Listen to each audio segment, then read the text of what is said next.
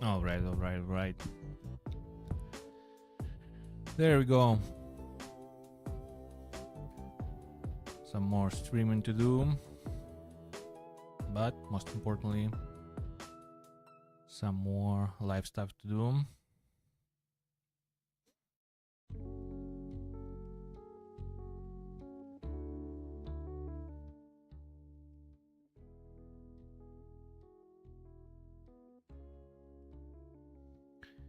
Okie doke. Some stuff to talk about. Just mainly personal stuff. Stuff about streams, stuff about I don't know, life, all of that.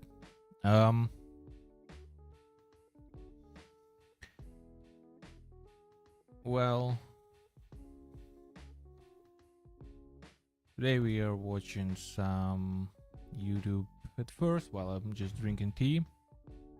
And then, well, I'm diving deep.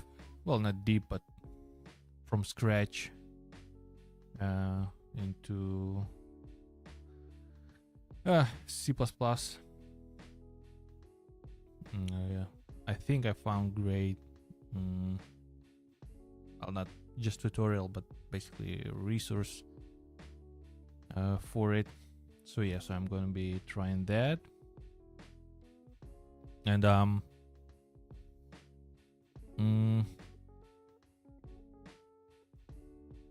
some stuff I will be changing about the streams themselves. Mainly the approach.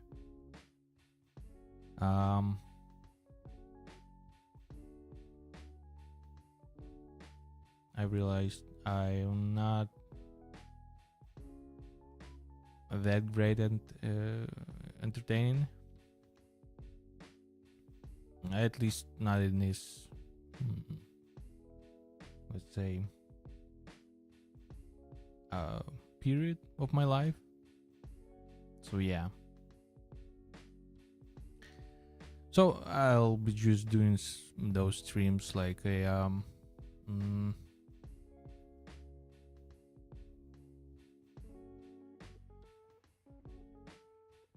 like a side project, something like that. So I'm just doing my stuff, and well, anyone invited to, well, just sit with, hang out, and chill, I guess. Sure.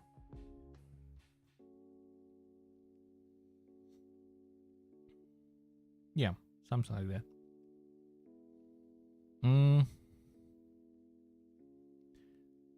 So I'm definitely going to be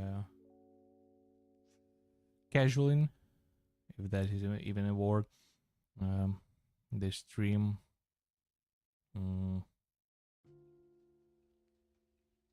Something like changing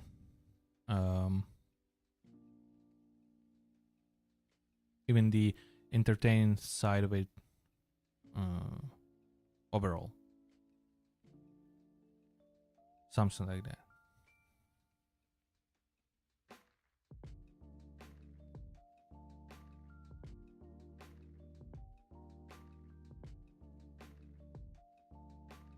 Yep. What else?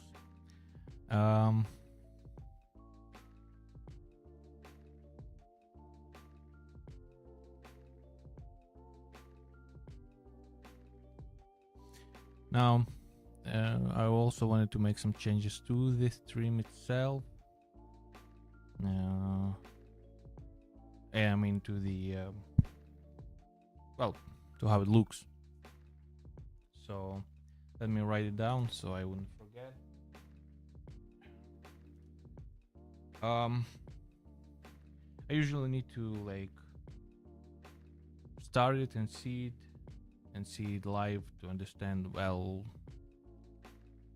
this might not work, or I like wanted to change something in my head beforehand, but now doing it, it's like completely different feeling. So I'm usually try to go by that, like try to do it and then see uh, how do I feel in a moment. So yeah. Now if it's daylight, I definitely need to open up some lights.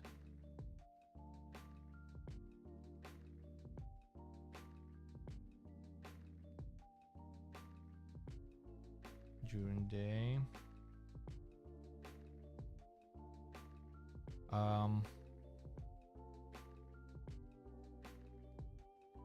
I definitely need to put the camera right behind the monitor.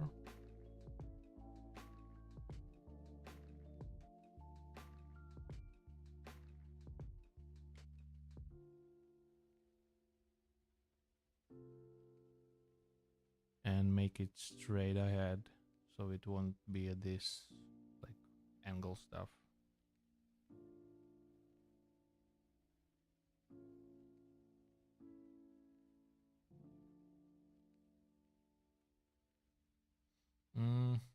What else?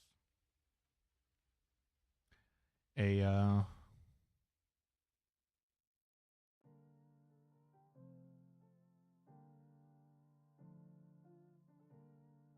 maybe switch to cardioid mic.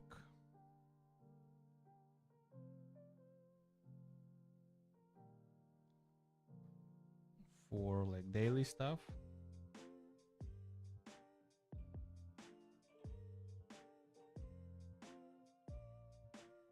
And this one, the close up mic,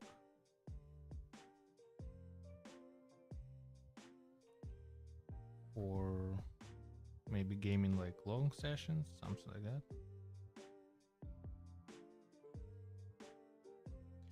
And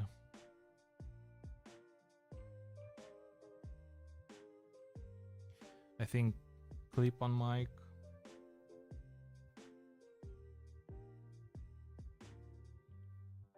For everything else.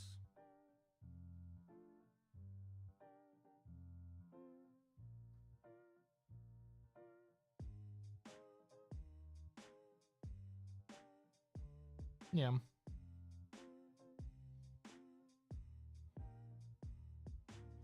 Now if I go make something like a like food or tea or anything like that, I need to set up, I guess, my phone for that.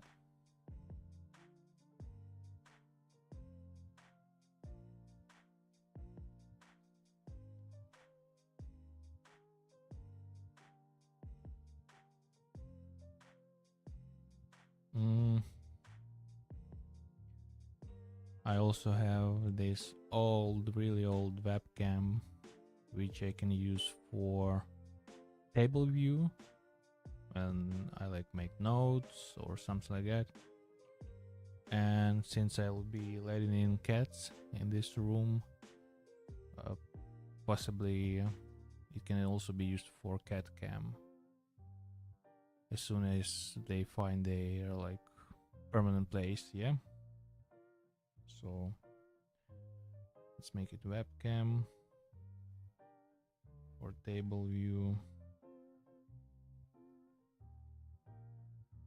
and cat cam.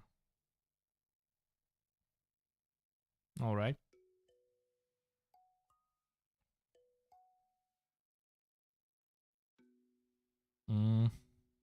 What else?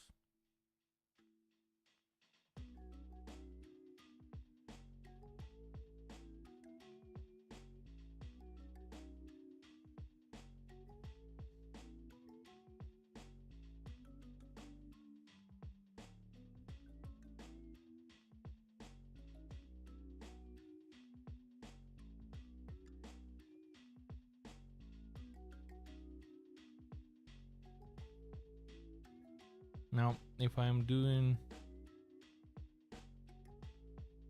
studying or maybe doing some work, stuff like that. Even in a small cam, I don't need a full view of everything, so maybe a that OBS mask that basically just masks out like me, maybe a mic, something like that. Yeah, I think. And the chair, like, at all. Yeah, I think I should do that also. OBS mask for work, study,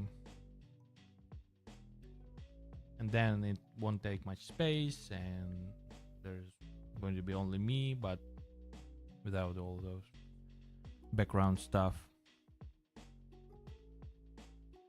Mic switching, yeah, I definitely need to do mic switching, because like if I would do something, I would need always to get close up on the mic to just comment or stuff like that. So yeah, that's definitely, because gaming, it basically I'm fixed in one place, so yeah. Okay, so OBS mask, mic I already put on. I've written down the mic stuff.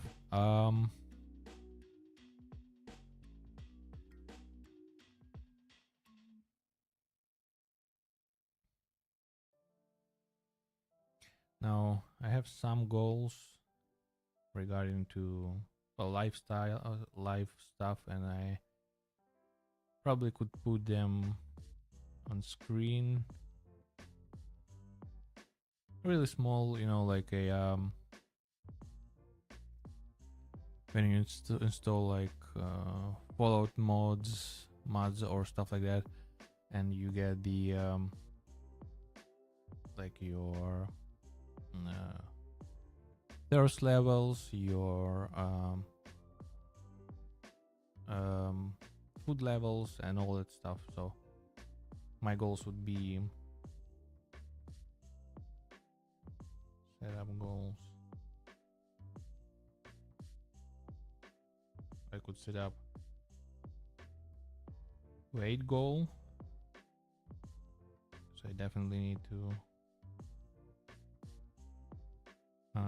continue working on that. I could do that with like percentage or something like that.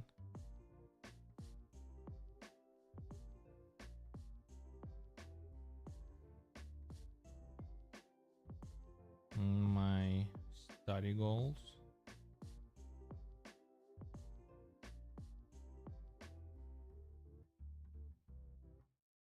Also can be done in percentages, like how much. Well, I can count stuff, like how much, I guess, lessons I've left, or yeah, I think I will go just by lessons. Yeah.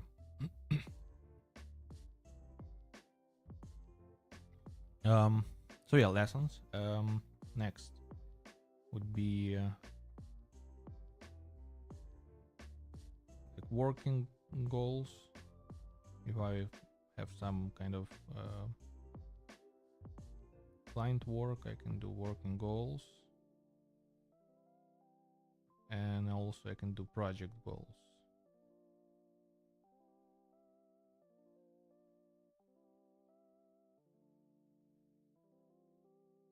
Like if I have to do some videos or stuff like that, to produce, edit, or write, or something like that, I can definitely quantify it and put it in numbers, and have this little, like over here maybe, or over here, this little column with goals and percentages, or some kind of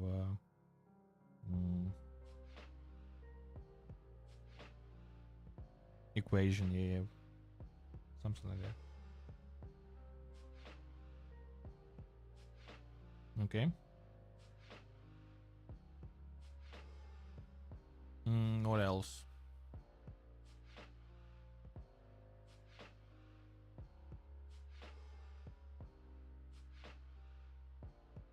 The crackling sound on streams, yeah. Now, as far what I've learned, basically those are a difference between, let's say, I think bit rates between Twitch and YouTube, and if they different, then the encoder does the work twice, and I think it like lags or something like that. So for that I would need like something more powerful than I have right now. So to mediate it now, I either need to drop bit rates on YouTube to match Twitch, or either stream on Twitch or YouTube. Something like that. Okay, let me write it down. Either lower bit rates to match, or stick with the platform.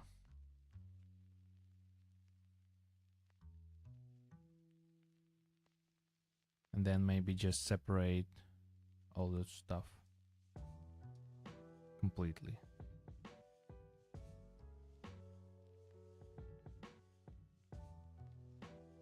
I mean, YouTube lets me like doing 2K and high bit rates, but if I can hold on up to January, Twitch announced and well basically promised they will be switching to AV1, which also can definitely up the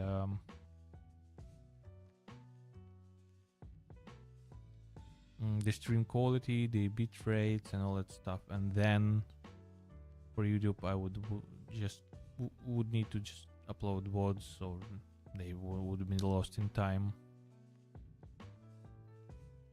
Like on Twitch.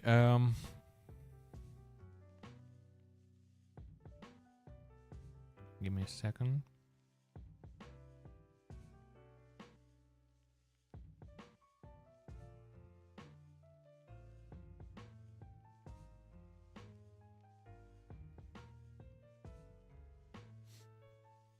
I need to answer this.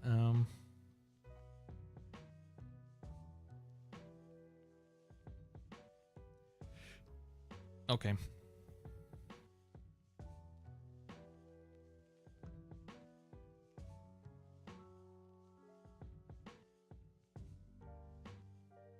Yep.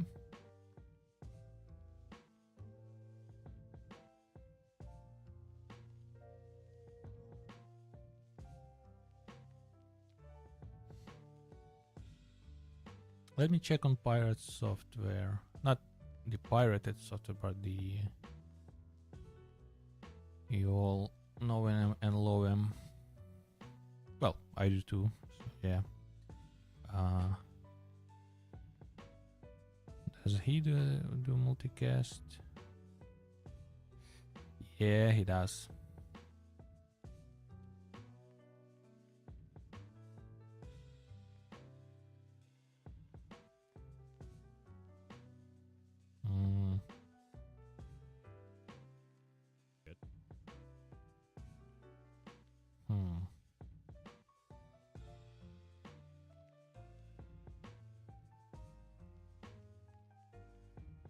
Yeah, for all those times.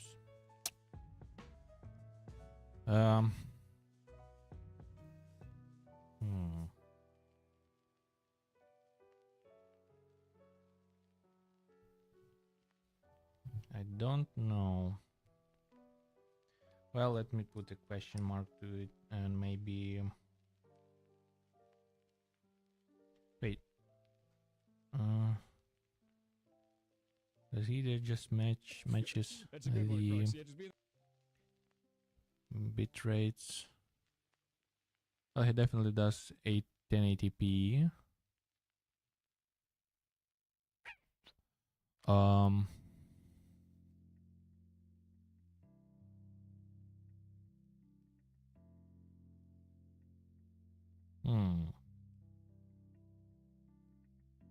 Yeah, I think I will just match the bit rates and we'll be done with that.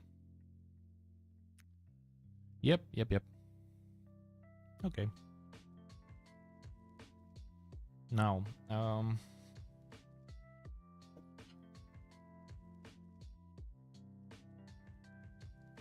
what else?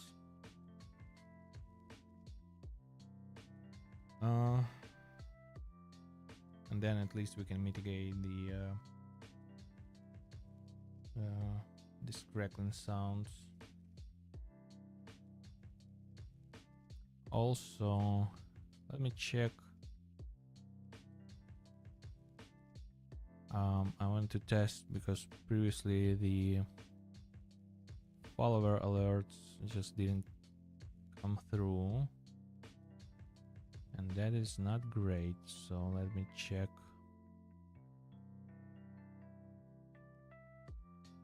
Let me pop in this alert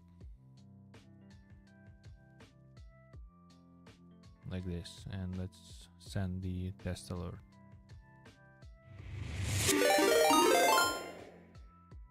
Adept Wizard just became an acolyte.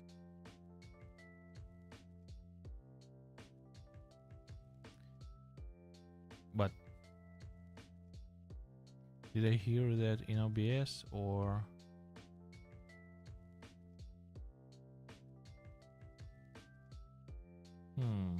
How would I check it? Let me see. I probably. Oh yeah. I will lower the OBS volume like this,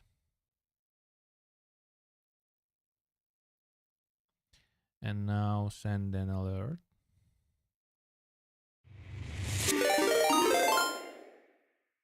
Adept Wizard just became an acolyte.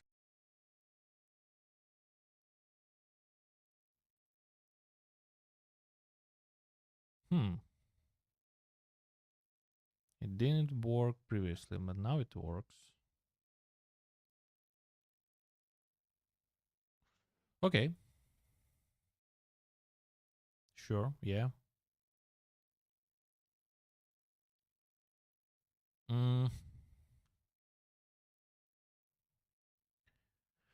Okay, let me think just a second about the stream some more.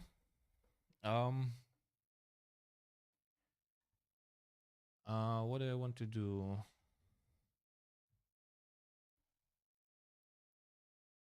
Oh yeah. If I'm going to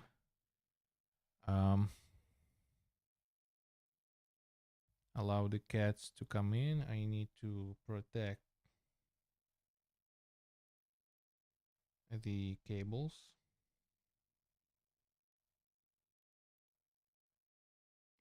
And I would need to. Oh wait, we can get back to get our sound back.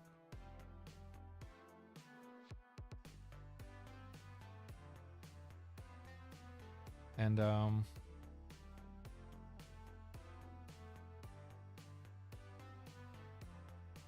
oh yeah, but that's for me just measure cables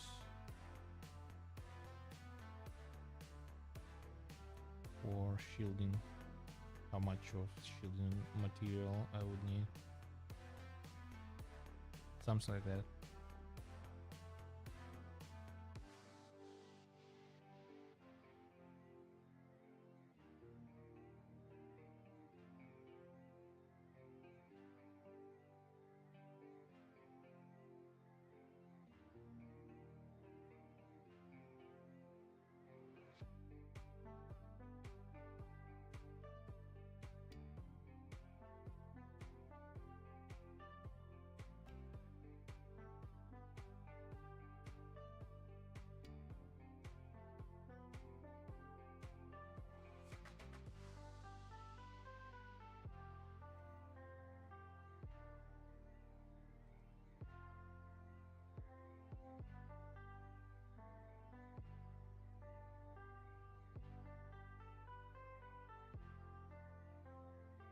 All right. I like that.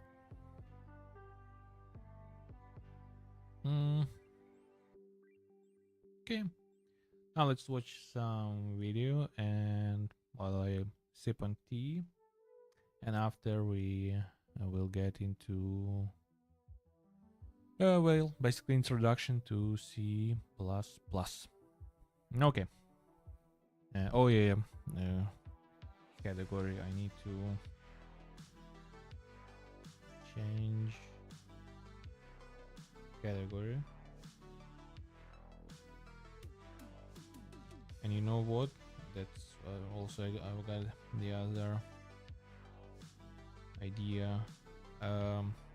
Definitely need to set up, like even maybe on my phone or something like that, shortcuts for everything.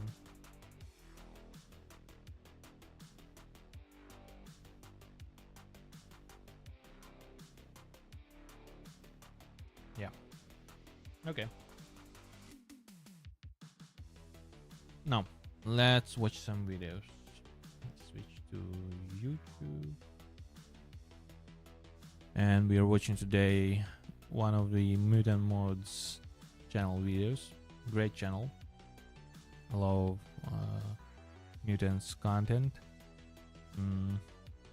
He mostly does Fallout mods, videos on Fallout mods, and I think the some on Doom. Yeah, also, yeah. Great channel, by the way. Well, if anyone watching, be sure to drop in. If you like that type of content, then, well, subscribe, leave a like, all that stuff.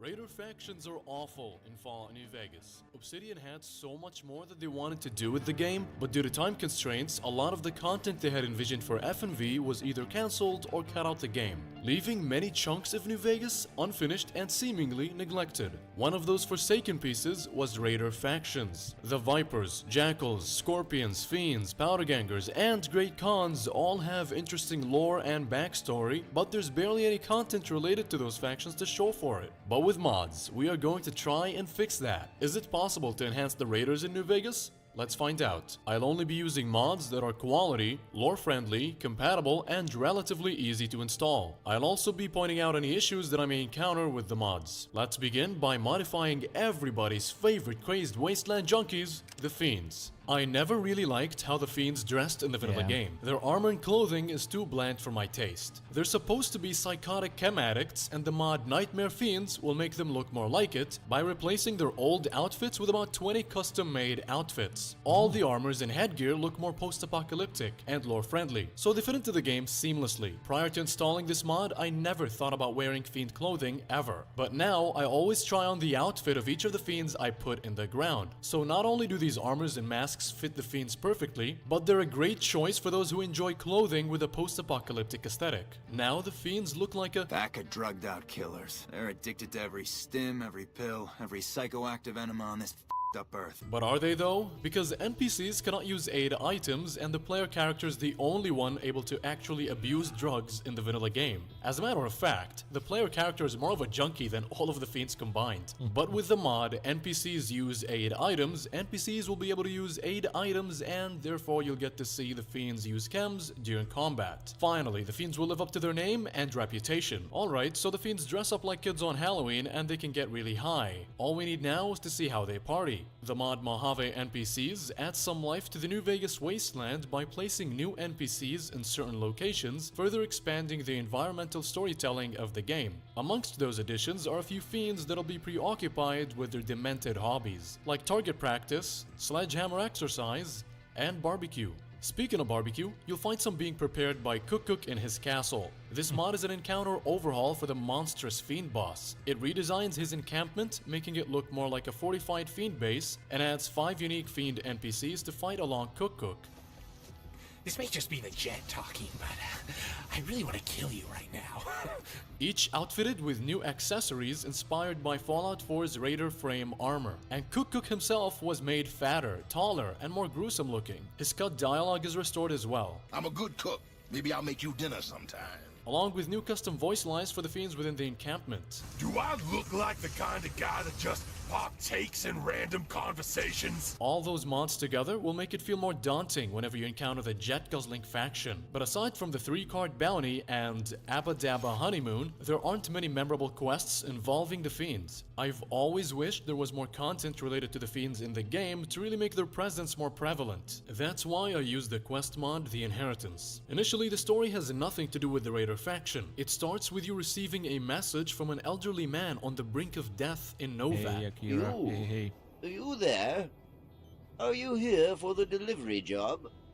Come closer, please. He asks you to deliver a letter to his abandoned son. In this letter, he lets his son know of his inheritance and how to acquire it. There's a vault in the Mojave that contains enough wealth to let you start anew. Since quest mods are meant to be experienced personally, I'm giving you a minor spoiler warning right now, but I will only be mentioning the fiends related content. Before Bradley is free to join you to look for the buried treasure, you'll have to take out a fiend boss called Chieftain. And in general, you'll be encountering fiends often with this quest mod. After you eventually find the treasure, word gets out about your newly acquired wealth. You'll have to wait for some couriers to deliver messages to you, which will trigger a few side quests. Hey, got something for you. Fucking fascist. Some fiends take a child from Westside hostage in hopes to get your attention Hold it right the f there. No shit in movement stick. and get you to pay ransom of 50,000 caps. Fucking fiends are holding him ransom. They said they want 50,000 caps or the kid dies. See the letter for yourself. They mentioned you specifically. Said something about outfit gold. I didn't know what to make of it. But on the flip side, a member of the followers has also heard of the weight your wallet has gained and asks you to help him establish a rehab center in Westside for the fiends. What I'd like to do, with your help, is to build a clinic near Westside that would offer rehabilitation services for the fiends. Those are both great side quests with hard decisions. Fiends aren't just junkies. Many of them are also criminals and psychopaths. You know what they're like from recent first-hand experience, and to have a rehab center for them in hopes that they would become civilized is a great risk. Rehab? You mean like quitting drugs? That's a good one. But Grant used to be a fiend himself. From that, we learned that a lot of fiends are suffering as well, and creating this facility would surely save lives. There are no obvious right or wrong decisions, and that is what makes you want to replay the mod. I should mention that I encountered a minor bug, where Bradley stops reading the delivered letter, in turn locking you out of progressing the quest further. The way I overcome this obstacle was by skipping his dialogue as he read the letter by pressing the interact button like this. Dear Bradley, when I wrote this letter, I made choices long ago that it...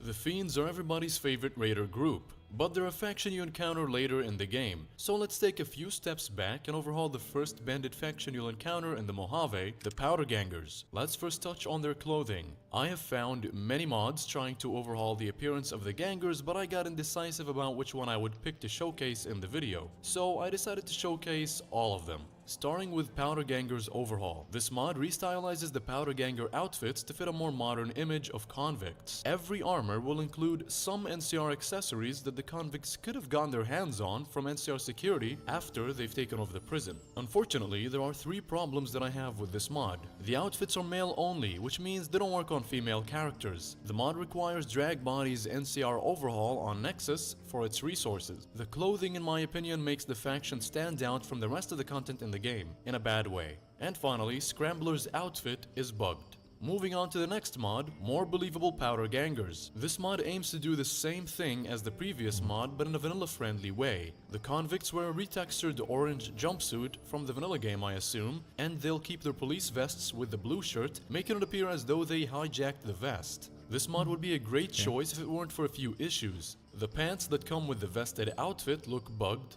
the jumpsuits are too bright, the author dresses the shirtless Powder Gangers, which I used to like, and they made it so the convicts in Prim would also wear the orange jumpsuits. Let's take a look at the next one. Powder Gang Orange Jumpsuits, which also wants to do the same thing as the last 2 mods, but this one has the least amount of problems. The orange jumpsuits aren't too bright, and they are visibly worn so they fit into the wasteland better. The female outfit works, albeit looks a little weird. The police vest was replaced by the one from the Sierra Madre security outfit, and the mod doesn't touch the convicts in Prim, but it still dresses the shirtless powder ganger. Am I the only one that likes that outfit? Anyhow, this is your best choice if you want a more modern take on the escaped convict faction, the powder gangers. The only issue that I've encountered was an incompatibility with this mod that causes the texture bug you see on the screen. But say you want a more old school approach to overhauling the appearance of the faction. I've attempted to create the striped prison uniforms by retexturing the powder ganger outfits. It kinda works, but it has some glaring issues due to my lack of skill in the matter. I personally have decided to keep them looking the way they already do because they're supposed to be a chain gang anyway, and their 1930s style clothing represents their identity just fine. But aside from their clothing, powder gangers are pretty much just like any other band of troublemakers. A combat encounter with them might be slightly unique because they do use more dynamite than other factions. That's why they call themselves the powder gangers in the first place. It's because they make things go boom.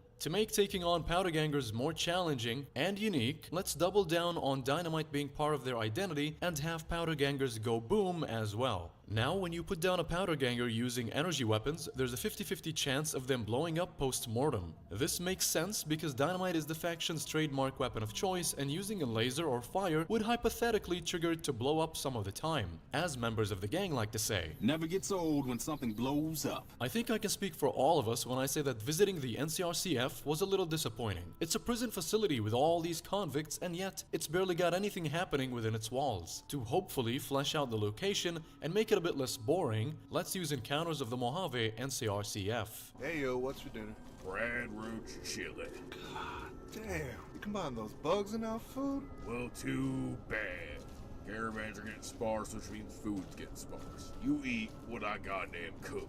This mod will add a bunch of scripted encounters with some powder gangers around the facility. I won't spoil too much since they're scripted and they're best experienced personally for the first time. The voice acting and writing are good enough for the encounters to just barely fit in with the rest of the vanilla game's content in the location. Alright, I think we've gathered enough intel. Let's head back to the Mojave outpost. Report this shit in. Ah! Don't leave me! Oh my god! Run for it, Neil! Ghost Town Gunfight is probably the most replayed quest in New Vegas, and it includes Joe Cobb's gang of powder gangers. There are a few minor inconsistencies with this quest. First, Joe worries he'll get shot by Ringo but still hangs around the town. What the hell is your problem? Easy Pete is supposed to be taking it easy, but he joins the shootout, and nothing changes much around the town post-fight. Lively Joe and Friends is an enhancement mod that aims to fix those inconsistencies and rejuvenate the quest by changing a few things around and adding tiny bits of content after the gunfight. Joe, along with his gang, will be waiting at the well where you first hunt the geckos with smiles. Pete won't be helping you ward off the gangers, and many environmental changes will occur after the shootout is over. Let's take a look at what happens if you help the escaped convicts take over. Joe will nick the hat off Easy Pete's corpse. The Goodsprings settlers will mourn the death of those who fallen defending the town, who wouldn't be buried but instead thrown into one of the carts like yesterday's trash. The prisoners wouldn't let Cheyenne's fresh dog meat go to waste, of course. Gangers will gather at a campfire to celebrate their victory out in front of the Prospector Saloon, and the town's territory will be riddled with anti-NCR graffiti and a few new objects. Also, powder gangers will patrol the area around Goodsprings instead of staying in the saloon like in the vanilla game. This is a good mod to flesh out the powder gangers in Ghost Town Gunfight. You won't be encountering powder gangers much past a certain point in the game, but on your way to New Vegas, you'll be coming across Vipers and Jackals more than any other Raider factions. So, it's time we enhance those bandits with some mods. The Vipers first appeared in Fallout 1, emerging from Vault 15. They're supposed to be tribals of a shamanistic nature, using poisoned knives and wearing bone armor wrapped in snake leather. But in the vanilla game, they just look like a generic band of troublemakers. Venomous Vipers is a mod that overhauls the Raider faction by granting poisoned weapons and lore-accurate armor. The mod requires B-42 bows so that the Vipers could use bows and fire arrows laced with venom. There are other versions of the mod on the mod page that don't have this requirement. I couldn't find any more mods to further enhance this Raider clan, but at least now they look and fight like they're supposed to. and stand out among other raider factions. Speaking of, the Jackals also emerged from Vault 15. They are a petty band of cannibalistic savages. They're probably the weakest of the raider factions in the game. Jackals use whatever loot they can get their hands on, but classic-inspired Jackals rework fiddles with their leveled lists and grants them outfits that are more fitting for their faction name. Unfortunately, the mod is incompatible with New Vegas bounties and causes a crash at Bradley's shack. The root of the issue is that Jackal's rework adds an unnecessary low-quality quest to New Vegas, so instead we'll be using the armor-only version of the mod. I should point out that there's a minor texture bug I encountered with the male reinforced Jackal rags. I could not tell whether or not the issue was from the mod itself, but now the Jackals dress in a way that showcases their savage, cannibalistic nature. The Great Khans are yet another raider faction that has emerged from Vault 15. There aren't many lore-friendly mods to effectively overhaul the faction, but I'd say that isn't really necessary, since they're probably the most well-established raider group in the Mojave. That said, I do have a couple of mods that will further enhance the tribe's unique personality.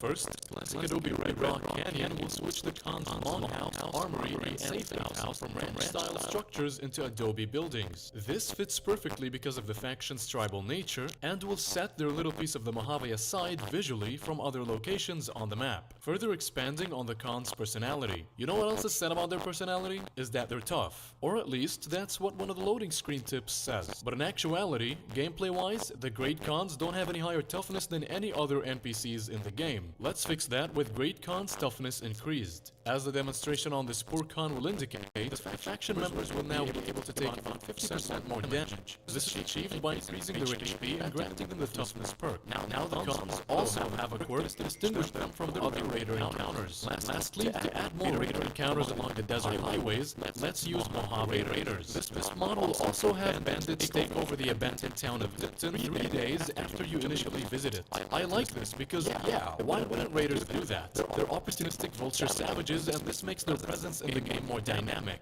As a bonus, Mojave Raiders will turn the Scorpions gang into mobsters by changing their outfits. This is more fitting for the forgettable faction from Monte Carlo Suites. And no, I didn't forget about the underground troublemakers dubbed the Greasers. There's a mod that'll turn the tiny bandit faction in West Side's North Sewers into actual Greasers by swapping their generic raider look with leather jackets and greasy hair. In conclusion, I think we achieved what we set out to with this mod list. We've expanded upon what was already there to begin with. Each of the raider groups got a much-needed lore-friendly makeover. The Mojave's raider encounters are now different from one another in some way, and the presence of bandits in the Mojave is much more apparent now. Let's overhaul the creatures of the Mojave in the next video. Subscribe if you don't want to miss that.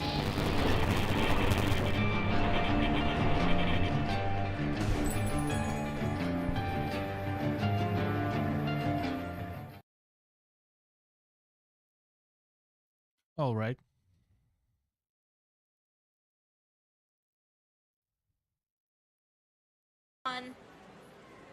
Man, please make sure to empty everything out of your pockets.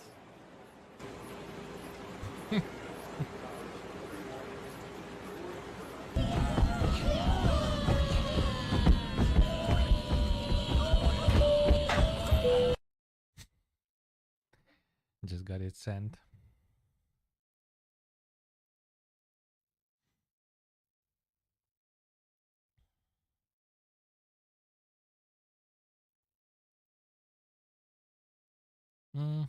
Okay.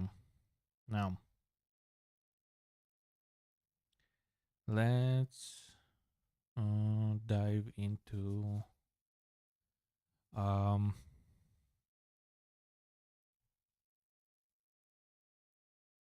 the C++. Yeah.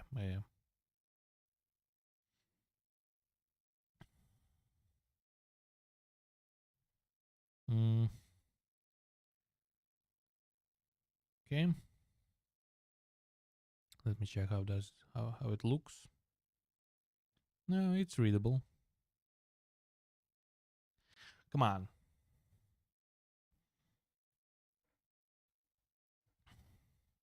Okay. Now.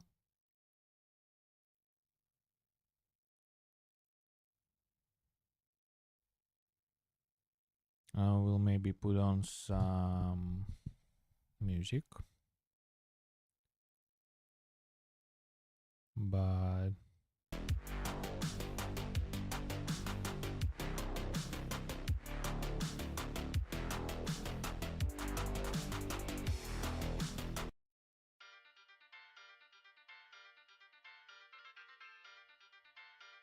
Okay. Now, maybe a bit quieter.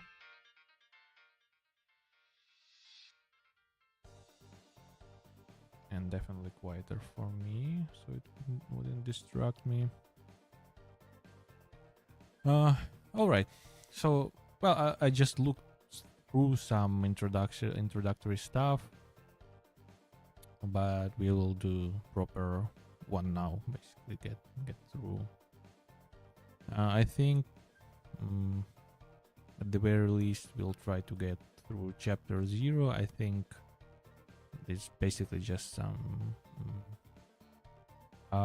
theory stuff, some practical stuff with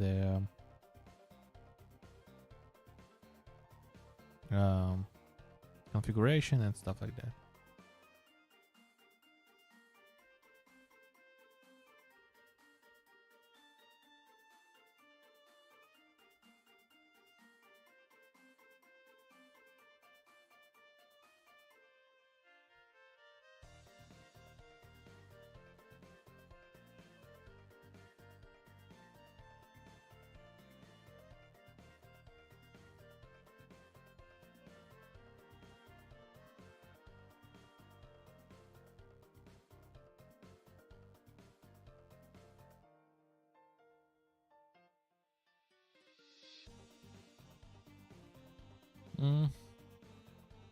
Okay.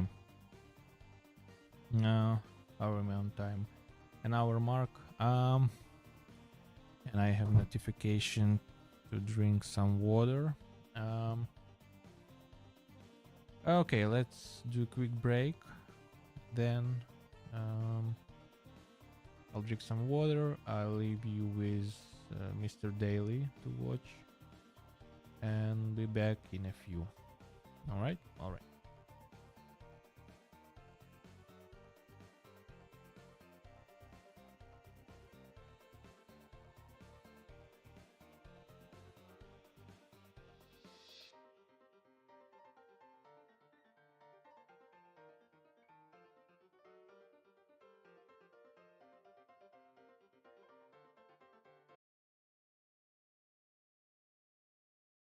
For Daily Dose of Internet, these tourists on a cruise ship suddenly experience some extreme static electricity. This is actually a pretty scary warning sign, as it means lightning could strike at any moment. Mọi người ơi, tóc giật lên, giống như là nữ thần mà. But nothing happened and nobody was harmed. I found someone who probably has the coolest and most unique looking skin in the world.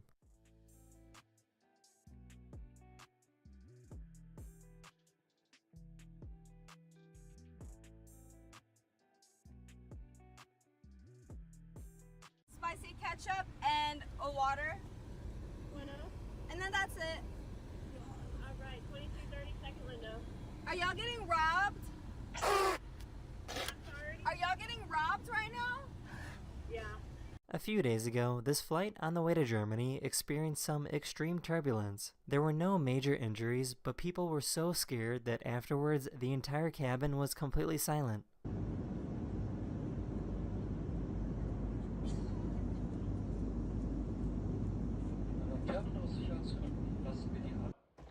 Oh man, it's so cold out there. I can't feel my toes. This dog trainer wanted to show that it's possible to train sheep to behave just like dogs. Isso, atrás. Atrás. Isso, atrás. Boa. Pra trás. Pra trás, pra trás, pra trás, pra trás. This is how someone who is blind scrolls through social media on their phone. Their phone will read and tell them what the comments say. But here's the really cool thing. Since this person is blind, their sense of hearing and listening is heightened. He can understand and listen to his phone reading comments at 365 words per minute.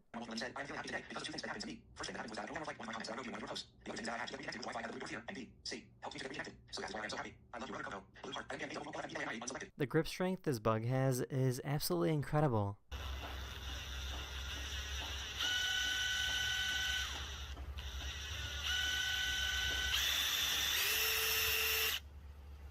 This guy surprised his wife by getting his first haircut in over 2 years.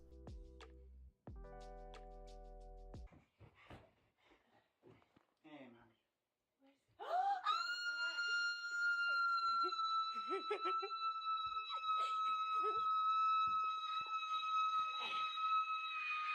look like you're 20 years old!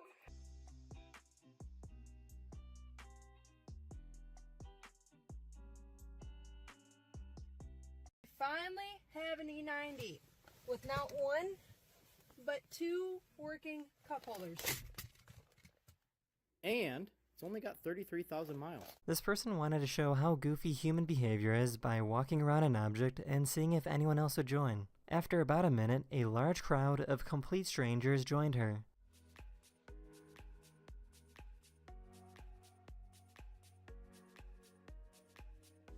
The scientist wanted to show how different sand looks around the world.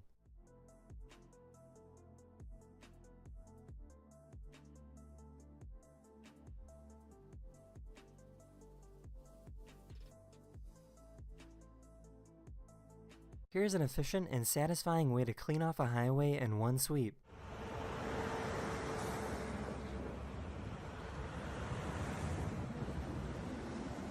That is the end of this video. We hope you enjoyed, and I'll see you guys again very, very soon. Later. Hello everyone, this is your Daily Dose of Internet. So I guess I'm never going to flush a toilet ever again. These scientists wanted to show all the nasty particles that go flying in the air every time you flush. Under regular lighting, you can't see it, but using lasers, you can see everything.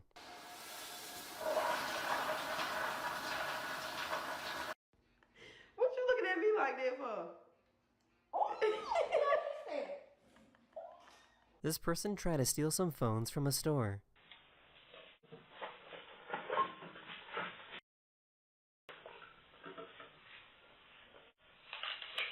After getting locked in, the store owner let the thief go and actually told him to come back to the store so he can financially help him. No, stupid!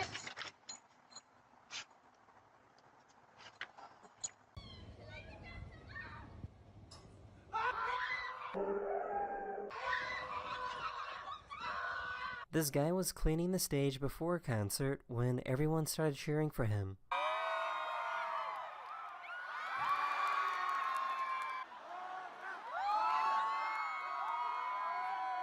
Hey Mason, just don't go too high, alright man? I won't! Hi. Mason! Mason! Get down! This poor dog appears to be broken.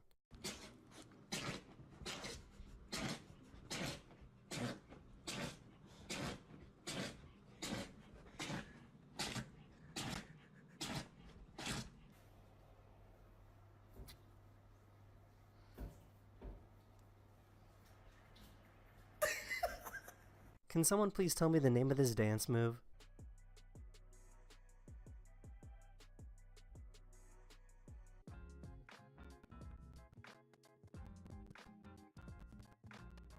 If you somehow make the mistake of using a permanent marker on a whiteboard, this is how you can get it off. Using cleaning products will help a little bit, but if you take a dry erase marker and draw over it and let it dry for a few seconds, it comes off pretty easily.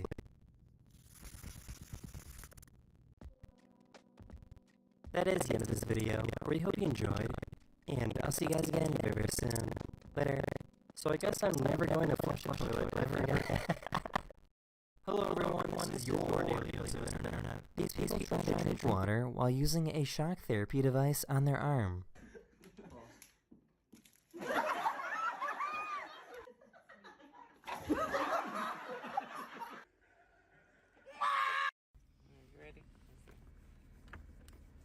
Mix it up, mix it. Alright, y'all, so in this. Jesus! You can't be popping up on me like that. You do that too much. Imagine missing so badly that you set off the fire alarm. The big bucket.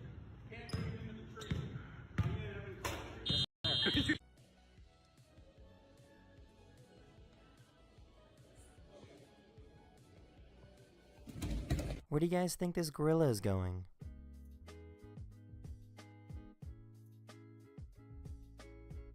Don't worry, the sheep wasn't hurt because they're kinda made to do this.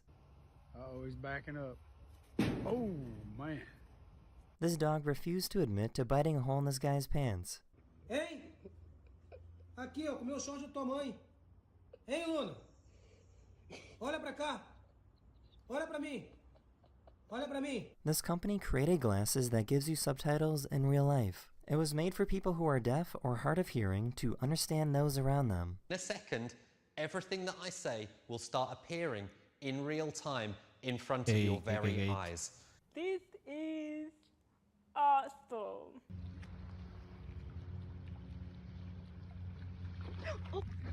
The snowplow threw a bunch of snow on this person's driveway, but was kind enough to come back to clean it up.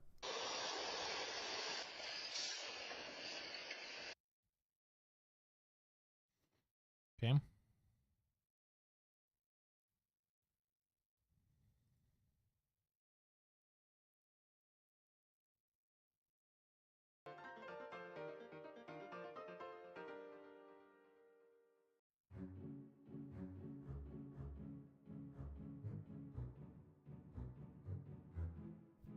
Now.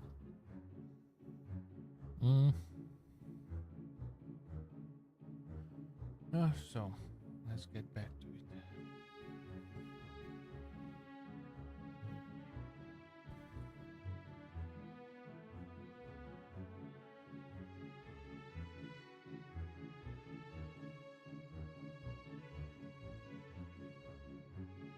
So, welcome to Learn C++ tutorials. Above all else, these tutorials aim to make learning C++ easy. Unlike many other sites and books, these tutorials don't assume you have any prior programming experience. We'll teach you everything you need to know as you progress, with lots of examples along the way.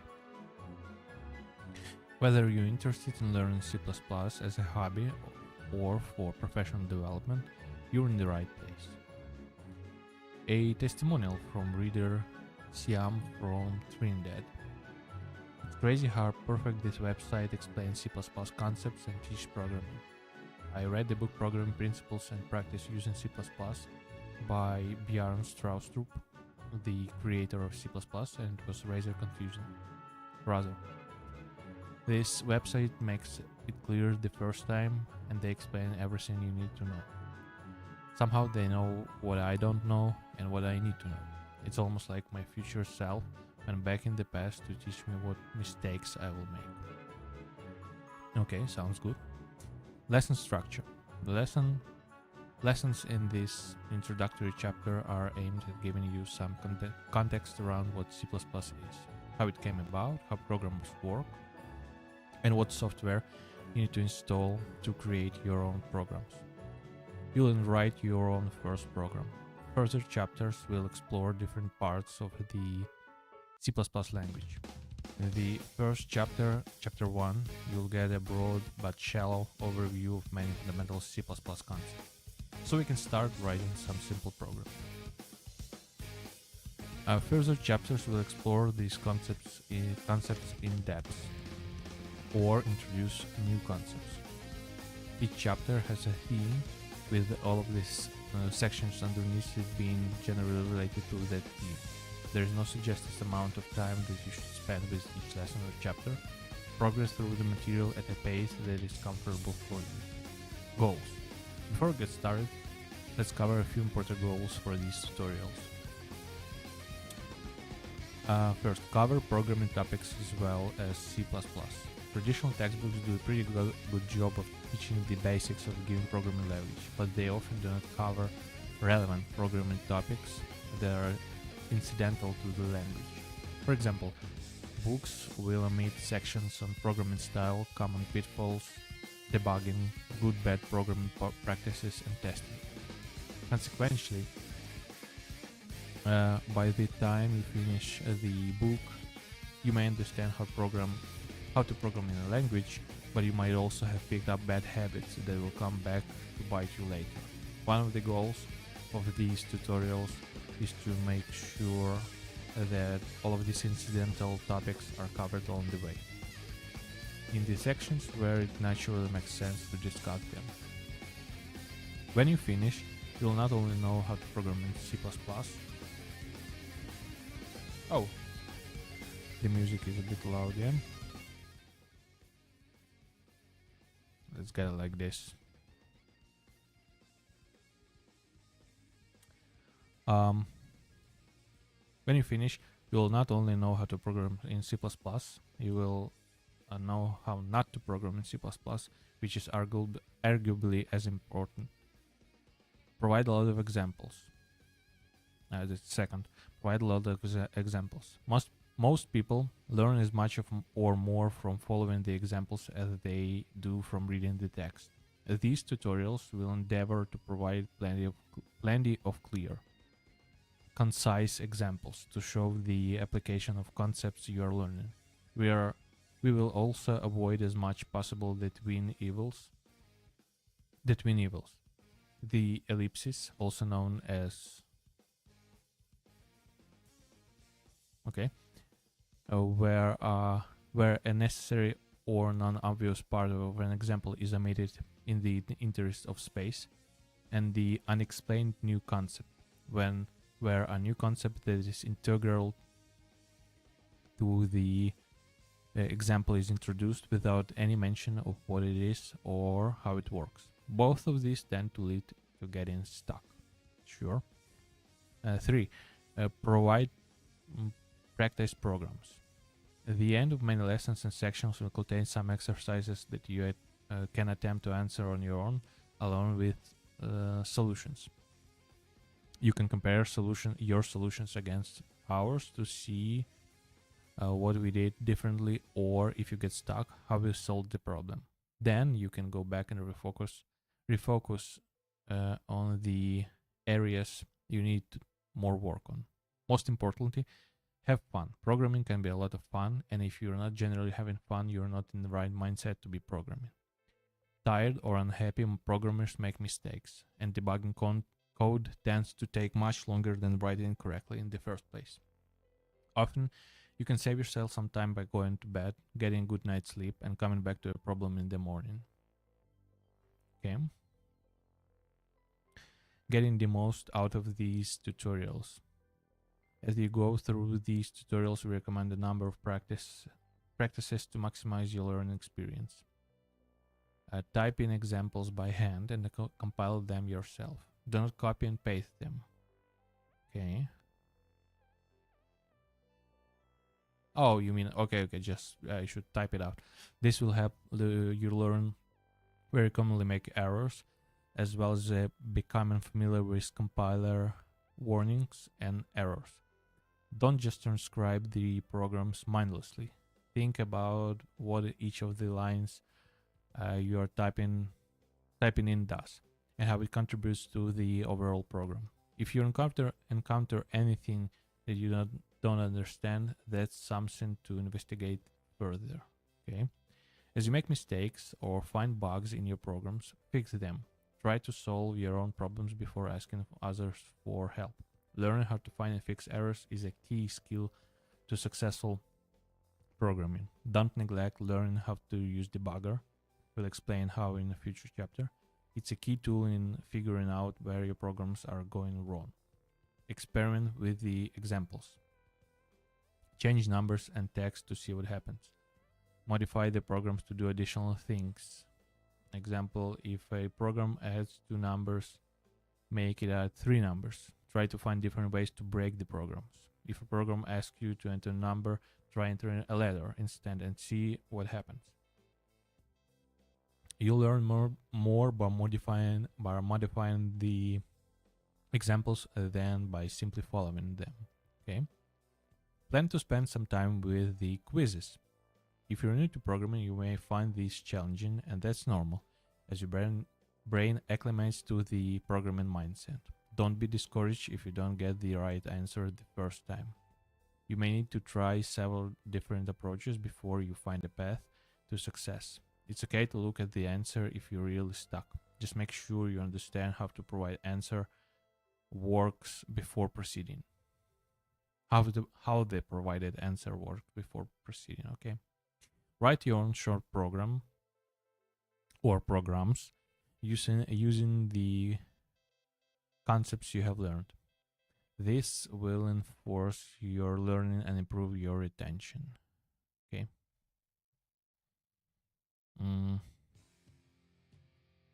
How do I sign up for this site? How do I get the login? All parts of this site are accessible anonymously, therefore no user account or sign up is needed. Great. Is there a PDF version of this site available for offline viewing? Unfortunately, there is not. The site is able to stay free forever because we are ad sponsored. That model simply doesn't work in PDF format. You're welcome to convert pages from this site into PDF or any other formats for your own private use, so long as you do not distribute them. Okay? What should I do if I get stuck on a concept? If you don't understand something or feel stuck, read through the comments. Other readers may have encountered similar challenges. Scan through the next lesson or two in the series. Your question may be answered there. Use a search engine to see if your question or error message has been addressed elsewhere. Ask your question on a site that is designed for programming quality and assurances like Stack Overflow. If all else fails, skip the material you don't understand and come back to it later. You may find something that was hard to understand is easier with the additional knowledge and context provided by other articles. What do I do if I forget what something means? Use the site index. Look up any topics you want to know more about there, and you'll find links to the lessons where that topic is discussed. Okay? Are there any similar sites for other languages? Nope. That would require being able to clone myself a few times. Okay? Can you do a dark mode for this site? Not easily, but you can see darkreader.org. Okay. Finally, one small nag. This site is free because it ad supported. You'll find yourself enjoying the lessons. Please consider disabling your ad blocker. Alright, let's get on with it. Okay. Introduction to programming languages. Modern computers are incredibly fast and getting faster all the time. However, computers also have some significant constraints. They only natively understand a limited set of commands and must be told exactly what to do. A computer program, also commonly called an application, is a set of instructions that the computer can perform in order to perform some task. The process of creating a program is called programming. Well, yeah. Programmers typically create programs by producing source code, commonly shortened to code, which is a list of commands typed into one or more text files. The collection of physical computer parts that make a computer and execute programs is called the hardware. When a computer program is loaded into memory and the hardware sequentially executes each instruction, this is called running or executing the program. Okay, so far so good. And oh, I see, and we're going by the from low-level instructions to high-level. A machine language. A computer's CPU is incapable of speaking C++. The limited set of instructions that a CPU can understand directly is called machine code or machine language, or an instruction set. Here is a sample machine language instruction. 100 oh 10 11000 0110001. Okay. Back when computers were first invented, programmers had to write programs directly in machine language, which was a very difficult and time-consuming thing to do. How these instructions are organized is beyond the scope of this introduction, but it is interesting to note two things. First, each instruction is composed of sequence of ones and zeros. Each individual 0 or 1 is called a binary digit, or a bit for short. The number of bits that make up a single command vary. Oh, okay. The number of bits that make a single command vary. For example, some CPUs process instructions that are always 30 bits long. I think that's about 2 billion numbers. 32 bits, I guess. Anyway, where some other CPUs, such as the x86 and x64 family, which you are likely using, have instructions that can be a variable length. Second, each set of binary digits is interpreted by the CPU into a command to do a very specific job, such as compare these two numbers or put this number at that memory location. However, because different CPUs have different instruction sets, instructions that were written for one CPU type could not be used on a CPU that didn't share the same instruction set. That means programs generally weren't portable, usable without major rework to different types of system, and had to be written all over again. Yep. Assembly language.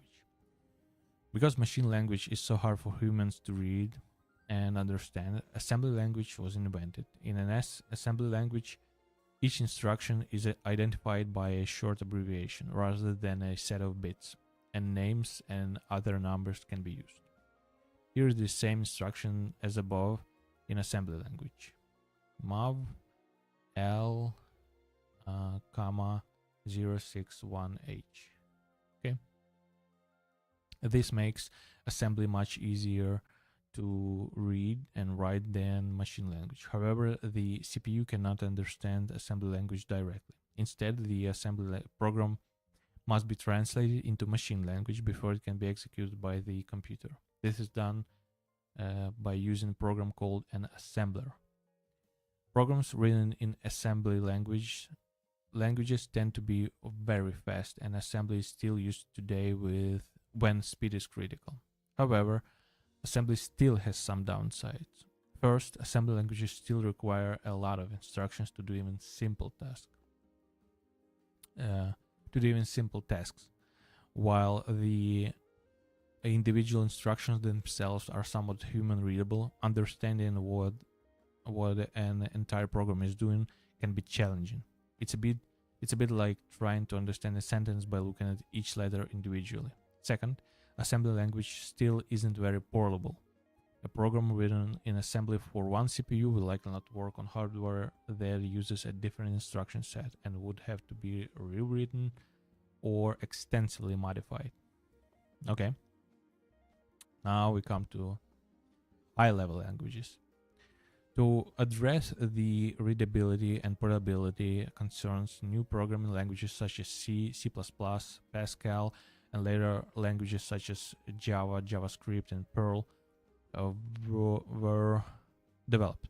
These languages are called high-level languages, as they are designed to allow the programmer to write programs without having to be as concerned about what kind of computer the program will be run on. Here's the same instruction as above in C, C++, in C, C++. A equals 97. Okay. Much like assembly programs written in high-level languages must be translated into a format the computer can understand before they can be run. There are two primary ways this is done: compiling and interpreting. A compiler is a program that reads source code and produces a standalone executable program that can be run. Once your code has been turned into an executable, you don't need the compiler to run the program. In the beginning, compilers were primitive and produced slow, unoptimized code. However, over the years, compilers have become very good at producing fast, optimized code, and in some cases can do a better job than humans can in assembly language. Okay. Here is simplified representation of the compiling process. So, high-level language code compiled by compiler produces an executable. Executable run on hardware produces program results. Okay, then you get the executable file. You run the executable, and the hardware can read it and get you program results. Okay. Since C++ programs are generally compiled, we'll explore compilers in more detail shortly. An interpreter is a program that directly executes the instructions in the source code without requiring them to be compiled into an executable first. Interpreters tend to be more flexible than compilers, but are less efficient when running programs because the interpreting process needs to be done every time the program is run. This also means the interpreter is needed every time the program is run. Okay, here is a simplified representation of the interpretation process. So, high-level language code, interpreted by interpreter, run on hardware, produce program results.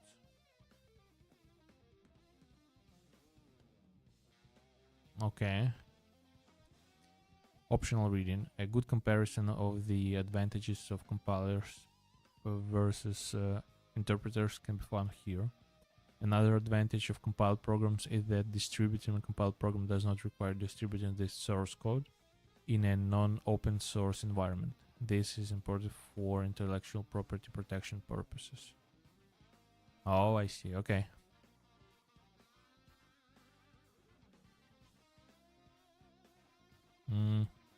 Okay. Neither approach has a clear advantage over the other. If one approach was always better, chances are that we'd start using it everywhere. Generally speaking, compilers offer the following advantages. Because they can see all the code up front, they can perform a number of analysis and optimization when generating code that makes the final version of the code execute faster than just interpreting each line individually.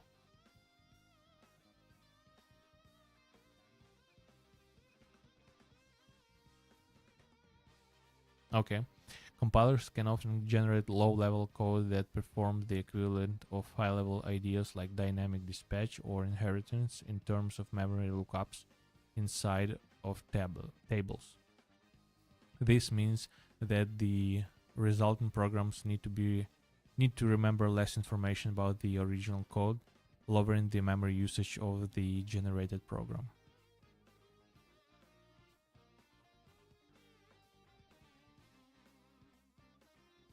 Okay, I kind of understand that. Okay. Compiled code is generally faster than interpreted code because the instructions executed are usually just for the program itself, rather than program itself plus the overhead from interpreter. Okay. Generally speaking, compilers have the following drawbacks. Some language features such as dynamic typing are difficult to compile efficiently because the compiler can't predict what's going on to happen until the program is actually run.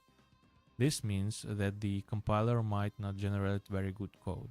Compilers generally have a long startup time because of the cost of doing all the analysis that they do. This means that in settings like web browsers where it's important to load code fast, compilers might be slower because they optimize short code that won't be run many times.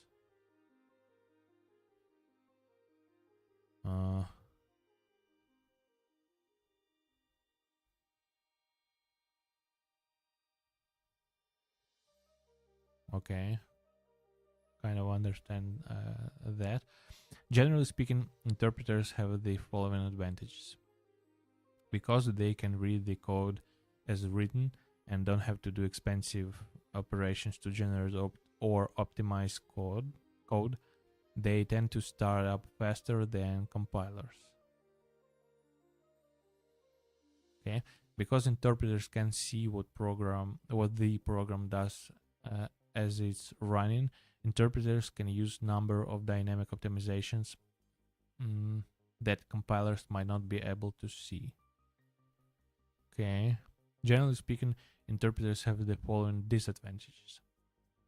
Interpreters typically have higher memory usage than compilers because the interpreter needs to keep more information about the program available at runtime. Okay. Interpreters typically spend some CPU time inside of the code for the interpreter, which can slow down the program being run. Okay. Because interpreters and compilers have complementary strengths and weaknesses, it's become increasingly common for language runtimes to combine elements of both. Java's JVM is a good example of this. I don't know what's JVM. Okay, the Java code itself is compiled and initially it's interpreted. The JVM can then find code that ran many times and compile it directly to machine code, meaning that hard code gets the benefits of compiling while cold code does not. The JVM can also perform a number of dynamic optimizations like inline caching to speed up performance in ways that compilers typically don't. Many modern JavaScript implementations use similar tricks. Most JavaScript code is short and doesn't do all that much, so they typically start off using an interpreter. However, it becomes clear that the code is being run repeatedly. Many JavaScript engines will compile the code, or at least compile bits and pieces of it, and optimize it using standard techniques. The net results is that the code is fast at startup, useful for loading web pages quickly, but gets faster the more than it runs. Okay, I hope I'll get more of it. Let me just check up on stream.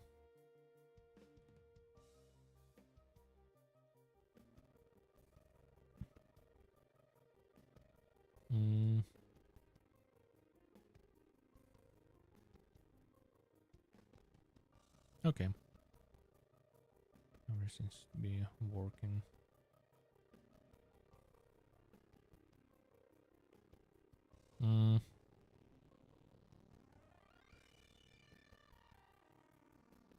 Okay, one last detail is that languages are not compiled or interpreted. Usually C code is compiled, but there are C interpreters available that makes it easier to debug or visualize the code that's being run. They're often used in introductory programming classes, or at least they used to be. JavaScript used to be thought of as an interpreted language until some JavaScript engines started compiling it. Some Python implementations are purely interpreters, but you can get Python compilers that generate native code. Now, some languages are easier to compile or interpret than others, but there is nothing stopping you from making a compiler or interpreter for any particular programming language. There's a theoretical result called the Utamura projections that shows that anything that can be interpreted can be compiled, for example. Okay, I got some stuff, but hopefully during the course itself I'll get more understanding on this subject. All right, then most languages can be compiled or interpreted. However, traditionally languages like C, C++, and Pascal are compiled, whereas scripting languages like Perl and JavaScript tend to be interpreted. Some languages like Java use a mix of the two. I just read it. High-level languages have many desirable properties. First, high-level languages are much easier to read and write because the commands are closer to natural language that we use every day. Second, high-level languages require fewer instructions to perform the same task as lower-level languages, making programs more concise and easier to understand. In C++, you can do something like A equals B multiplied by 2 plus 5 in one line. In assembly language, this would take 5 or 6 different instructions. Okay. Third, programs can be compiled or interpreted for many different systems, and you don't have to change the program to run on different CPUs.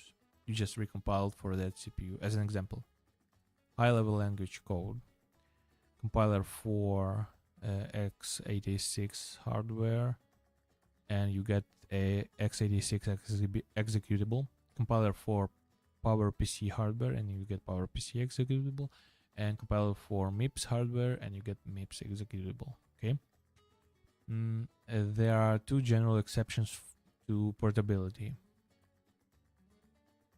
The first is that many operating systems, such as Microsoft Windows, contain platform-specific capabilities that you can use in your code.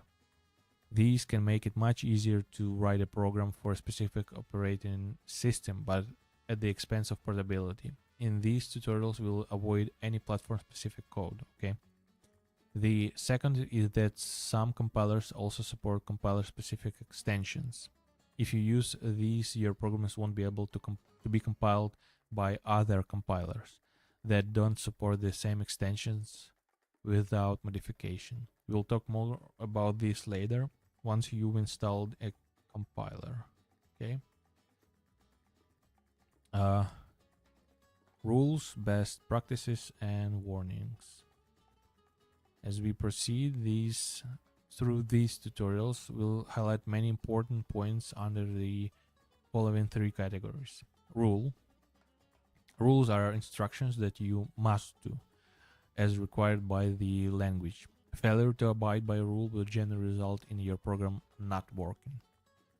Best practice. Best practices are things that you should do, because that way of doing things is either conventional, idiomatic, or recommended.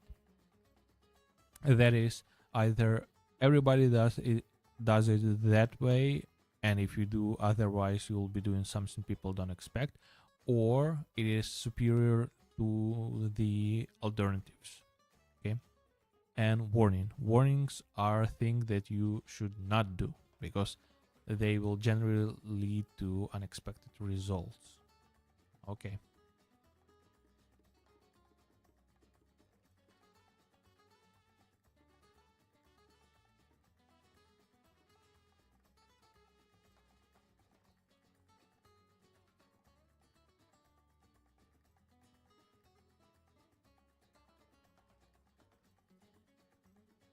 Give me a second.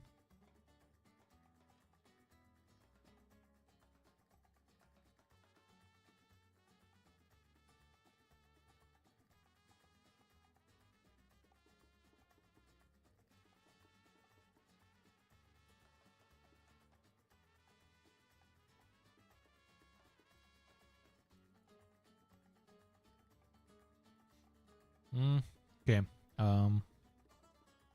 There is some reading, but okay. After this, I'll take another break, but this time bathroom break. Okay.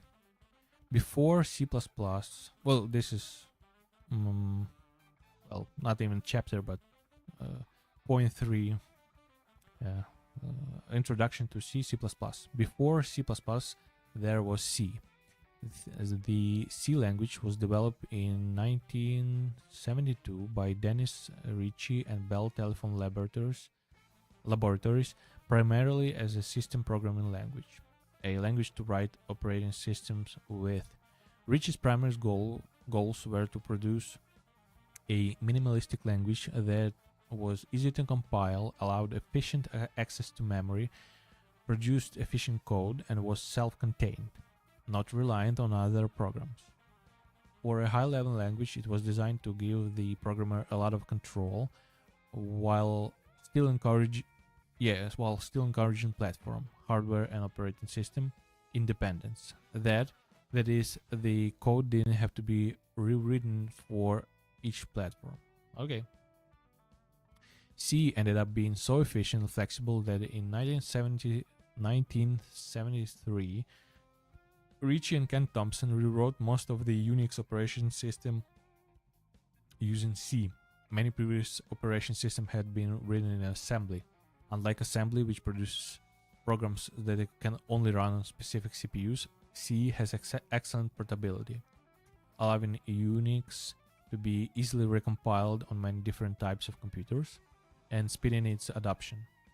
C and Unix had their fortunes tied together, and C's popularity was in part tied to the success of Unix as an operating system. In 1978, Brian Kernighan and Dennis Ritchie published a book called The C Programming Language. This book, which was commonly known as KNR after the author's last names, provided an informal specification for the language and became a de facto standard. When maximum portability was needed, programmers would stick to the recommendations in the KNR because most compilers at the time were implemented to KNR standards. In 1983, the American National Standards Institute, or ANSI, formed a committee to establish a formal standard for C. In 1989, committees take forever to do anything. They finished and released the C89 standard, more commonly known as ANSI C. In 1990, the International Organization for Standardization, or ISO, adopted ANSI C with a few minor modifications. This version of C became known as C90. Compilers eventually became ANSI C90 compliant, and programs desiring maximum portability were coded to this standard. Okay. In 1999, the ISO committee released a new version of C called C99. C99 adopted many features which had already made their way into compilers as extensions or had been implemented in C++.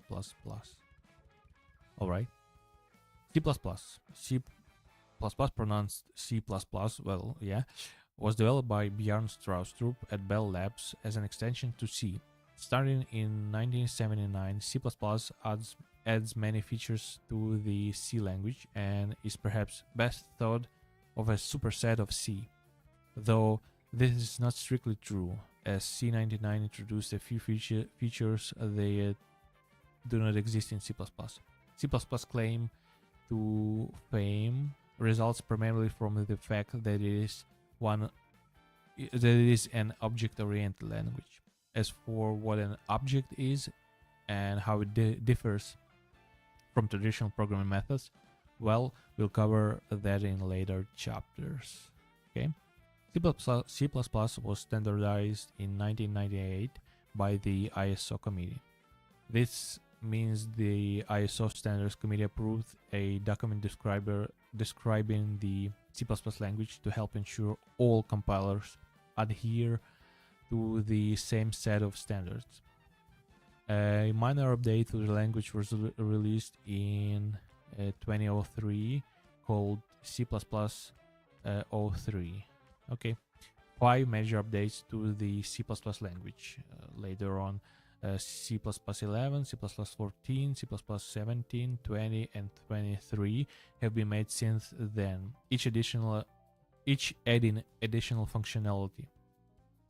C++ 11 in particular added a huge number of new capabilities and is widely considered to be the new baseline version of the language.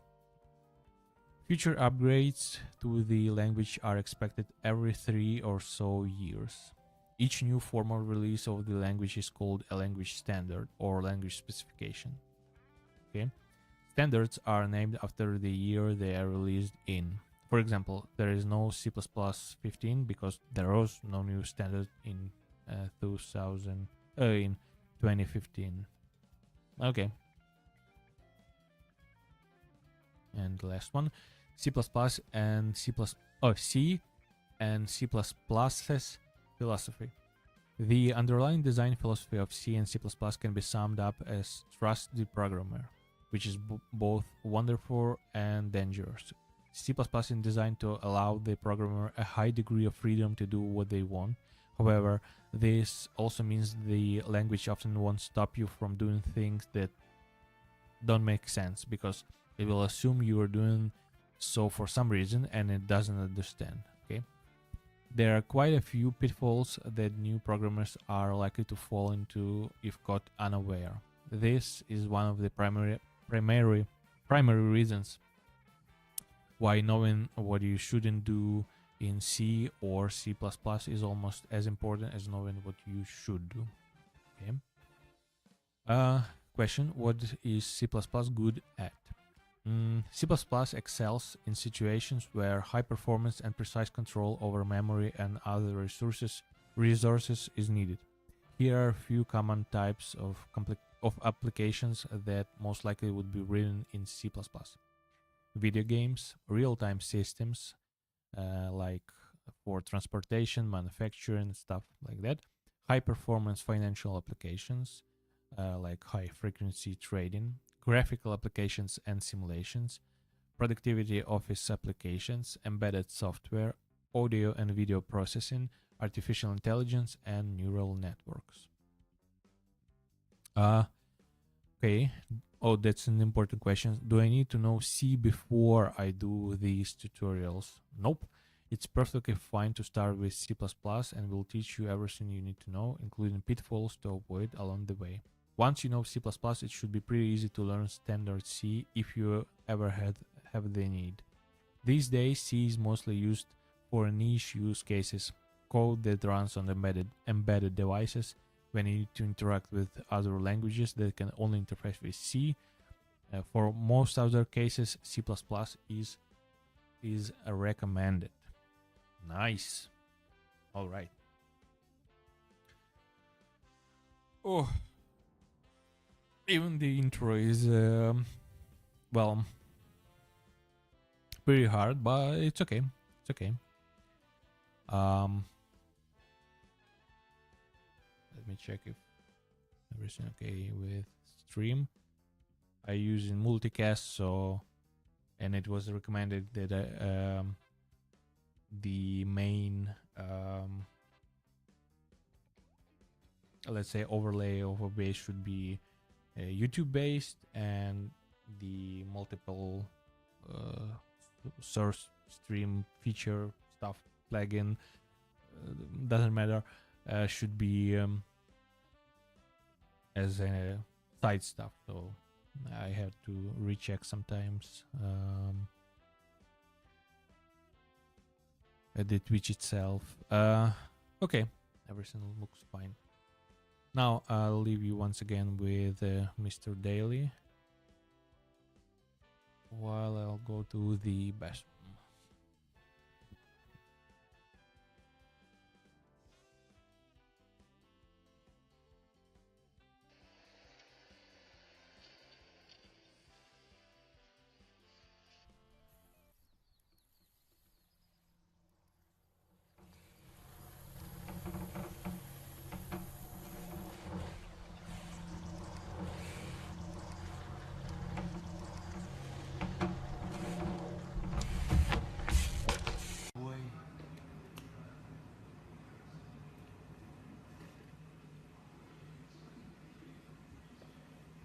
Sorry about my voice being a little raspy in this episode.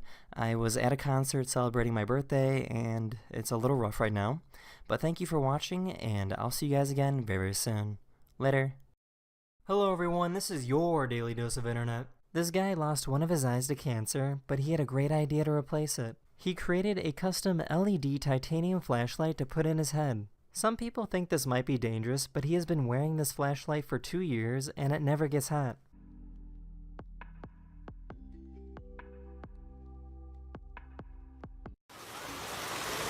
¡El cielo se cae, hijo chico little!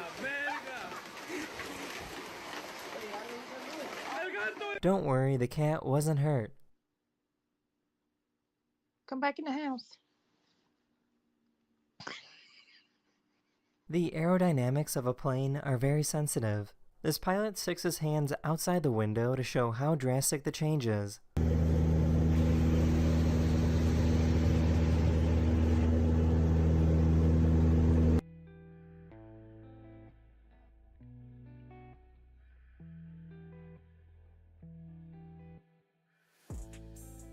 The good news is that the orangutan wasn't hurt. Don't talk into the mic, win a free hoodie. What's your name? How old are you? Do you understand? You gotta say yes to understand. Does that work? What's your name? Do you understand? Okay. Okay. This is pretty crazy. I have never seen a dog shed this much.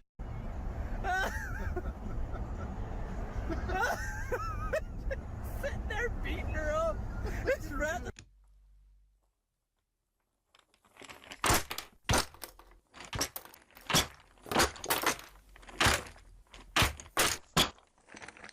This poor little guy didn't see the skeleton until it was too late.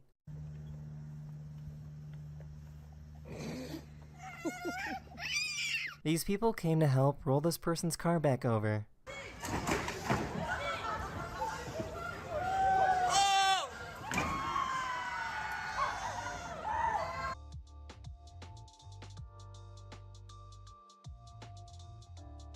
So, what do you think this bird is doing?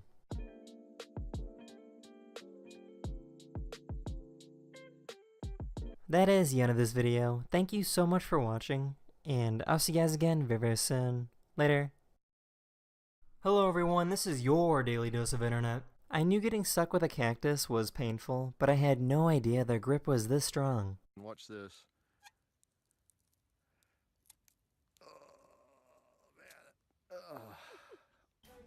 Don't do it. You're gonna fall. You're gonna.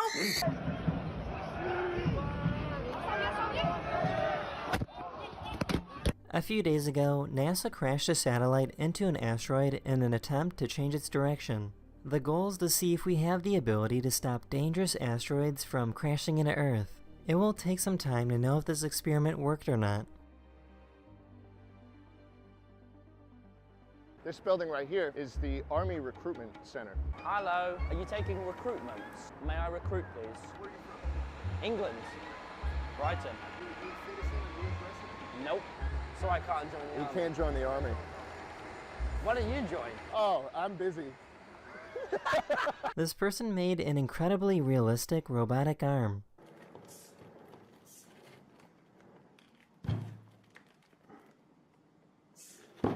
There's a program that teaches your dog how to behave and gives out treats when the dog does it correctly.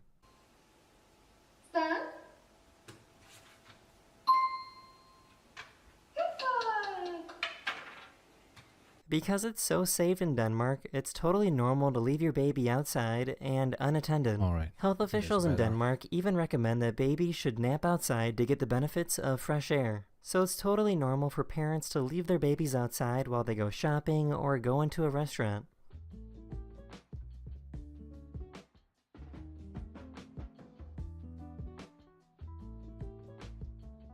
Florida. Oh, I didn't switch you to YouTube scene. Well, okay. That's okay.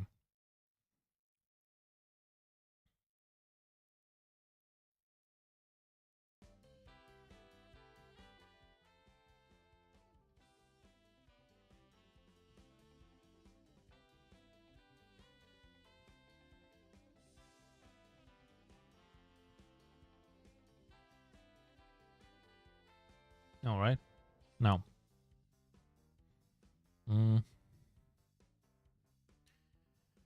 So, point 4.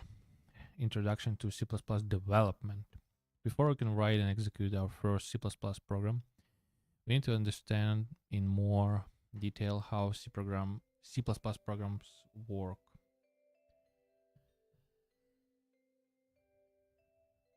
Oh, no. Before we can write and execute our first C++ program, we need to understand in more detail how C++ programs get developed. Here is a graphic outlining a simplistic approach.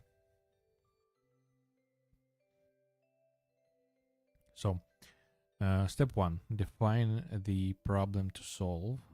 Okay. Step 2, design a solution. Okay. Step 3, write a program that implements the solution. Okay. Step 4, compile the program. Yeah. Step 5, link object files. Okay. I kind of understand it coming from web. Step 6, test program, sure. And of course, step 7, debug. And if you found something, fix it, compile the program once again, and stuff like that. Okay. So step 1, define the problem that you would like to solve. This is the what step, where you figure out what the problem you are intending to solve. Coming up with the initial idea for what you would like to program can be you would like to program can be the easiest step or the hardest. But conceptually, wait.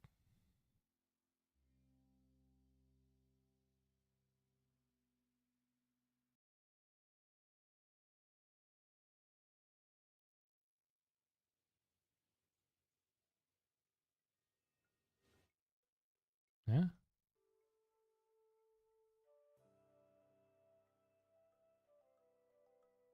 Oh, it's just really quiet. Give me a second.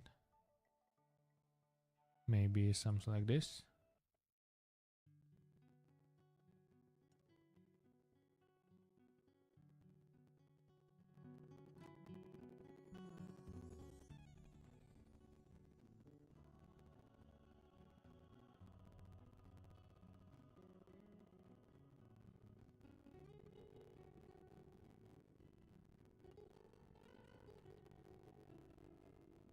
Okay.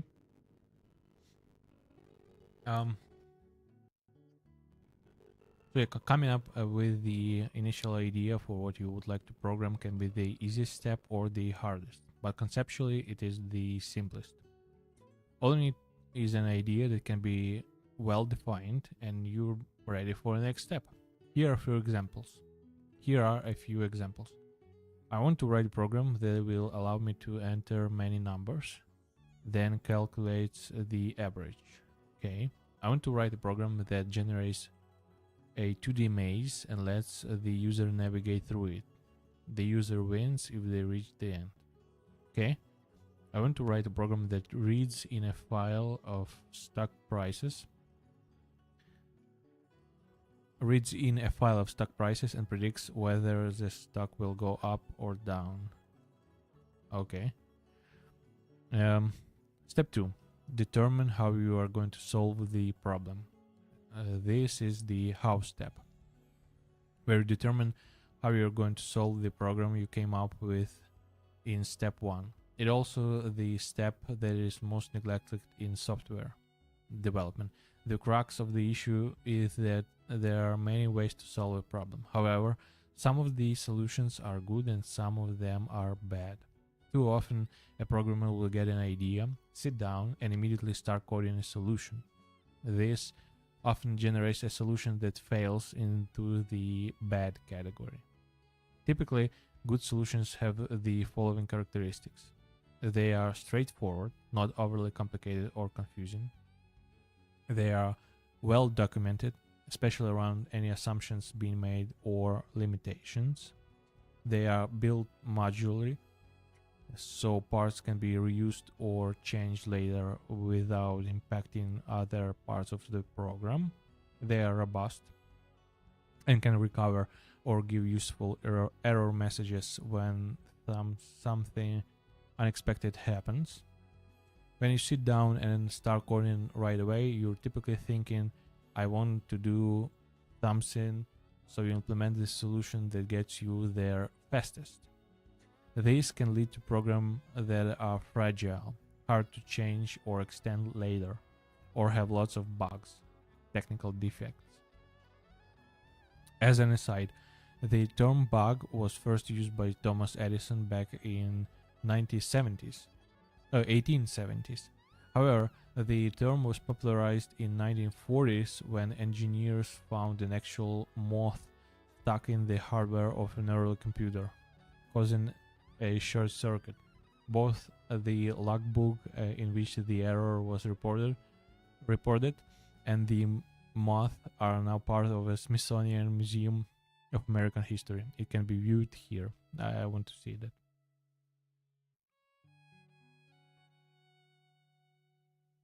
No, it actually is.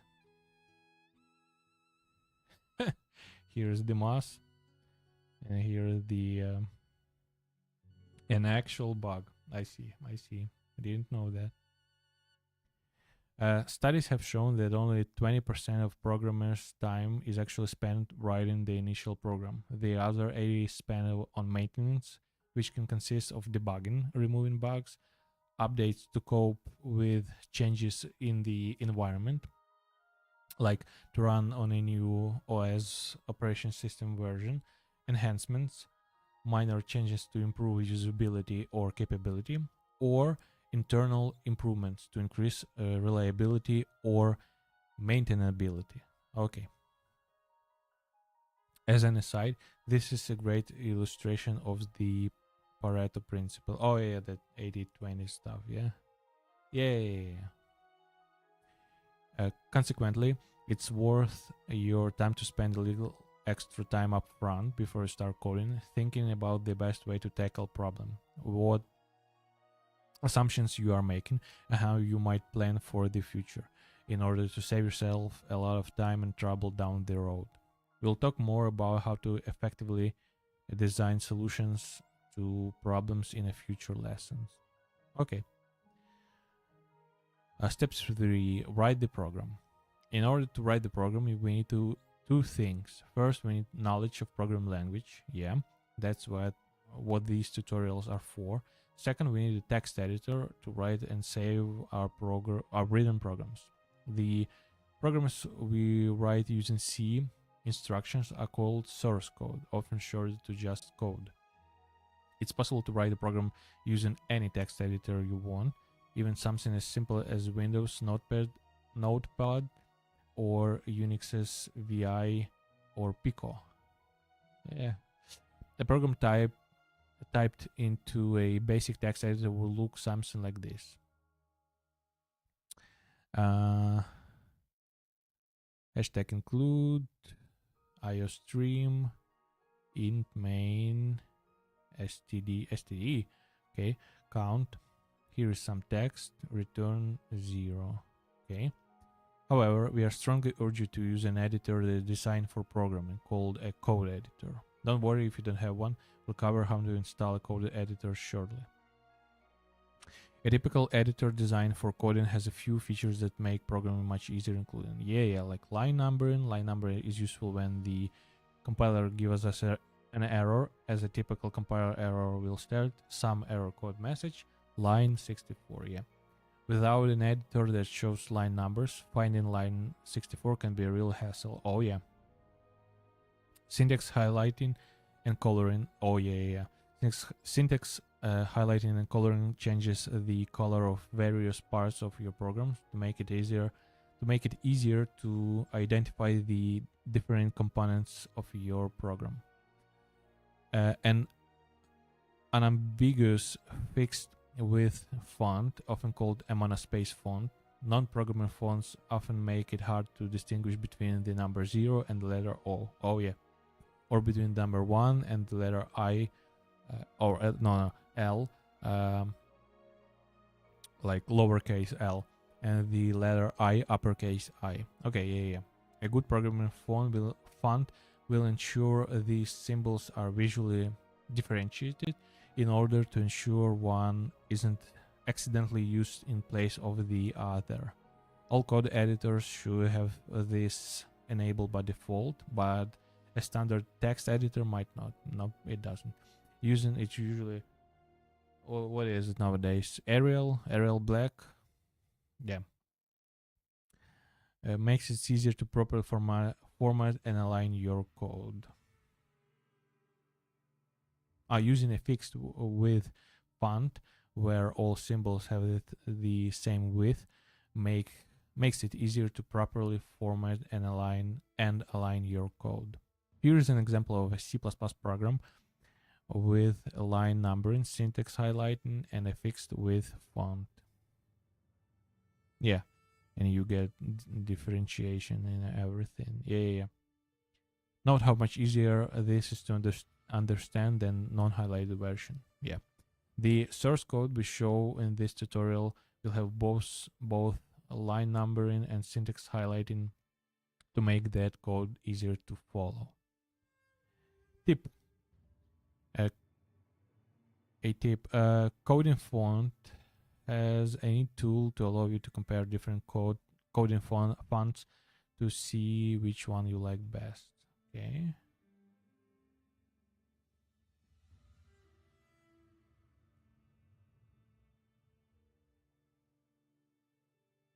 Huh? Okay, sure.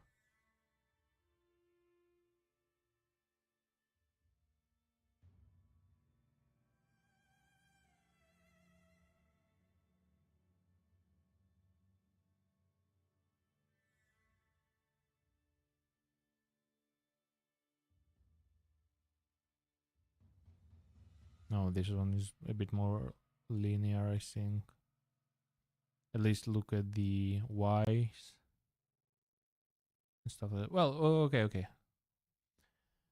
Next, for advanced readers, because source code is written using ASCII or ASCII characters, programming languages use a certain amount of ASCII art to represent mathematical concepts. For example,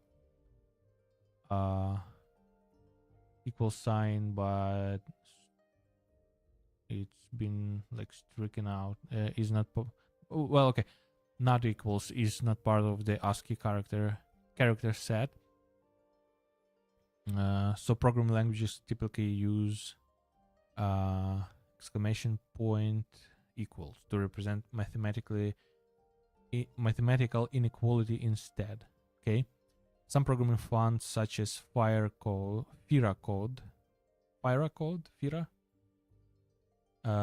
free monospace font with programming ligatures. Oh, I see. It's just some font. Okay.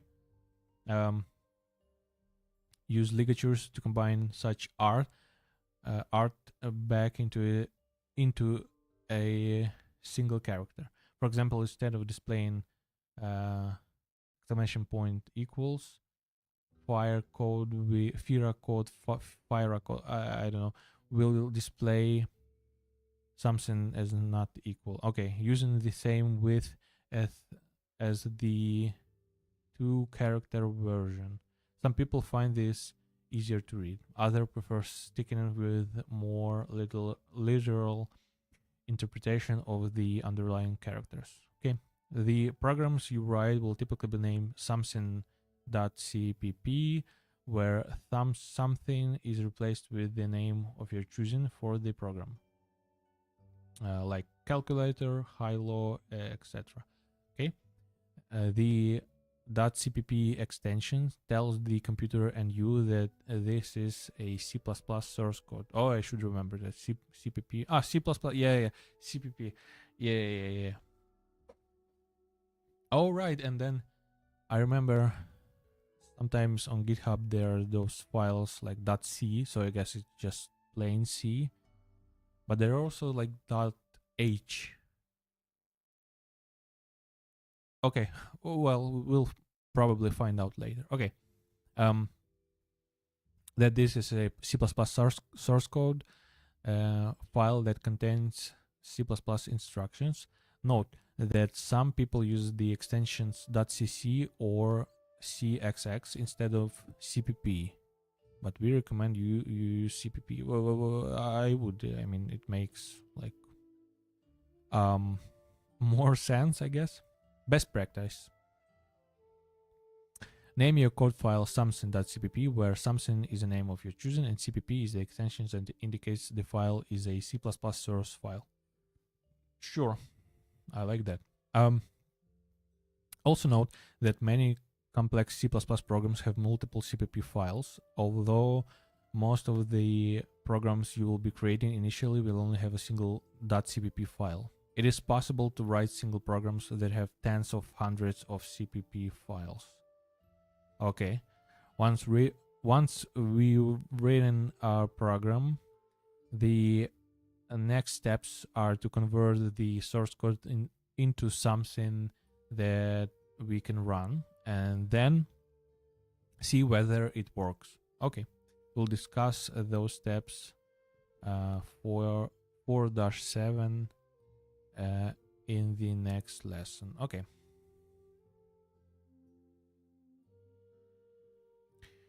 Introduction to the compiler, linker, and libraries. Okay, let me just give me a couple of seconds to unclog my brain. Okay. Well, I'm saying okay now. I mean, most stuff understandable for now, at least. Yeah, something like that. Oh.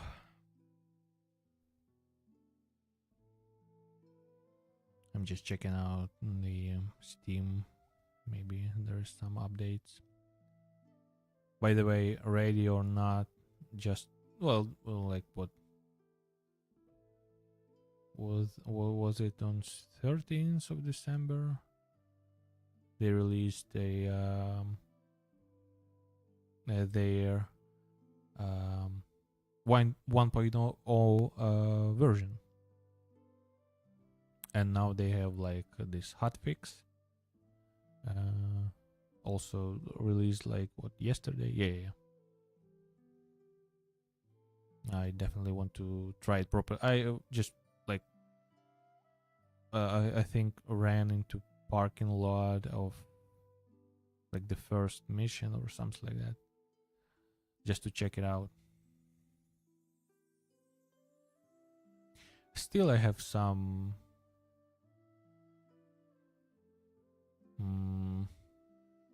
well, maybe not more, but different love for SWAT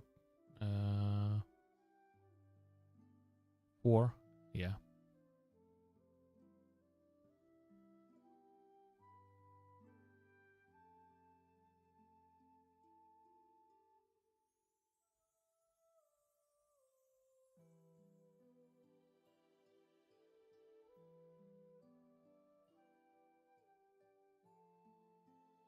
What else? Oh yeah, The Witcher.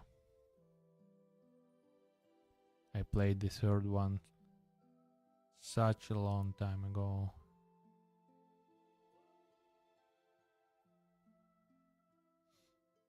I could make a rerun of it, like on a breaks or something like that. But I definitely need to mod it properly. No. I think I played out vanilla just enough in the past, and now I need, you know, some changes.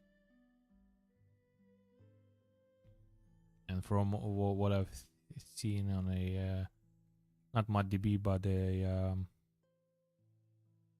Nexus mods, there are quite some progress with well, big mods and completely unknown to me mods, and as far as I understand, pretty good ones at that. So yeah, definitely. Plus, it's something you can drop in, drop out. Yeah.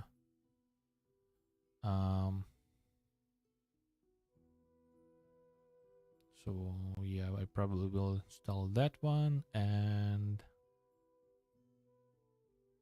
maybe some Middle-earth games. Something like that.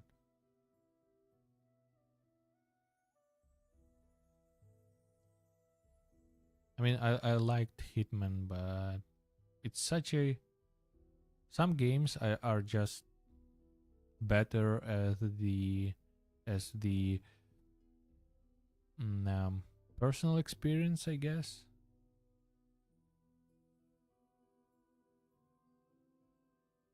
I see it like this.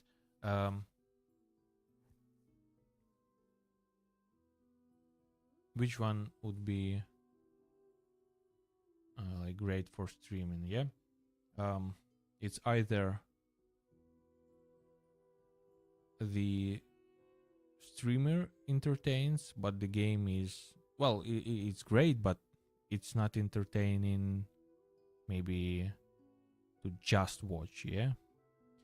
Or the game entertains because, I don't know, maybe there is like a great world building, setting, story, stuff like that.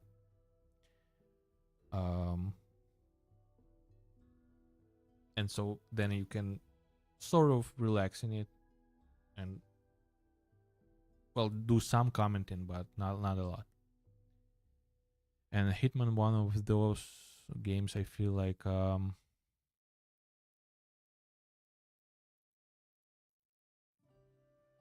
even if you're like a great talk up streamer,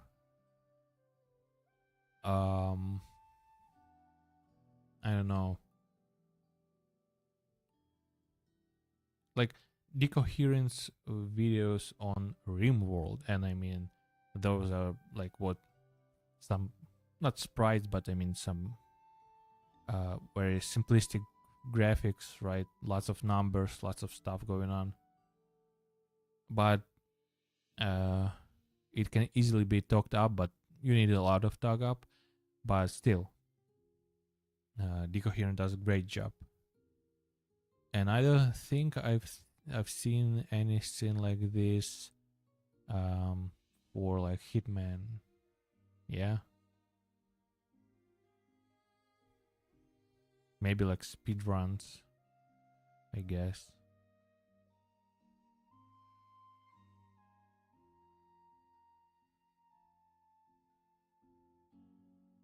Something like that. So yeah, so some games are just, I don't know, like they are amazing by themselves, yeah, and it's fun to play them. But for stream, it's like, yeah, I don't know.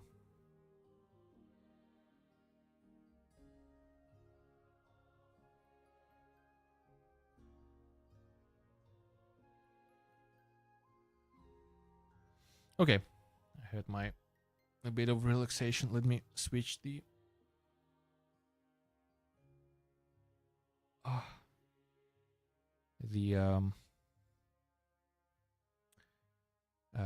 headphones. Not the headphones, just I'm switching ears, the active ears, yeah, just not to overload my ears.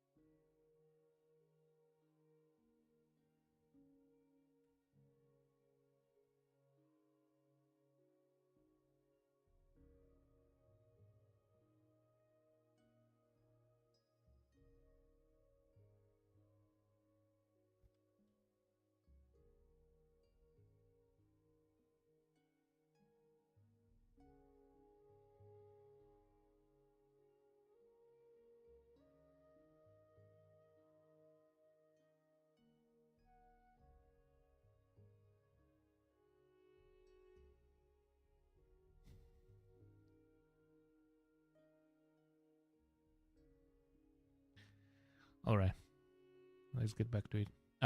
Yeah, introduction to the compiler, linker, and libraries.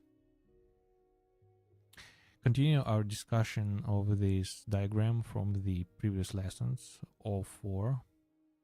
Step 1. Define the problem to solve, design a solution, write a program that implements that solution, compile the program, link object files, test program, debug. Yep. Now, as to step 4, compiling your source code. In order to compile C++ source code files, we use a C++ compiler. The C++ compilers sequentially go through each source code CPP file in your program and does two important tasks. First is checks your code to make sure it follows the rules of the C++ language. If it does not, the compiler will give you an error and the corresponding line number to help pinpoint what needs fixing. The compilation process will also be aborted until the error is fixed. Okay. Second, it translates your C++ source code into a machine language file called an object file. Object file are typically named O or name.obj. Oh, I see. Like, okay. Where name is the name of as the CPP file it was produced from. Okay. If your program had 3 CPP files, the compiler would generate 3 object files. Source file calculator CPP, and it makes calculator.o. fraction.cc_cpp makes fraction.o. math.cpp math.o. Okay. C++ compilers are available for many different operation systems. We will discuss installing compiler shortly, so there is no need to do so now. Okay. Linking object files and libraries. After the compiler creates one or more object files, then another program called the linker kicks in. The job of the linker is threefold. First, to take all the object files generated by the compiler and combine them into a single executable program.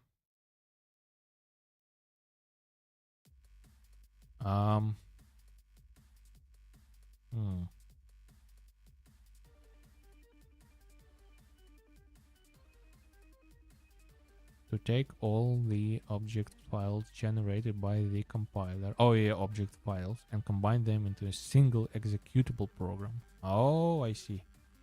And so we get object file like calculator.o, then fraction.o, math.o, some C++ standard libraries, okay, and then other probably libraries if you would use one, and then you get link it together and get an executable file like calculator.exe. Okay. Second, in addition to being able to link object files, the linker is also capable of linking library files. A library file is a collection of precompiled. Wait, I have some. Can we get something maybe slower, something like that? Or yeah. Second, in addition to being able to link object files, the linker also is capable of linking library files. A library file is a collection of precompiled code that has been packaged up for reuse in other programs. C++ comes with an extensive library called the C++ standard library, usually shortened to standard library.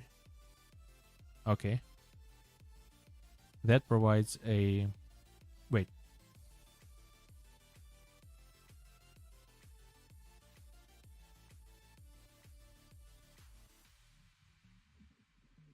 Oh, okay. So a library, once again, a library file is a collection of precompiled code that has been packaged up for reuse in other programs. Yeah, okay.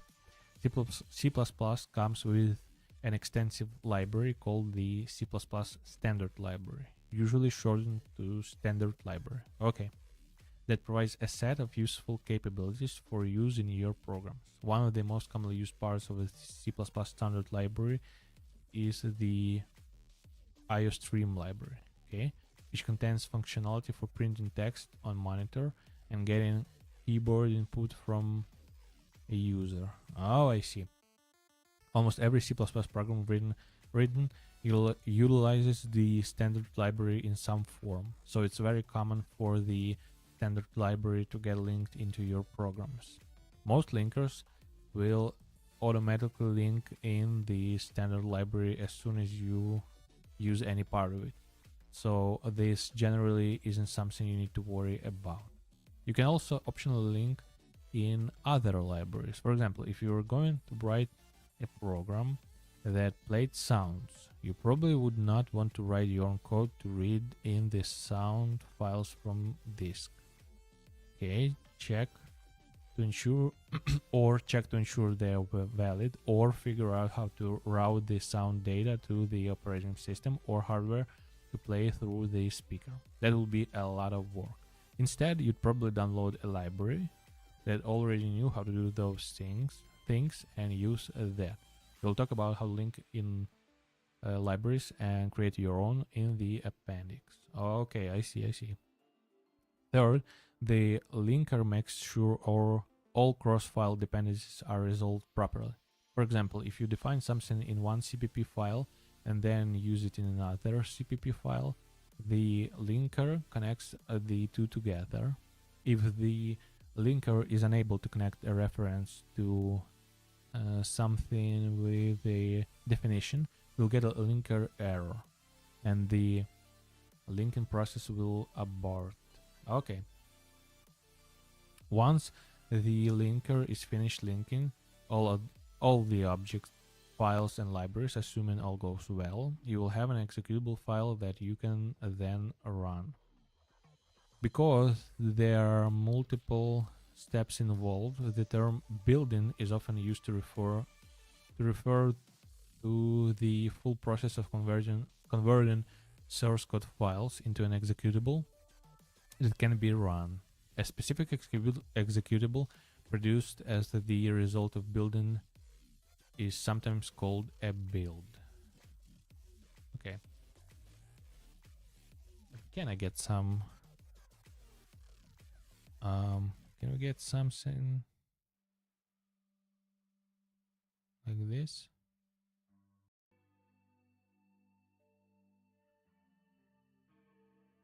I mean, hopefully. Okay. For advanced readers. For complex projects, build automation tools such as Make or Build tool are often used to help automate the process of building programs and running automated tests. While such tools are powerful and flexible because they are not part of the C++ core language, nor do you need to use them to proceed, we'll not discuss them as part of this tutorial series. Okay.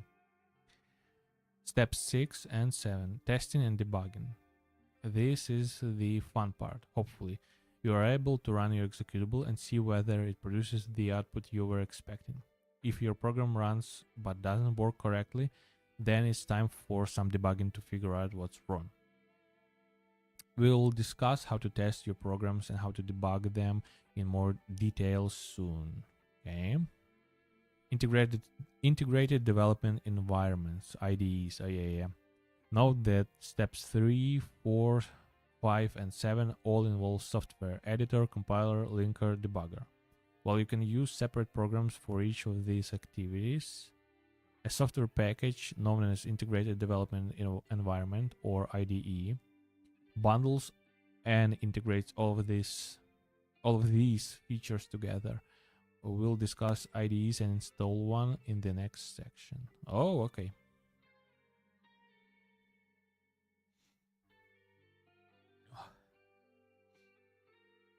Let me get a sip.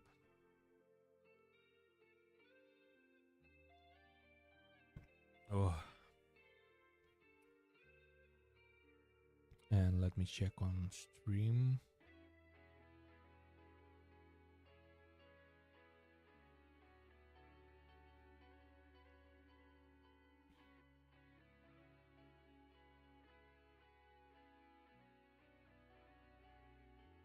Okay.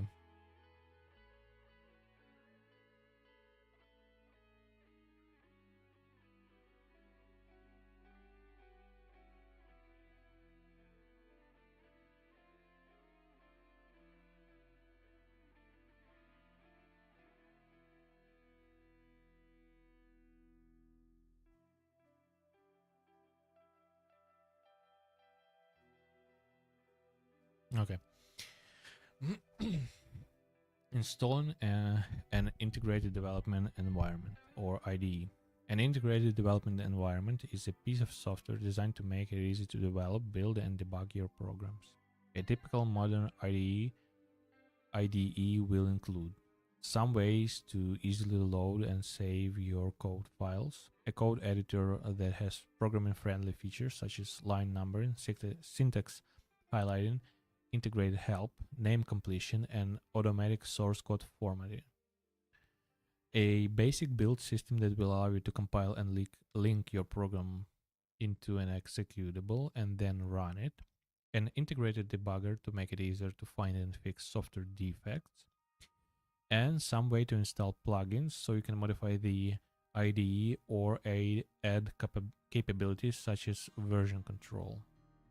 Some C++ IDEs will install and configure a C++ compiler and linker for you. Others will allow you to plug in a compiler and linker of your choice, installed separately. And while you could do all of these things separately, it's much easier to install an IDE and be able to do all those things from a single interface. So let's install one. Okay. Choosing an IDE. The obvious next question is which one? Many IDEs are free in price, and you can install multiple IDEs if you wish to try more than one. We recommend a few of our favorites below. If you have some other IDE in mind, that's fine too. The concepts we show you in these tutorials should generally work for any decent modern IDE. However, various IDEs use different names, layouts, key mappings, etc. So you may have to do a bit of searching in your IDE to find the equivalent functionality. Tip: to get the most value out of this site, we recommend installing an IDE that comes with a compiler that supports at least C++ 17. If you're restricted to using a compiler that only supports C++ 14 due to educational or business constraints, many of the lessons and examples will still work. However, if you encounter a lesson that uses capabilities from C++ 17 or newer, and you're using an older language compiler, you'll have to skip it or translate it to your version, which may or may not be easy. You should not be using any compiler that does not support at least C++ 11, which is typically considered the modern minimum spec for C++. We recommend installing the new version of a compiler. If you can't use the newest version, these are the absolute minimum compiler versions for C++ 17 support: GCC and G++7, CLang,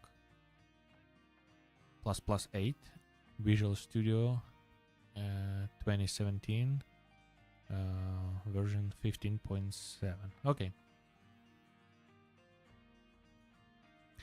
Visual Studio for Windows.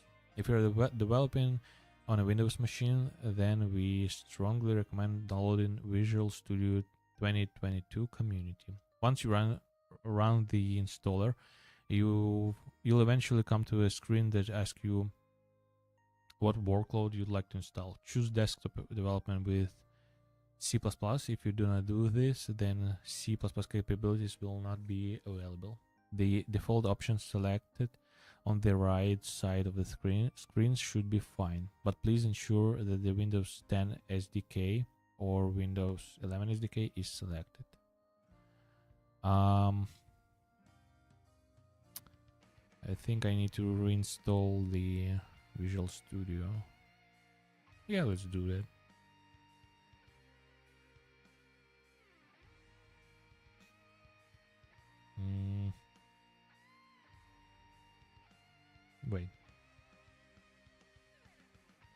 Oh yeah, visuals. Oh, yeah, yeah.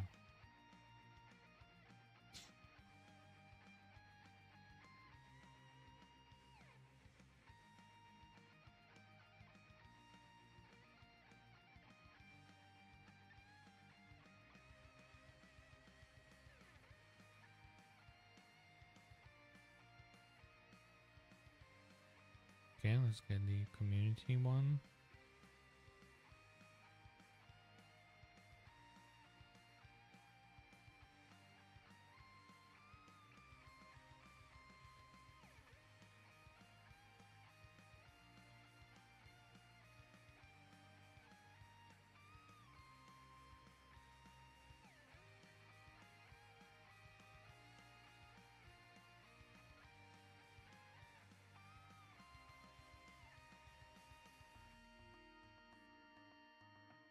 All right, so I need to set up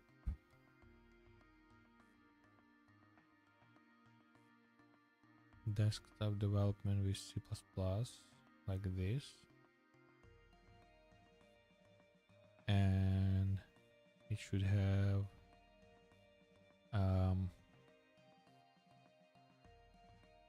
Windows 10 SDK.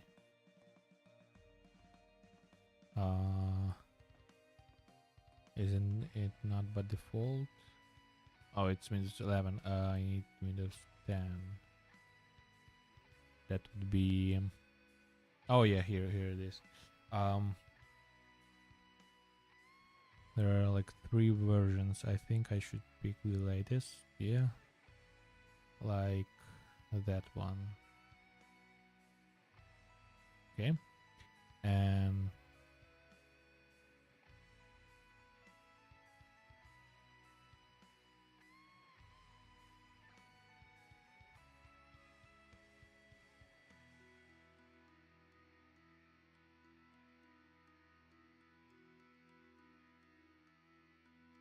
I think that's it.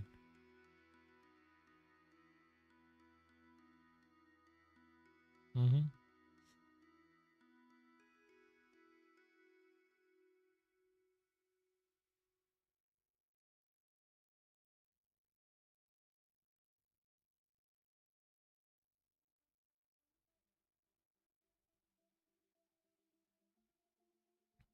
Oh, I should change the installation path like this.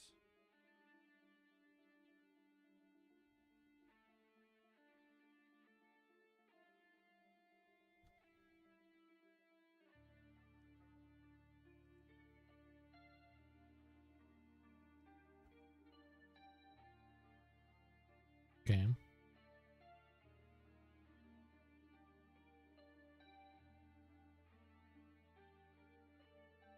And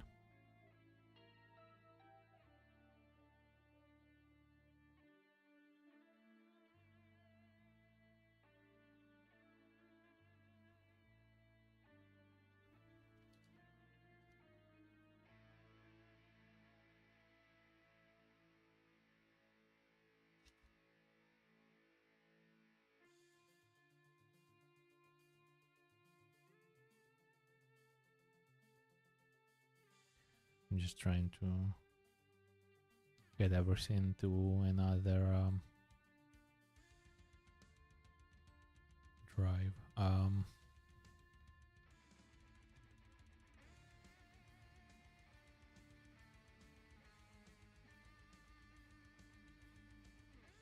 Like this.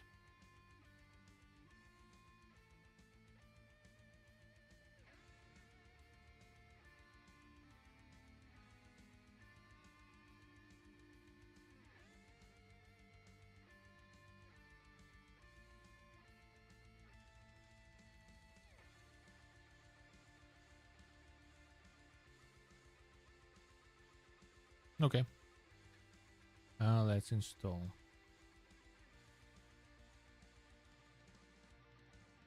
$10 gigs. Okay.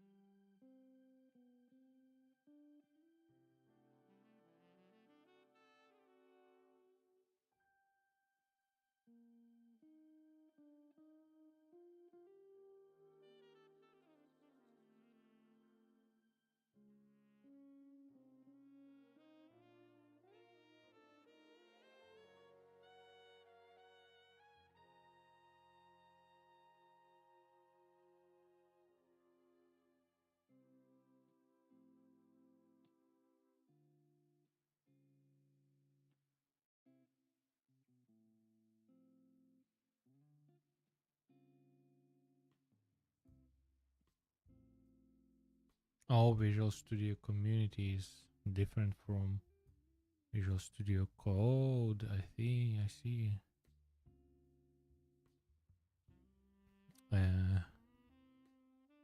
I've only uninstalled Visual Studio Code. Okay. It's okay.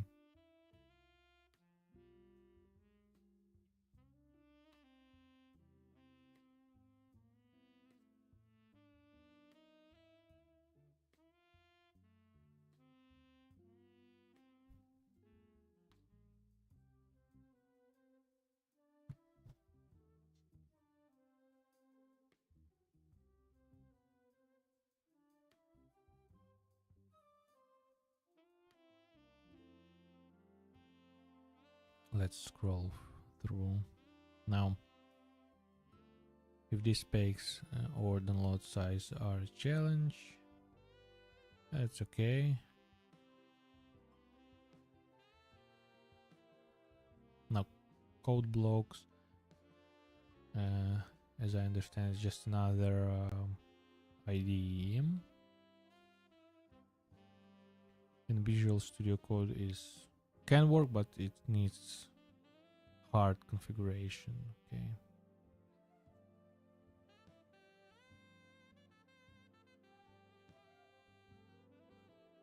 Okay.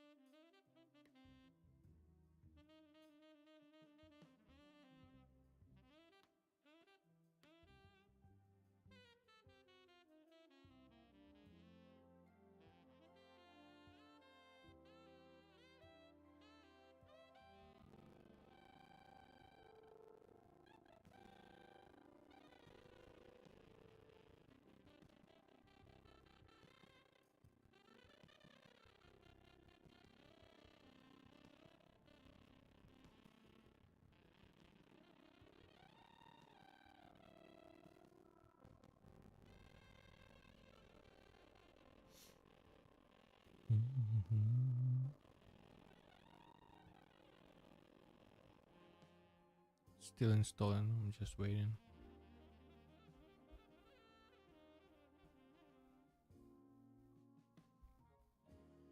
I should drink some water. I think it's been an hour. Let me put you on Mr. Daily, and this time not forget to switch the scene. This is a time-lapse video showing how quickly the storm surge rushed in.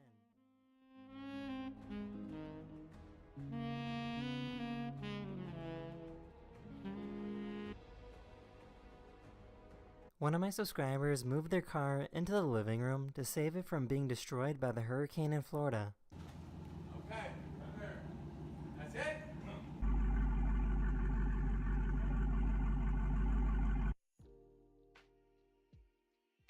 That is the end of this video. I really hope you enjoyed, and I'll see you guys again very, very soon.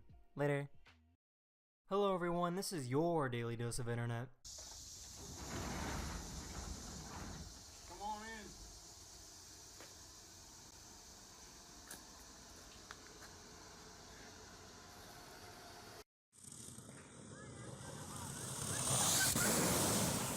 Ay, minha Nossa Senhora.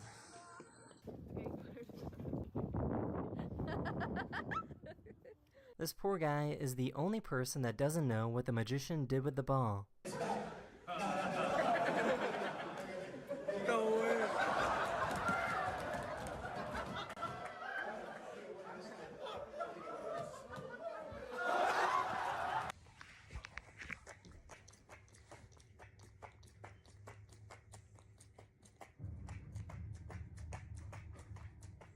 These birds are the definition of a true wingman. Instead of competing against each other, these male birds will work together to try and attract a female.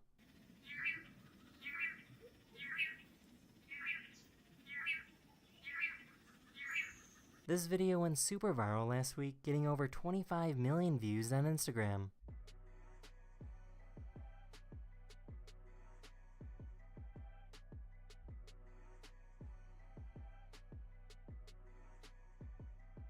This poor little guy got scared while gaming in virtual reality.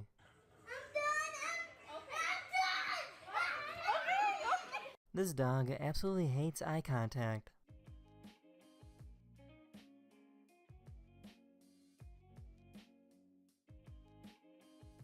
The scientists made some worms that are capable of eating plastic. This is only possible because special bacteria was placed in their digestive system.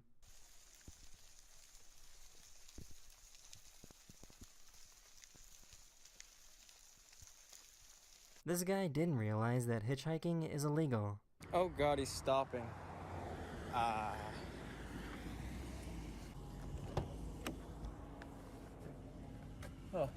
this is a weird Uber.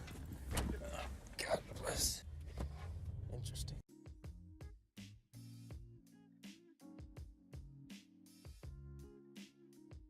That is the end of this video. I really hope you enjoyed, and I'll see you guys again very, very soon. Later.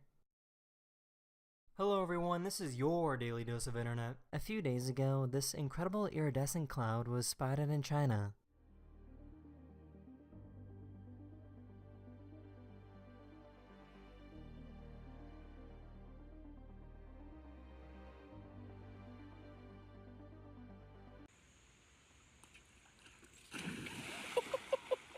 This guy wanted to see what would happen if he screamed while his dogs were playing.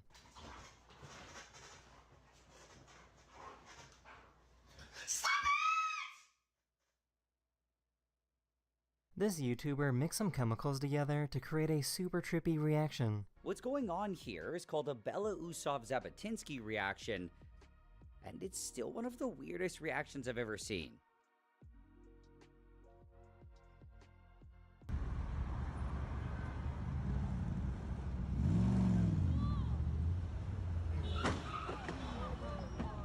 Oh no.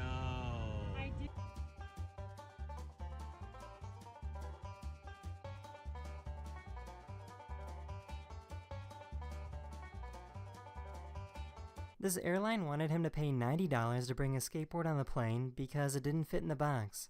Here we go. This should do the trick. All right. How's that? That was unnecessary, sir.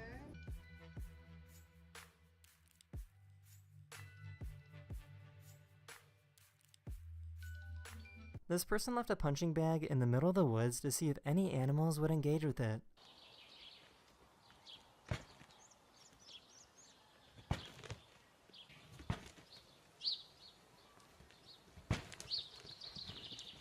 She was upset because he wasn't playing pretend doctor properly. Hi. Have you been to a doctor before? Yeah, I've been to the doctor before. No, in real life. Yeah, I've been there before. Then I work here. Please don't do this. One of my subscribers spent 2.5 hours drinking water, but only used chopsticks. That is the end of this video. I really hope you enjoyed, and I'll see you guys again very, very soon. Later. Hello everyone, this is your daily dose of internet. Oh wait, it's not done yet. There we go.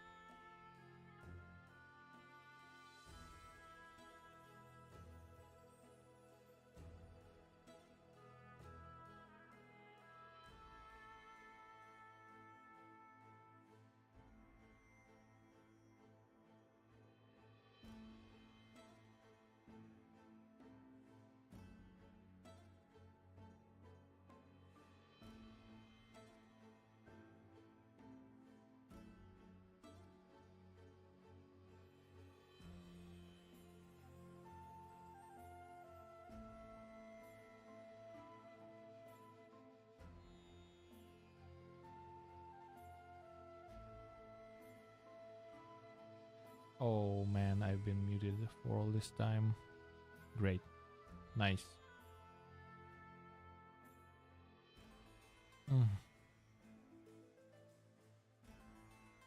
Yep.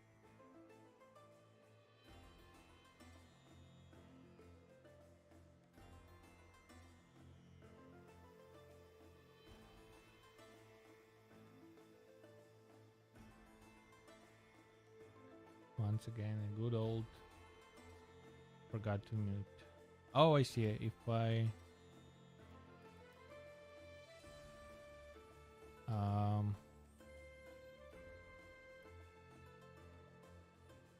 drop down this one, okay, and then this one becomes visible. Okay, I can work with that. Sure. I mean, it would be better if like I would switch like this, but it doesn't because this one is on top. And what about if I switch them like this? Now it's still okay, I get it. Maybe there is some script to it.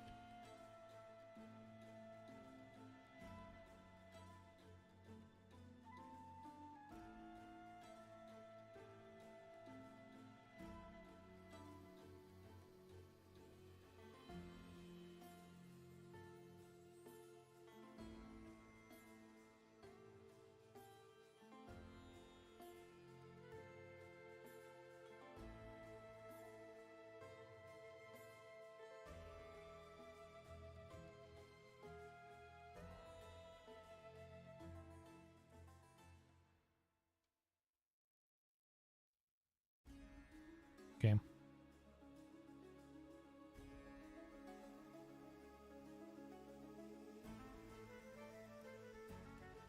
Now, Visual Studio Explorer. On the left or right side of the window, you should see a window titled Solution Explorer. Yeah. Inside this window, Visual Studio has created a solution for you. Solution Hello World. Within that, now with the name in bold, is your new project, Hello World. Okay. Okay, so this one would be a solution and this one would be a project. Okay.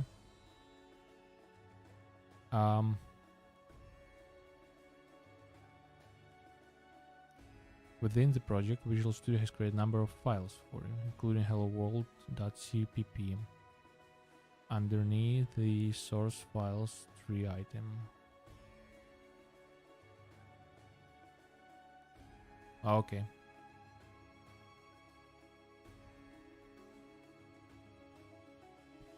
You may also see some other CPP or H files which you can ignore for now. Okay. In the text editor, you will see that Visual Studio has already opened Hello World and created some code for you. Select and delete all of this code and copy the following into your IDE.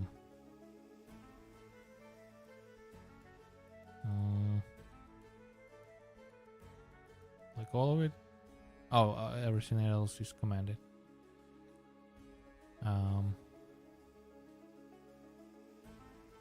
Okay.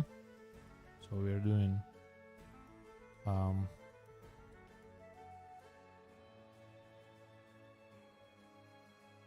include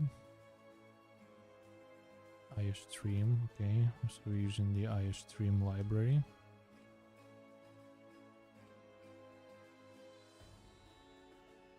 Int main, don't know what that means yet.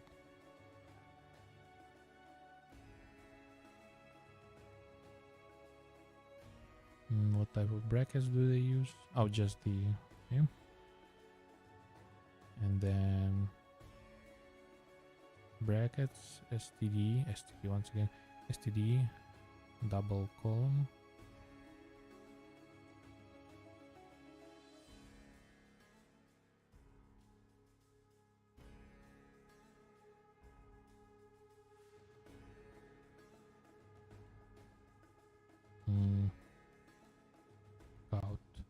Out. not scout.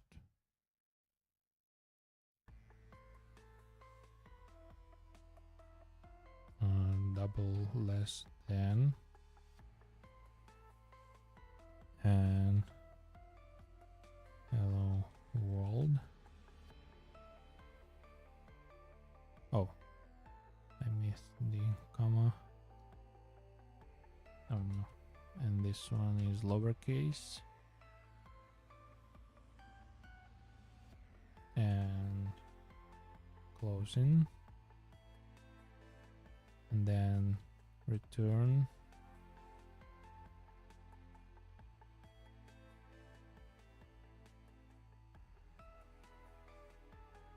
zero, closing, right? Yeah, looks like it.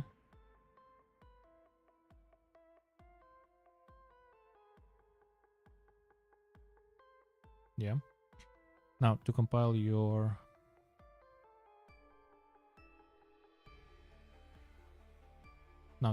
program, either press F7. If this doesn't work, try Control Shift B, or go to Build menu, Build Solution. If all goes well, you should see the following appear in the output window. Where is the output window?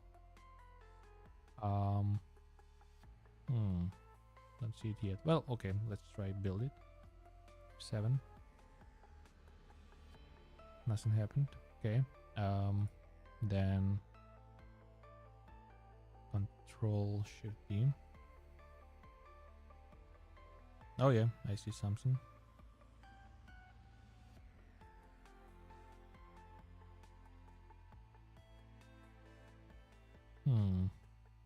What about output? Something failed.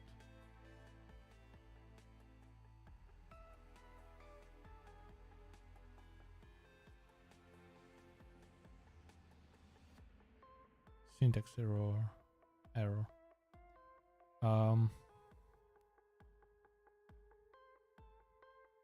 Oh, I don't need to. Okay. My CSS habits. Okay, let's try doing that again. Or Control Shift B.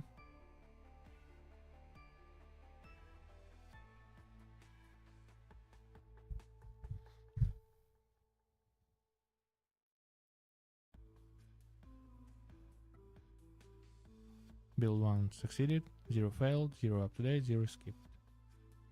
Looks okay, I guess, like here. Yep. This means your compile was successful. Question: I got error C1010, fail error C1010, unexpected end of file while looking for precompiler header. Did you forget to add pound sign include stdafax.h to your source? What now? You forgot to turn off precompile headers when you created your project. Recreate your project and make sure to disable precompiled headers. I did. To run a compiled program, press Ctrl F5 or go to the debug menu and choose start without debugging. You will see something like the following. Okay. Ctrl F5. Ooh. So we have a world. It ran through that executable and exited with code 0, and we press any button, close the window. God damn. Big man, big programmer here.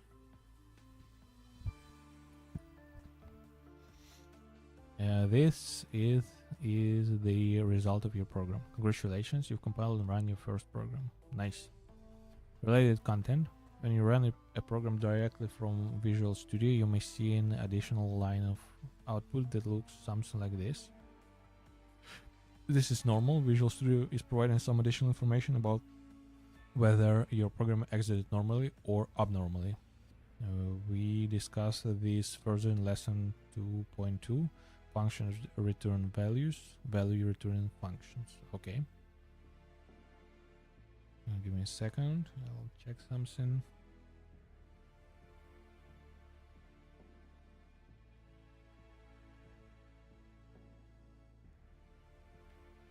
Okay.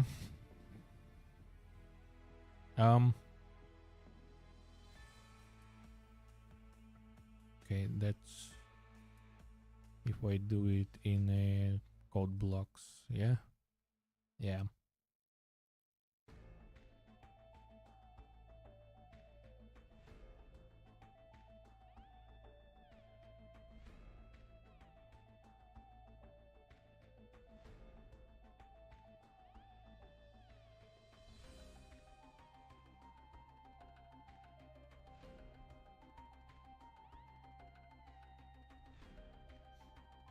Okay, now if compiling fails, it's okay, take a deep breath. We can probably fix it. First, look at the error message that the compiler gave you. Most often, it will contain a line number indicating which line was in error.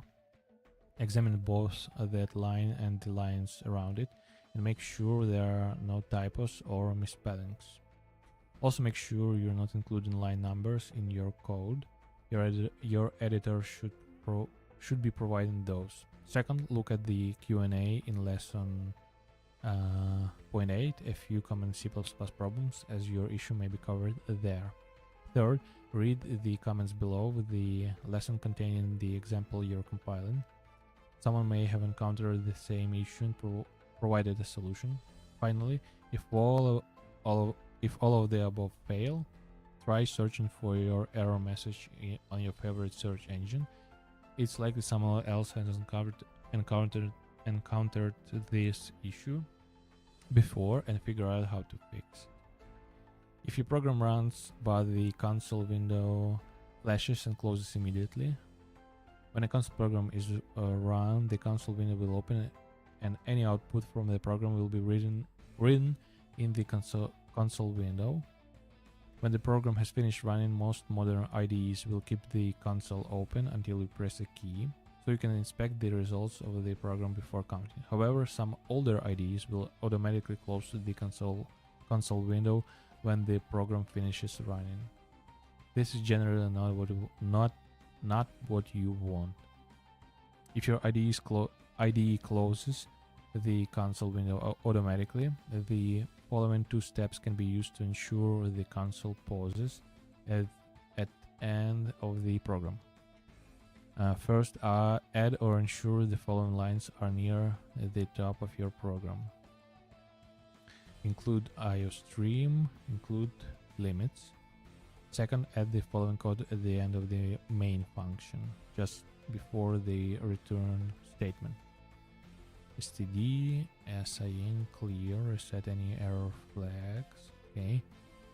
Then std sin ignore, std numeric limits, std stream size max /n. Ignore any characters in the input before until we find a new line.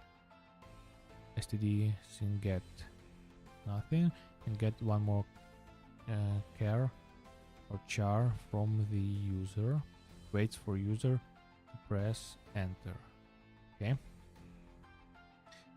This will cause your program to wait for the user to press enter before continuing. You may have pressed enter twice, which will give you time to examine your program's output before IDE closes the console window. Other solutions, such as the commonly used suggested system pause solution, may only work on certain operating systems and should be avoided. Oh, okay.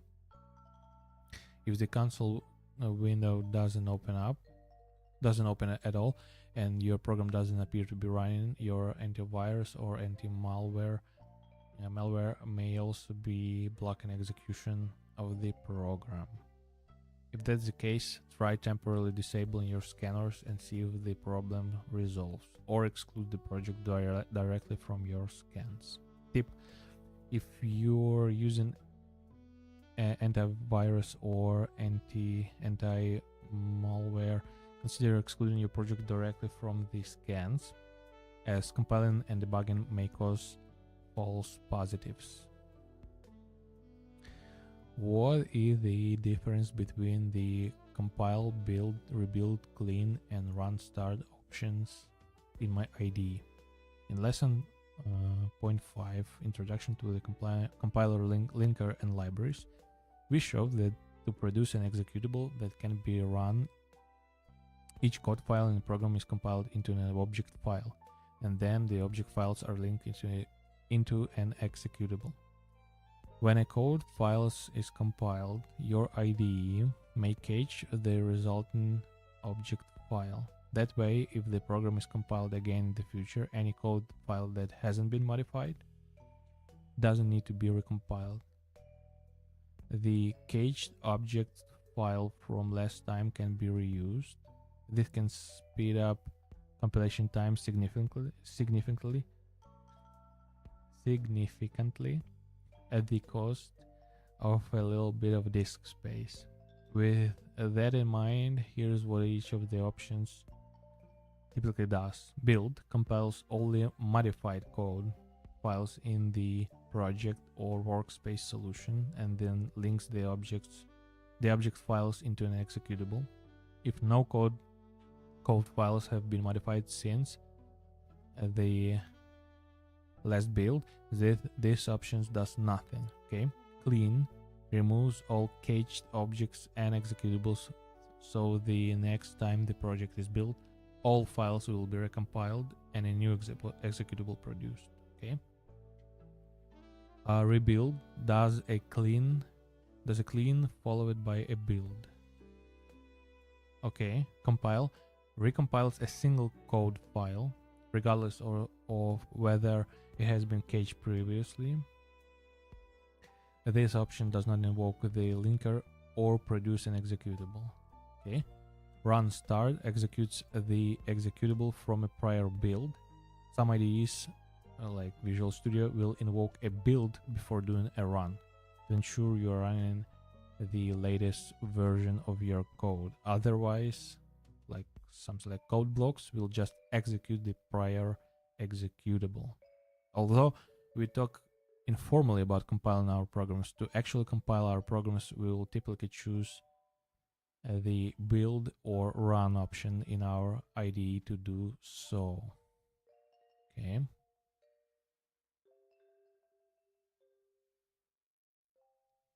Conclusion. Congratulations, you made through the hardest part of this tutorial, installing the IDE and compiling your first program. Don't worry if you don't understand what the different lines in the Hello World program do. We'll examine and explain each line in detail at the start of the next chapter. Okay? Next lesson. Let me sip a bit and rest my voice. A couple of seconds, please. Oh.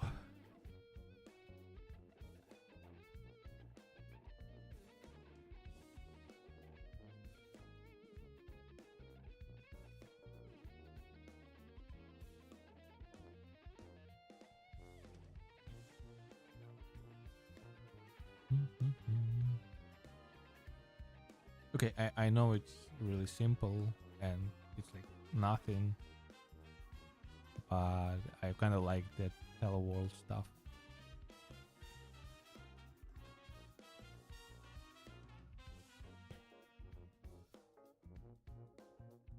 No. I mean, it's just printing out text, but somehow it's more, more, I don't know, fulfilling than when you do even the web stuff. I think it's because of the potential possibilities. Something like that.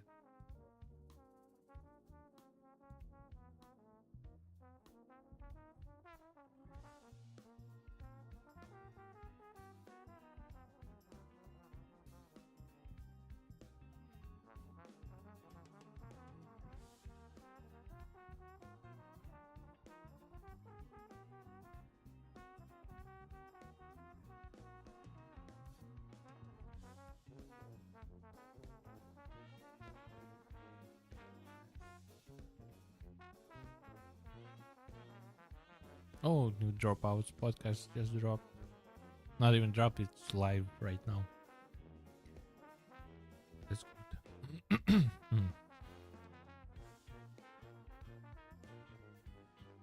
There's also Hachabi streaming on a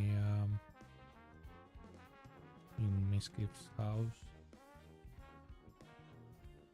Probably still deciding what to do after the Twitch Korea stuff.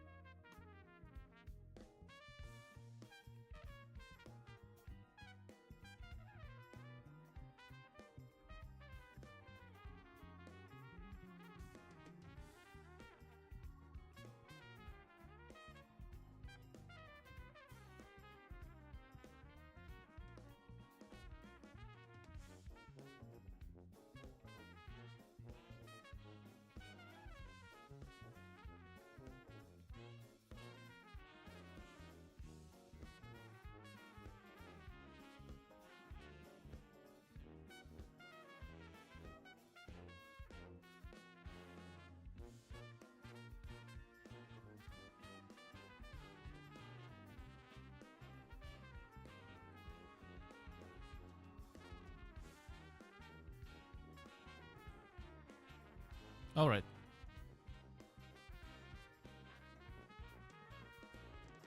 A few common C++ problems. In this section, we'll address some of the common issues that new programs seem to run across with fairly high probability. This is not meant to be a comprehensive list of compilation or execution problems, but rather a pragmatic list of solutions to very basic issues. If you have any suggestions for other issues that might be added to this list, post them in the comment section below. Okay. Before I check that, give me a second. I just want to now see if Wabajack supports Witcher 3. I know it's just random, but I know I will forget. Probably not, but it doesn't. I mean, yeah, it's mostly for Skyrim, Fallout, stuff like that subsequently, but yeah. Oh yeah, and is there any like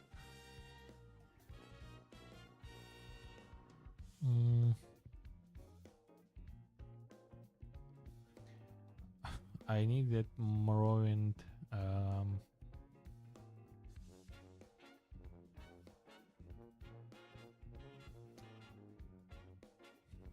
you know, like a huge Morrowind, like basically remaster project or something like that. Not Skywind, but I can't remember. And I'm waiting it for the Wabajack, because there's like a lot of files, a lot of stuff. But maybe I will do it manually one day. Who knows?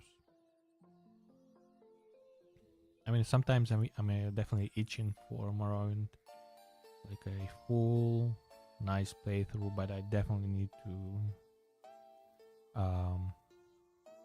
well, heavily mod it. Not there, like the vanilla doesn't have its own charm, but I mean, come on.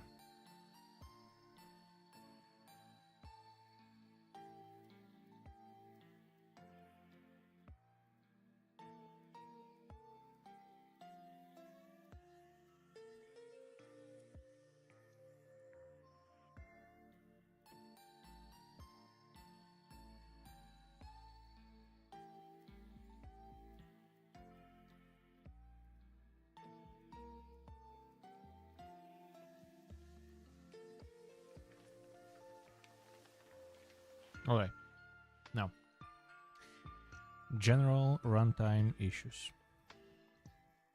When executing a program, the console window blinks and then closes immediately, okay? First, add or ensure the following lines are near the top of your program. Oh wait, I've seen all of this. This will cause your program to wait for the user to press a keyboard before continuing, and which will give you time to examine your program's output before your operating system closes the console window. Other solutions, such as the commonly suggested system pause solution, may only work on certain operating system and should be avoided. Older versions of Visual Studio may not pause when the program is run in Start with debugging mode. Then try running in Start without debug. I ran my program and get a window but no output. Your virus scanner or anti-malware may be blocking execution. Try disabling temporarily and see if that's the issue. My program compiles but it isn't working correctly. What do? Debug it. There are tips on how to diagnose and debug your programs later in chapter 3. Okay. General compile time issues. Okay. When I compile my program, I get an error about unresolved external symbol main or winmain 16. This means your compiler can find your main function. All programs must include a main function. There are a few things to check. Does your code include a function named main? Is main spelled correctly? When you compile your program, do you see the file that contains function main get compiled? If not, either move the main function to one that is, or add the file to your project. See lesson 2.8 for more information about how to do this.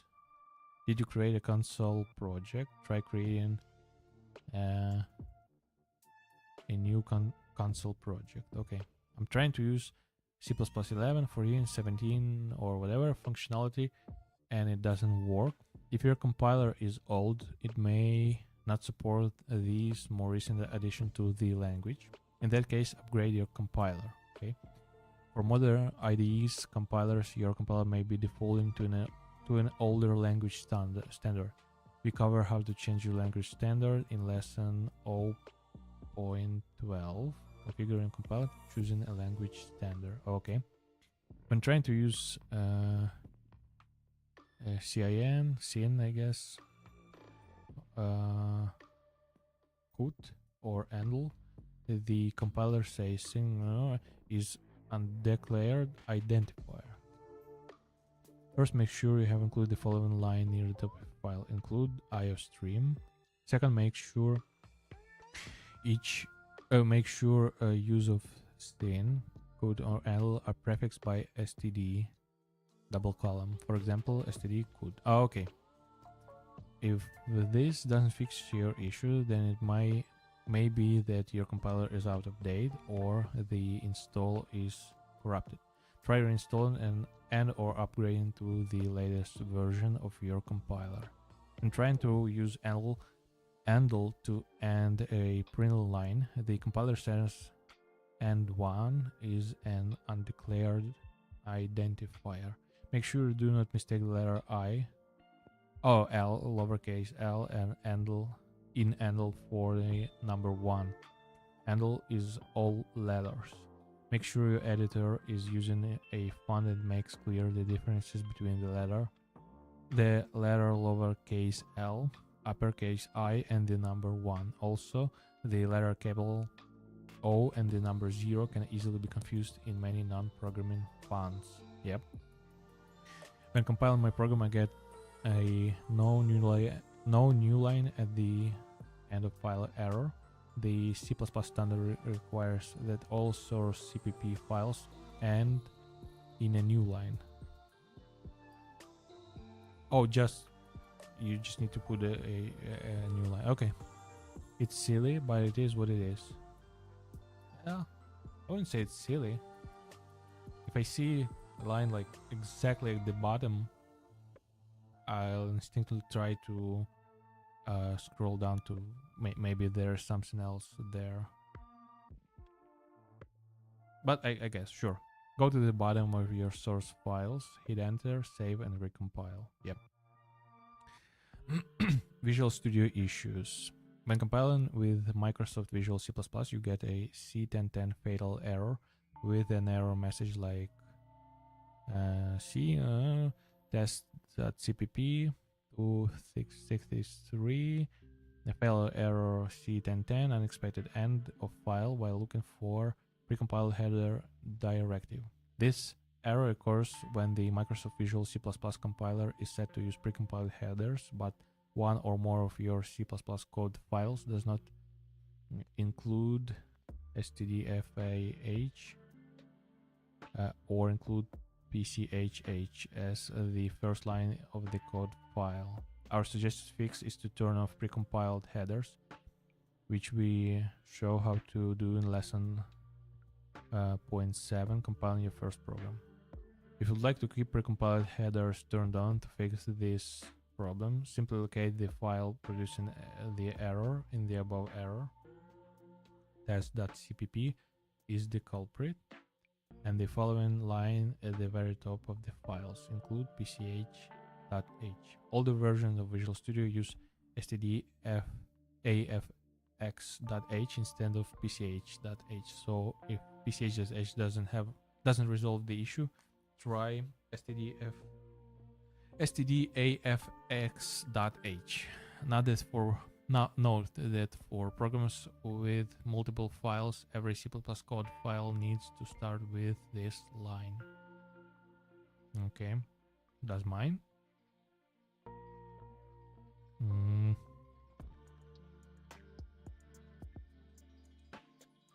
Oh, with multiple files. Yeah, I see. Visual Studio gives an error like mspcrtd library exe unresolved external symbol reference function int declaration invoke main. You likely created a Windows graphical application rather than a console application. Recreate your project and make sure to create it as a Windows or Win32 console project. When I compile my program, I get a warning about cannot find or open the PDB file. Okay, this is a warning, not an error, so it shouldn't impact your program. However, it is annoying. To fix it, go into debug menu, options and settings, symbols, and check Microsoft Symbol Server. Okay, so this one I should probably try to remember. Can find or open the PDB file. Fixes debug menu, options, settings, symbols, and check Microsoft Symbol Server. Okay, something else. I have some other problem I can figure out. How can I get an answer quickly? As you progress through the material, you'll undoubtedly have questions or run into unexpected problems. What to do next depends on your problem, but in general there are a few things you can try. First, ask a search engine. Find a good way to phrase your question and do a search. If you are searching an error message, paste in the exact error message using quotes. Exclude any file name excuse me, any file names or line numbers, and parch.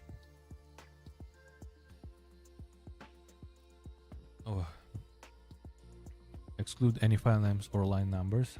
Odds are someone has already asked the same question and there is an answer waiting for you. Second, asking an AI like ChatGPT via Bing. Start your question with in C++ to get a C++ specific answer. Some ideas for things you can ask for: an explanation of some concept, like in C++, what is local variable? The difference between two things. In C++, what is the difference between a pointer and a reference?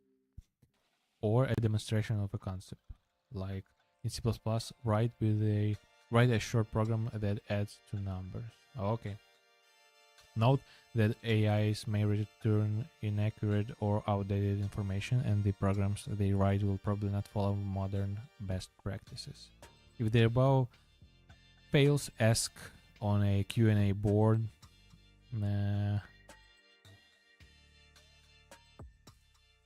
question and answers. What did I say previously? Quality assurance. Yeah, just QA and Q&A. Okay. There are websites designed for programming questions and answers like Stack Overflow. Try posting your question there. Remember to be thorough about what your problem is and include all relevant information like what OS you're on and what IDE you're using. Okay. Next lesson. Not allowed to read, but let me just rest my voice a bit.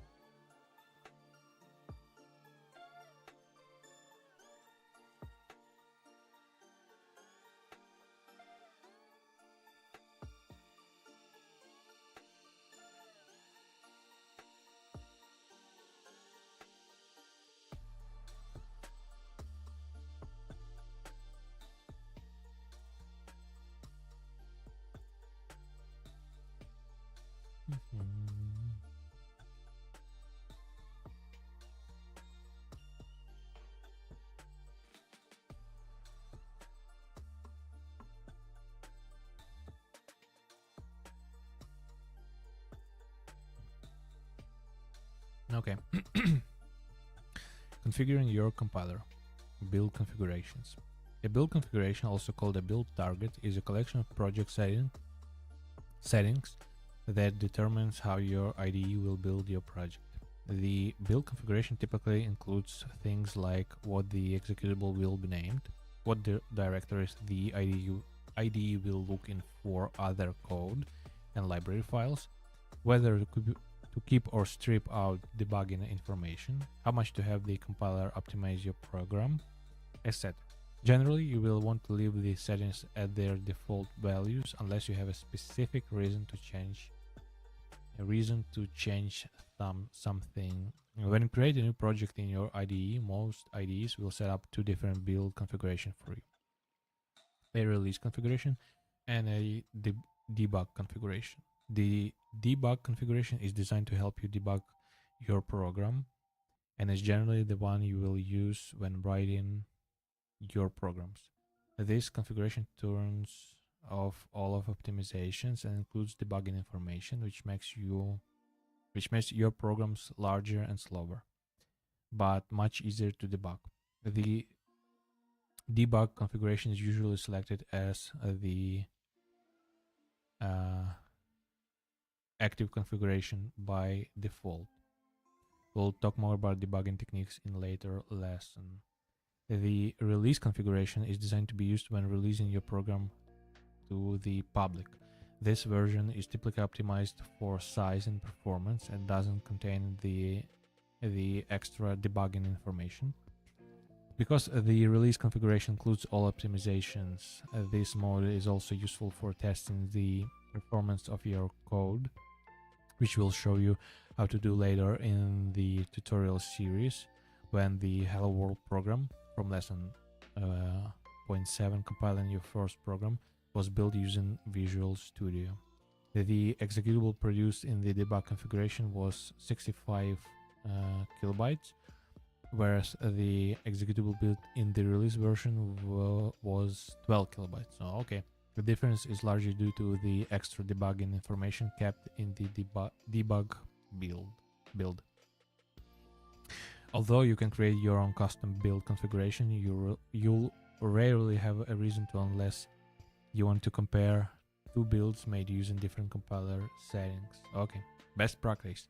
Use the debug build configuration when developing your programs, when you're ready to release your executable to others, or want to test performance, use the release build configuration. Okay. Some IDEs, like Visual Studio, also create separate build configuration for different platforms. For example, Visual Studio creates build configuration for both the x86 32-bit and the x84 64-bit platforms. Okay. Switching between build configurations. For Visual Studio users, there are multiple ways to switch between debug and release in Visual Studio. The easiest way to set your selection directly from Solution Configurations. Drop down in the standard toolbar options. Okay, I see, and we can do x86 and x64. Okay. Set it to debug for now. Well, it is. Okay. You can also access the Configuration Manager dialog by selecting Build menu, Configuration Manager, and change the active solution configuration. To the right of the solution configuration dropdown, Visual Studio also has Solution Platform dropdown that allows you to switch between x86 and x64.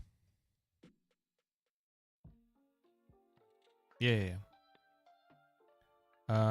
And also I can do it build menu, configuration menu, build menu, configuration manager. Oh, so I just can set up specific builds for specific projects. Okay. And this one is for code blocks, this one for GCC, for VS Code users. Okay, modifying build configurations. In the next few lessons, we'll show you how to tweak some settings in your build configurations. Whenever changing a project setting, we recommend making the change in all build configurations. Okay, let me read it again. In the next few lessons, we'll show you how to tweak some settings in your build configurations. Yeah. Whenever changing a project setting, we recommend making the change in all build configurations. Oh, this is the entire project, and so all the builds within it should have. Oh, okay. This will help prevent making the change to the wrong build configuration, ensure the change is still applied if you happen to switch build configurations later. Okay. A tip: whenever you update your project settings, make the change for all build configurations unless it's not appropriate for some reason. Sure. Not allowed to read, but still. I usually talk much less on streams and in general, so bear with me now at least. Well, not like there's a anyway.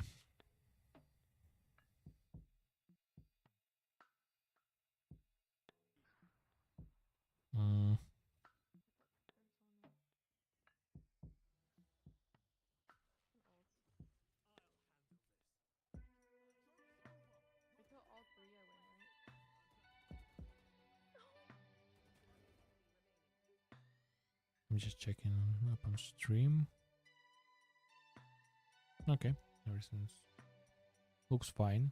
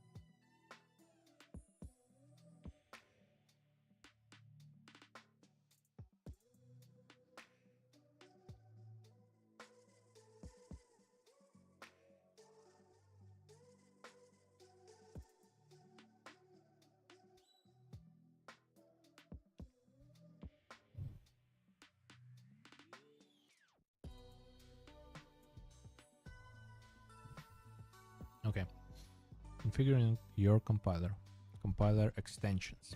The C++ standard defined rules about how programs should behave in specific circumstances, and in most cases compilers will follow these rules. However, many compilers implement their own changes through the language, often to enhance compatibility with other versions of the language, like C99, or for historical reasons. These compiler-specific behaviors are called compiler extensions. Writing a program that makes use of a compiler extension allows you to write programs that are incompatible with C++ standard. Programs using a non-standard extensions generally will not compile on other compilers that doesn't support those same extensions, or if they do, they may not run correctly. Okay. Frustratingly, compiler extensions are often enabled by default. This is particularly damaging for new learners who may think some behavior that works is part of official C++ standard, when in fact their compiler is simply over permissive. Oh, I see. Because compiler extensions are never necessary and cause your program to be non-compliant with C++ standards, we recommend turning compiler extensions off. Okay, best practice: disable compiler extensions to ensure your programs and coding practices remain compliant with C++ standards and will work on any system. All right. For Visual Studio users, yeah. To disable compiler extensions, right-click on your project name in the Solution Explorer window. Wait.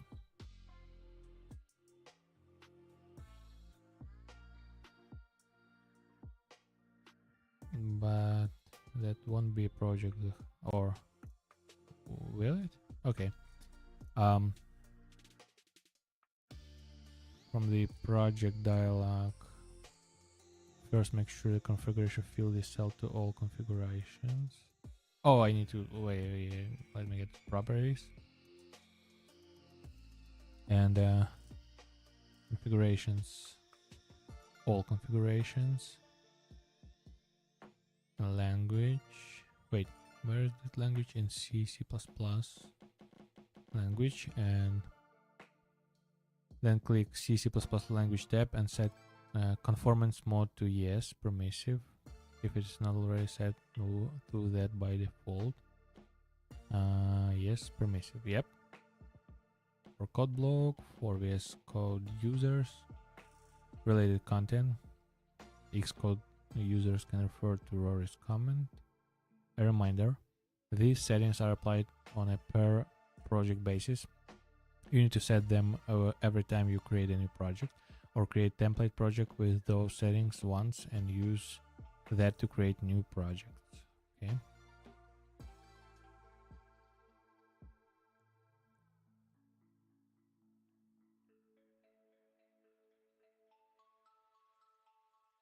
Okay, next.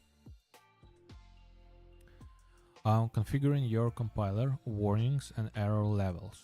When you write your programs, the compiler will check to ensure you follow the rules of the C++ language, assuming you turn off compiler extensions as per lesson 0.10. If you have done something that definitely violates the rules of the language, during compilation the compiler will emit an error, providing both line number containing the error and some text about what was expected versus what was found. The actual error may be on that line or on a preceding line. Once you identified and fixed the erroneous lines of code, you can try compiling again. In other cases, the compiler may find code that seems like it might be in error, but the compiler can't be sure. Remember the motto, trust the programmer. Okay. In such cases, the compiler may opt to issue a warning. Warnings do not hold compilation, but are notices to the programmer that something seems amiss. Okay, A best practice: don't let warnings pile up. Resolve them as you encounter them, as if they were errors. Okay. Otherwise, a warning about a serious issue may be lost amongst warnings about non-serious issues. Okay. In most cases, warnings can be resolved either by fixing the issue the warning is pointing out, or by rewriting the line of code generating the warning in such a way that the warning is no longer generated. In rare cases, it may be necessary to explicitly warning for the line of code in question. C++ does not support an official way to do this, but many individual compilers, including Visual Studio and GCC, offer solutions via non-portable pragma directives to temporarily disable warnings. Okay. Increasing your warning levels. By default, most compilers will only generate warnings about the most obvious issues. However, you can request your compiler be more assertive about providing warnings for things it finds strange. No, okay. Best practice. Turn on your warning levels up to the maximum, especially while you're learning. It will help you identify possible issues. Oh yeah, I definitely should do that. Once again, go project dialog, properties, and all configurations. Yes. C++ general and warning level. Level 3, and we should up it to level 4. Something like that, yeah?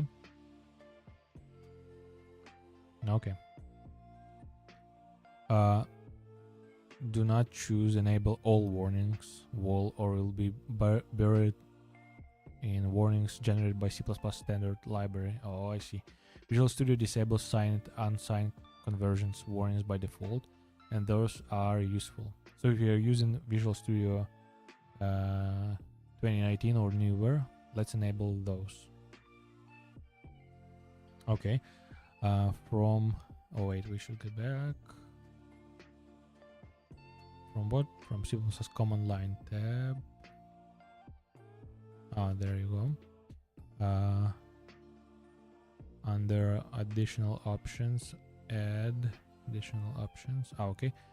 W44 365 slash W44 365.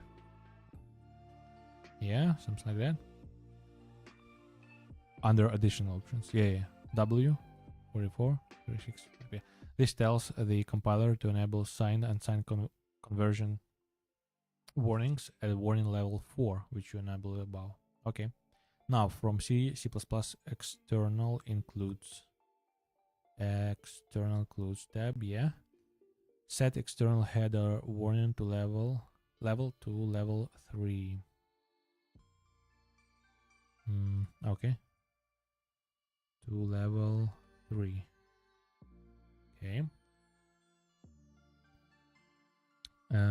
This tells the compiler to compile standard library headers at warning level 3 instead of 4, so that compiling those headers doesn't trigger this warning.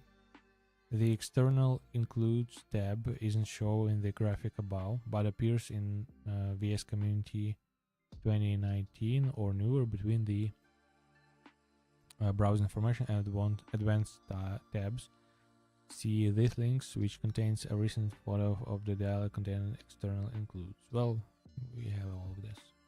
This is for code block users and VS Code and all that. Okay, now treat warnings as errors. It's also possible to tell your computer to treat all warnings as if there were errors, in which case the compiler will halt compilation if it finds any warnings. This is a good way to enforce the recommendation that you should fix all warnings if you lack self-discipline, which most of us do. Enable a best practice: enable treat warnings as errors. This will force you to resolve all issues causing warnings. for visuals to use. Okay, treat warnings as errors. Right click on your project name in this, properties. Yeah. All configurations. Select C++ General tab. And set treat warnings as errors to yes. Set treat warning as errors to yes. Apply. All right. Okay.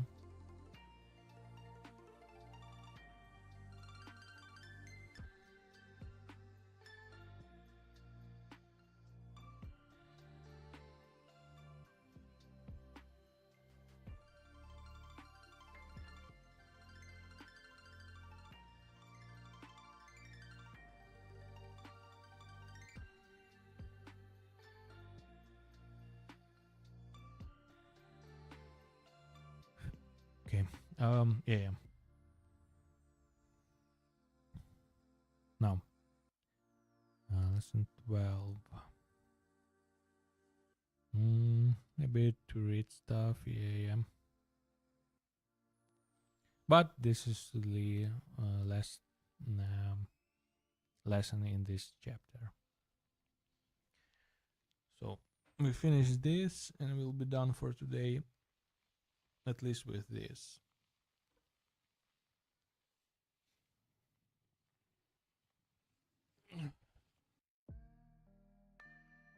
Oh, let me rest my voice a bit. I'm still parched. Oh.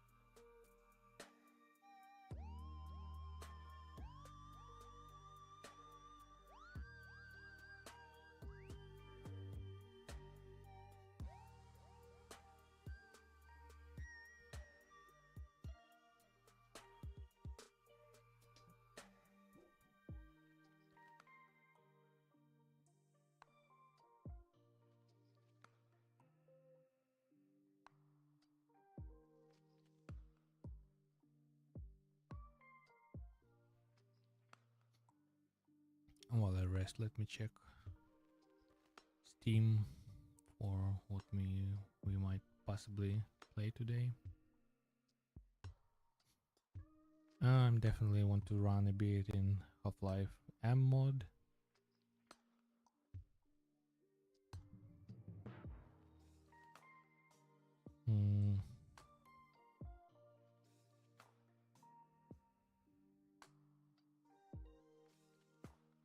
I don't want to do any Fallout, at least not New Vegas.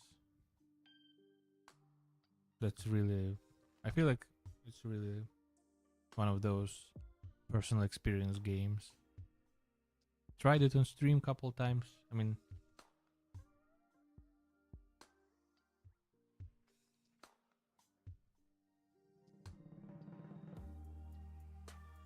here's the problem. If you going for all of the tasks, doing all of the stuff, gathering stuff to sell, well, doing everything, you know, like your usual playthrough. Now, your memory will separate all the stuff and, of course, keep all of the best stuff, yeah, like some great quests and all of that. But on stream, you get all of that, yeah? And like most exploration in New Vegas, at least with all the grind, all the stuff, is like, it's okay, but now you get to encounters or you get to some more action stuff probably, Not always, but at least. So then yeah. But otherwise it's just like I don't know. Okay.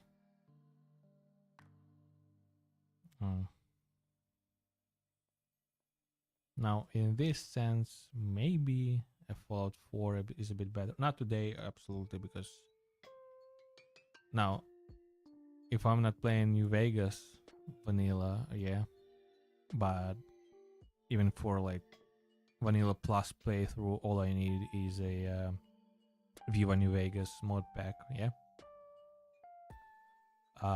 I'm definitely not playing Fallout 4 vanilla. Definitely, that's just not an option.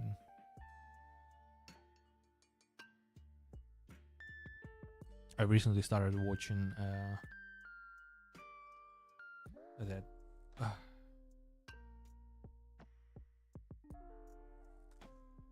Mod Doctor? No, I don't remember. Well, no. Let me check this channel.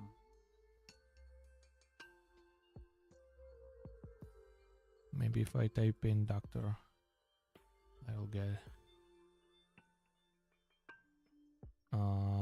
No, not like that. Oh, maybe I can just. Here we go.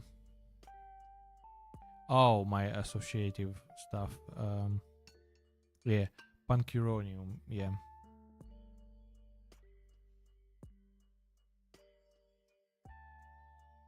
So yeah, so he does like great videos about mods for Fallout 4, and specifically to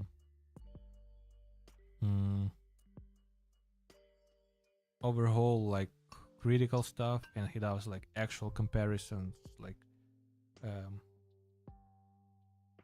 one of the keys, yeah, the combat. I mean, it's still insane. It's still like extremely spongy, and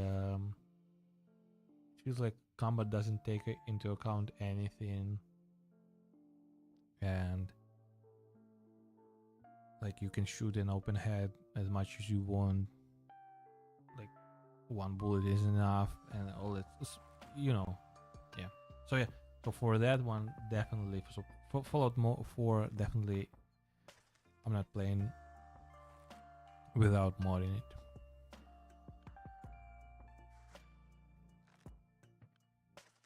So yeah, so let me just scroll through my Steam. Maybe I'll definitely just run around a bit just to relax in Half-Life M mod.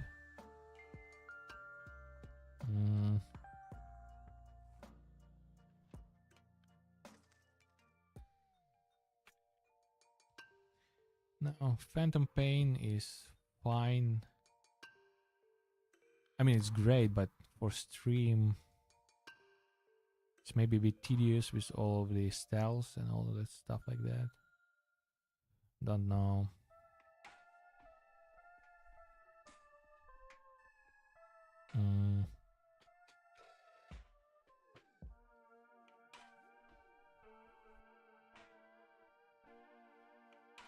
No, it definitely can do Middle Earth. It's basically drop in and play. It's tedious as a grind, but at least there is a lot, I don't know, a lot of action. More, let's say, stream friendly.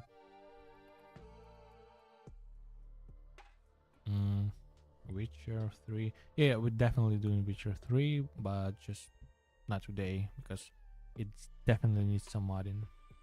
Absolutely. And optimization and all that stuff. There's a lot. But when you do all of that, the game is just, I mean, it's still amazing, but with all of that, with that rebalancing, with additional stuff, with some fixes and all, I mean, it becomes amazing. And I think just enough time has passed from their latest and probably last like big patch. What was it? Let me see. 4.4. Yeah. That now the big modding guides are including mods for the newest patch. And they are still working on that mod editor they announced in November, and they want to release it in 2024.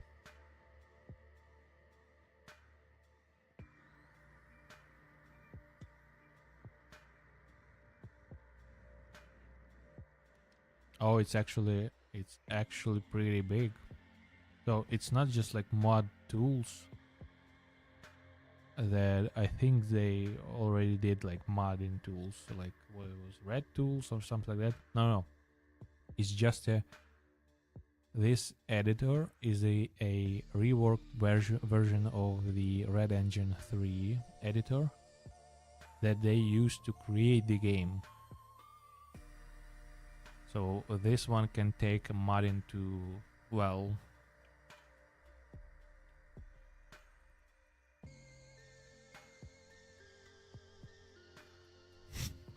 I mean, possibilities are insane.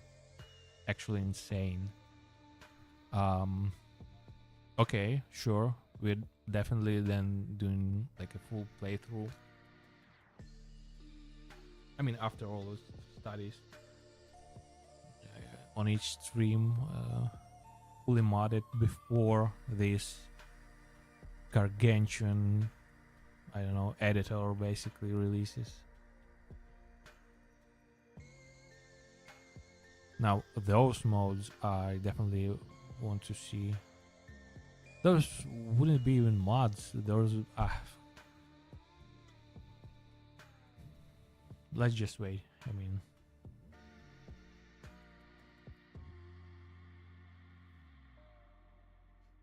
and I have no doubt in modders. I mean, you just give those dudes some tools, yeah, and see them going to work.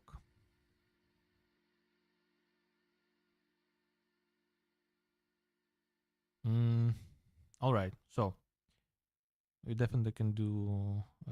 I will play some Half-Life M mod just to unwind and relax. Maybe Middle Earth.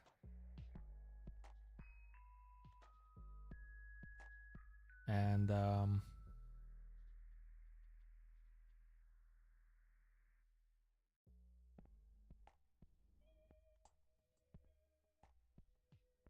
I mean, Dusk is basically the same as Half-Life. I mean, not the same, but both are not mindless shooters, but you know what I mean, fast-paced stuff to shoot.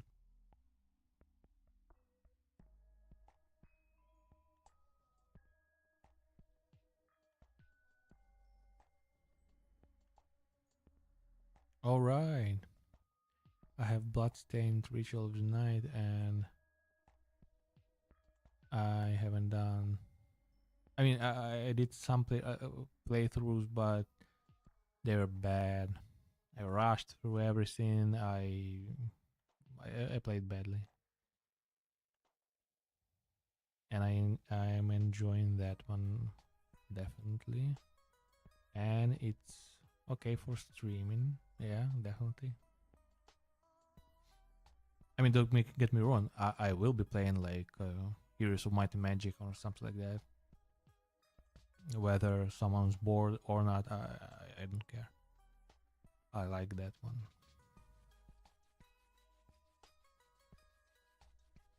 Oh, and we have Ready or Not to try.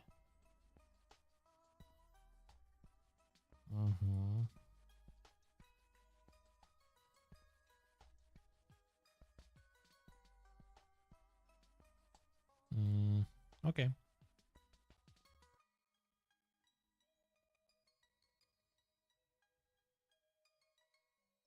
Okay. Now, let's get to final lesson for today.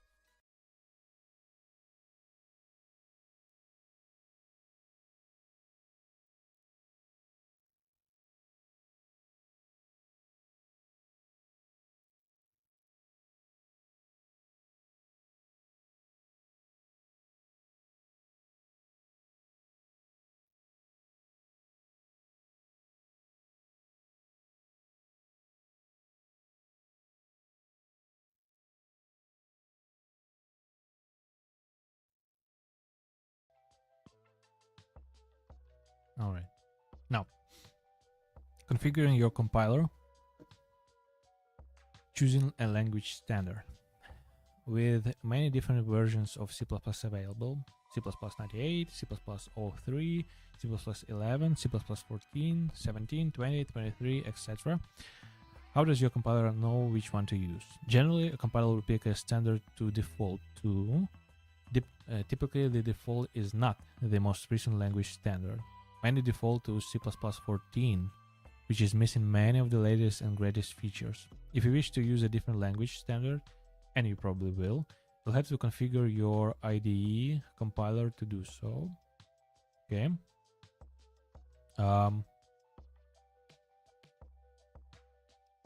Code names for in-progress language standards. Finalized language standards are named after the years in which they are finalized. Like C++ 17 was finalized in 2017, yeah. However, when a new language standard is being agreed upon, it's not clear in what year the finalization will take place. Consequently, in-progress language standards are given code names, which are then replaced by the actual names upon finalization of the standard. For example, C++ 11 was called C++ 1x. Oh, because there is no way there when they potentially could finish it, I guess. You may still see the code names used in places, especially for upcoming versions of the language standard, which won't have a final name yet. Here's a mapping of code names to the final name. 1x was 11, 1y 14, z 17, C++ 2a, oh wait, because yeah, 20, 2b 23, okay. For example, if you see C++ 1z, this is synonymous with the C++ 17 language standard. Okay. Which language standard should you choose? In professional environments, it's common to choose a language standard that is one or two versions back from the latest standard. Like if C++ 20 were the latest version, that means C++ 14 or 17.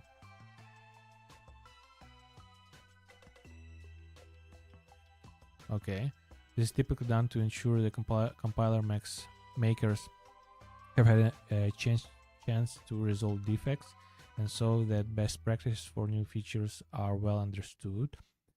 Where relevant, this also helps ensure better cross-platform compatibility, as compilers on some platforms may not provide full support for newer language standards immediately. For personal projects and while learning, there is little downside to choosing the latest finalized standard.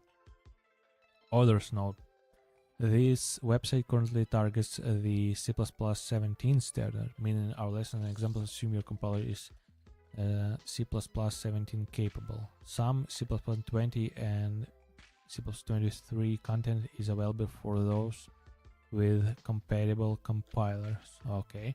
To take full advantage of all lesson content, we recommend using the latest language standard your compiler supports. If your compiler doesn't support C++ 17, we recommend upgrading to one that does.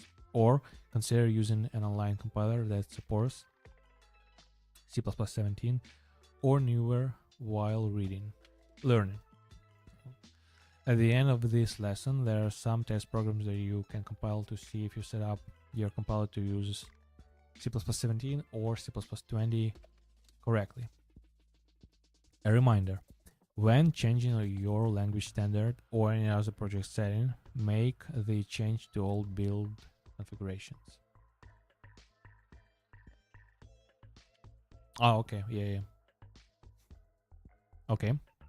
Setting a language standard in Visual Studio.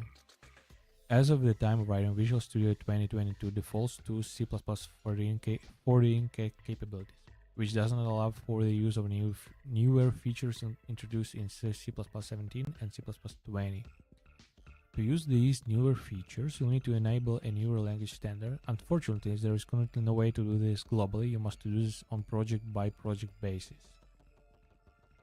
Okay. Warning. With Visual Studio, we'll need to reselect your language standard every time you create a new project. Select a language standard, open your project, then go to project menu. Okay, like this. Project. Properties, configuration properties, C++, language, C++, language. And oh yeah, I'm on all configurations. From there you can set C++ language standard to the version of C++ you wish to use. C++ language standard.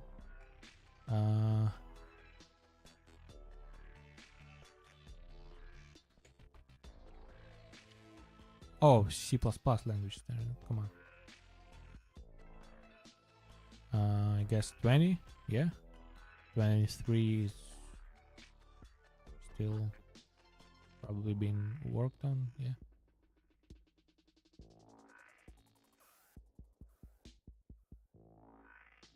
Yeah, like this. Now, we recommend choosing the latest standard ISO C++ latest, which will ensure you can use as many features as your compiler supports. Oh, so I should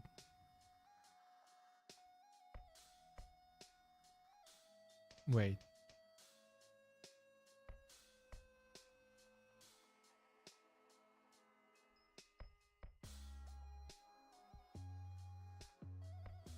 Yeah, I see. Like a preview. Usually just preview is not good to choose, but in other stuff, but okay. Anyway.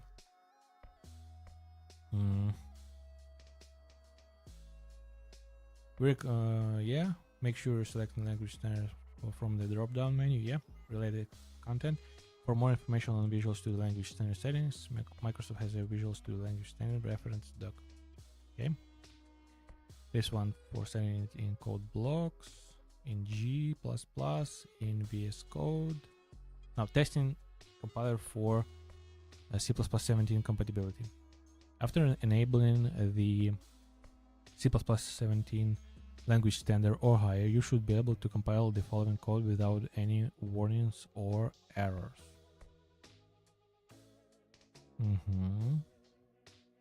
Okay.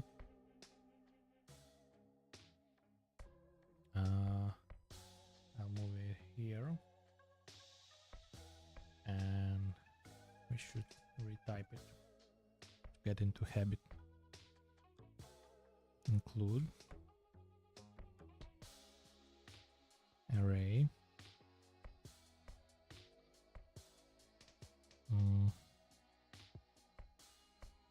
include will give me if I no, nothing like that. What about okay, immediately okay, I don't need this second one. Okay, why does it expected the file name? Oh, you mean I haven't finished it this way? Yeah, if I give it like iostream. Okay, yeah. Next.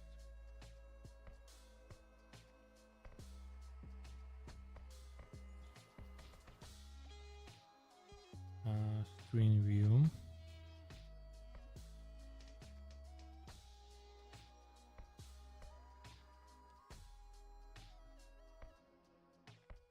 Next.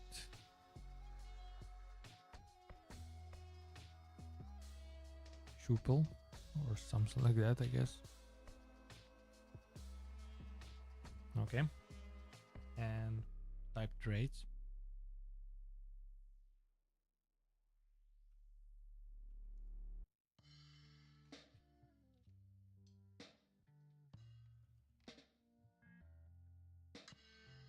Something like that. Now, namespace A B and C. No, different brackets. Inline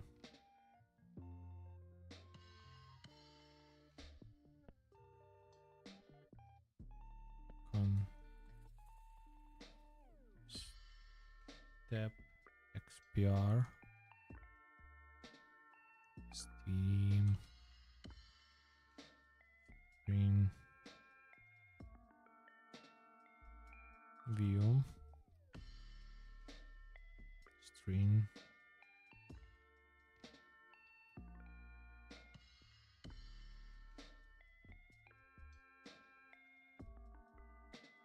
Hello. Closing.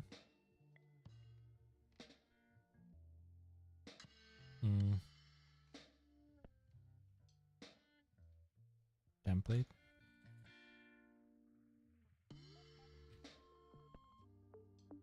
You don't give for this one? Okay. Type name.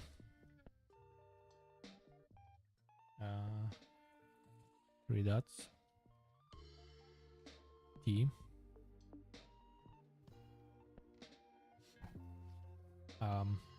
STD. Tuple.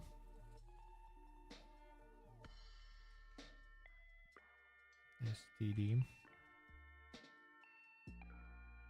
Size T, comma, dot,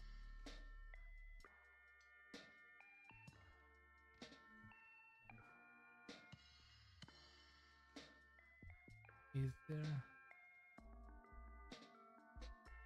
space? I think not. Okay. Where was I? Size, comma, size T, comma, dot,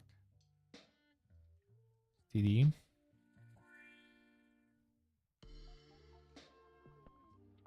common, type, T,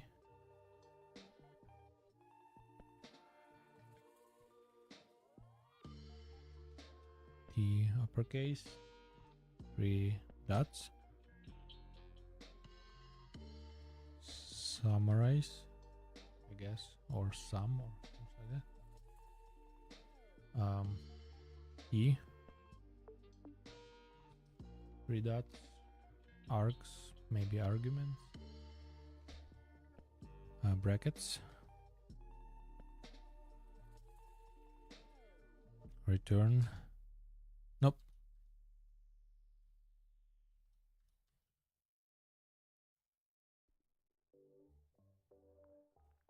Double brackets, size of 3 points, 3 dots, of the T, and comma, and some more arguments, I guess, plus space, 3 dots, closing but with space, and the closing semicolon. And last one, int main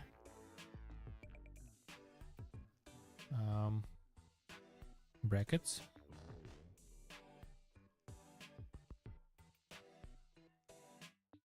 auto,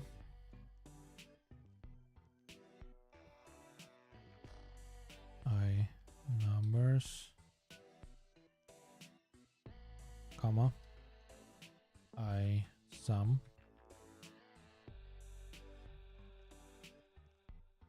brackets,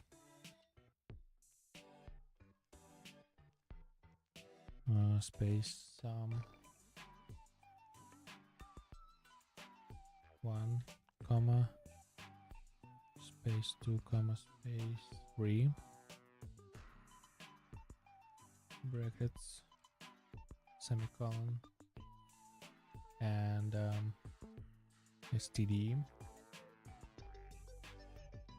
Put double S A B C string, I guess, double S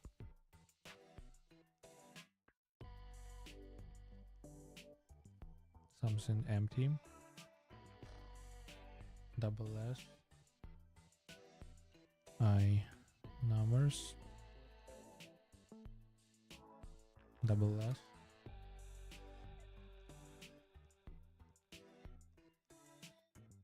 double S I sum,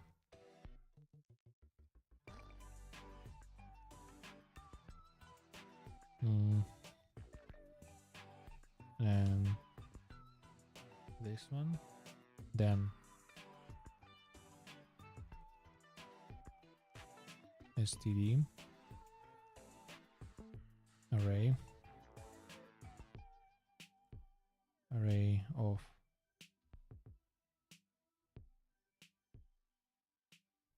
wait, no, just do it like we did already, like this. Array of 1, 2, 3, space, close. Don't skip lines. I'm okay. I'm doing like it says. std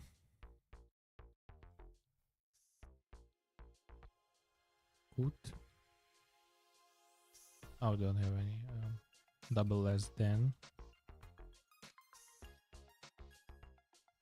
std size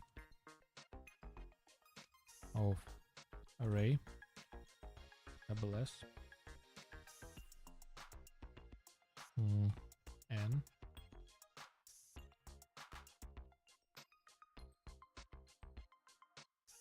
and return 0, close. Oh, it has its own line. And of course, line after. Yeah, I think.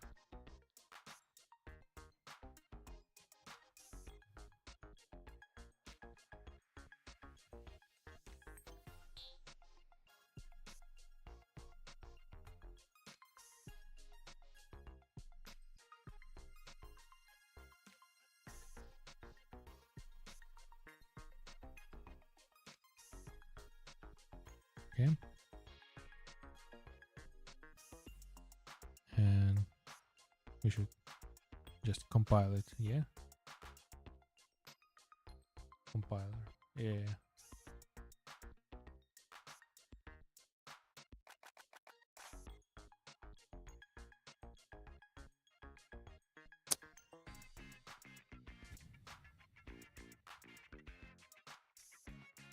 Line 13. Where is it? Here. What did I miss?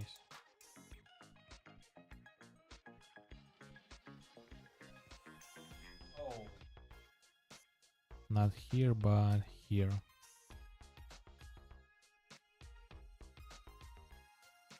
Yeah. Then 20.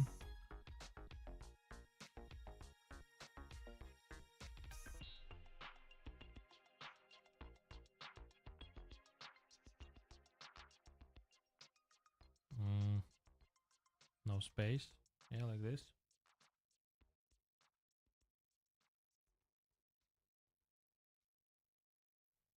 Then line 20.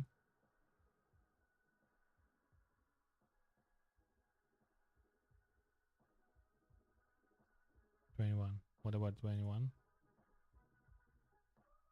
Input A, B, C, str,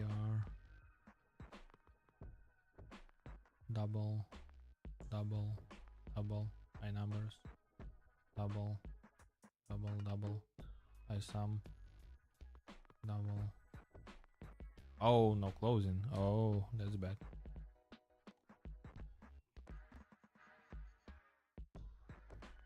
$23.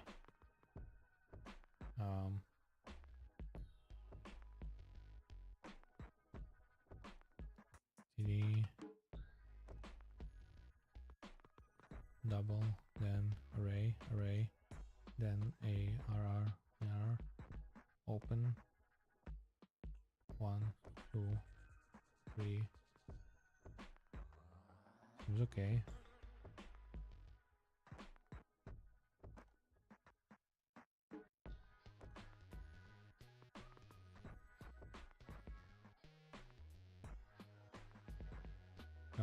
Let's try to compile it again.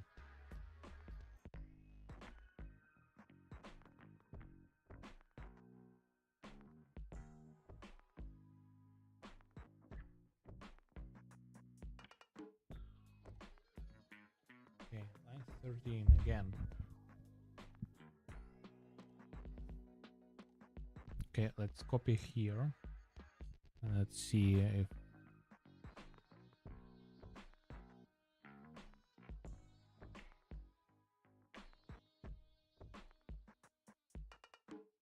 wait.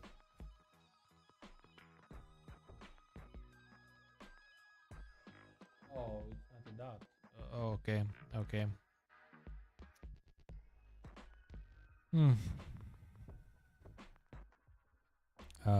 Well, give me a second. My mouse lagged out.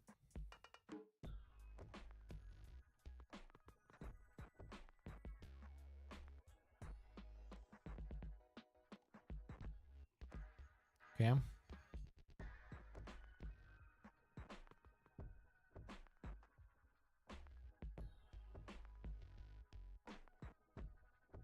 Let's try to compile it again. Okay, less stuff. Line 21. Line 21. Let's compare it with this one. C, I put the uppercase C.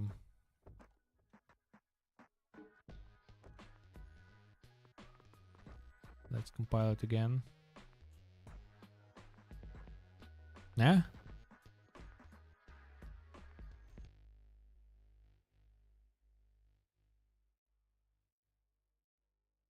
Speed type.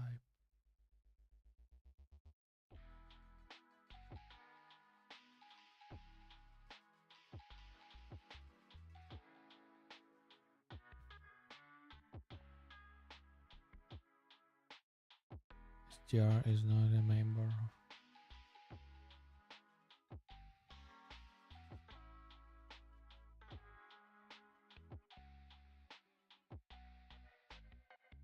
Okay, let's compare again. Seems I'm still missing something.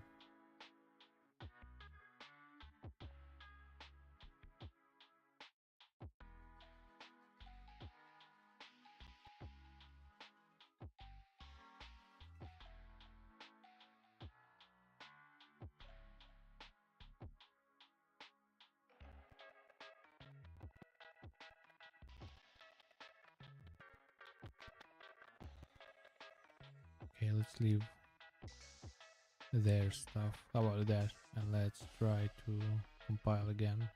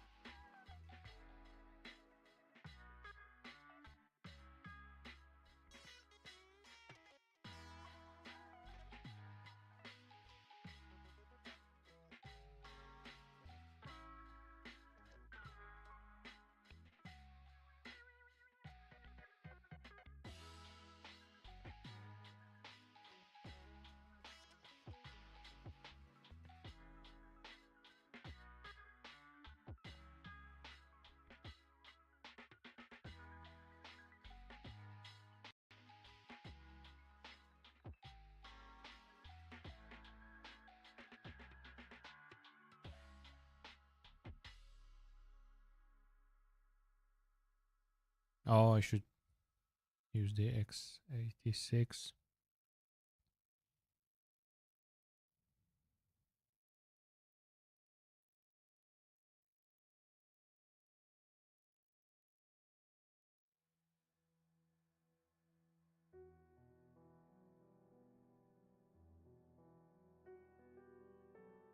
Oh, all platforms. Wait.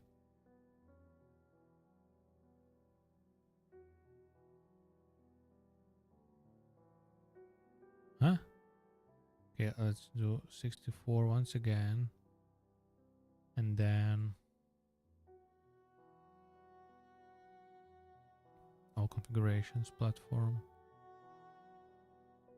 for all platforms. Latest.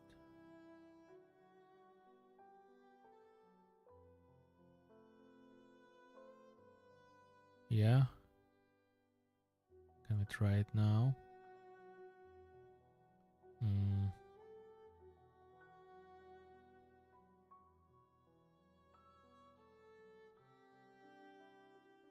Wait, where is the compilation stuff?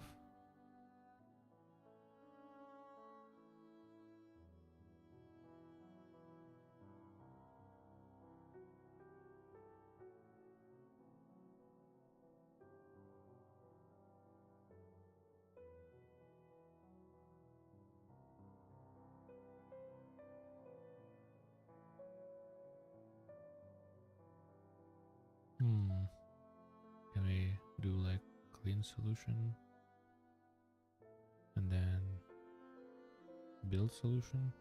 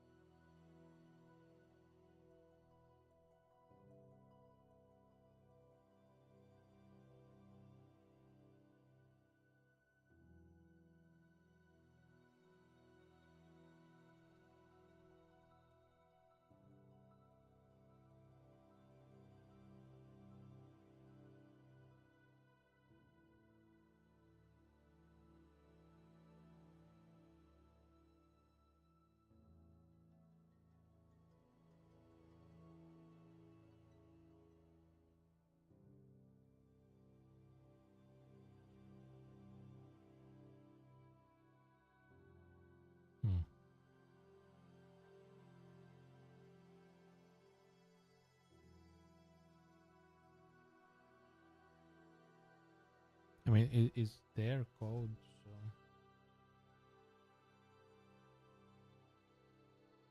Oh wait, I'm testing for C++ 17 compatibility. Okay. Let's try it this way, yeah. And try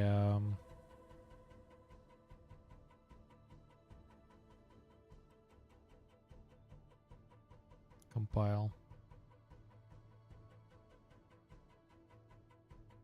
Yep. Okay.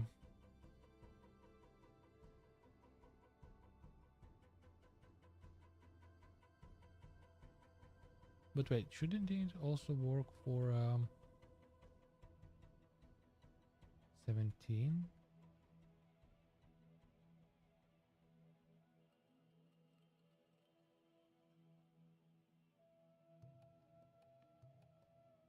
It does.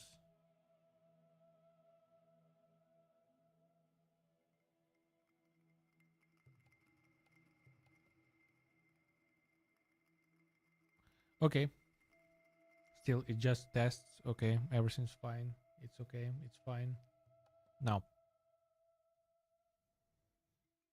exporting your configurations. Having to reselect all of your settings options every time you create a new project is burdensome.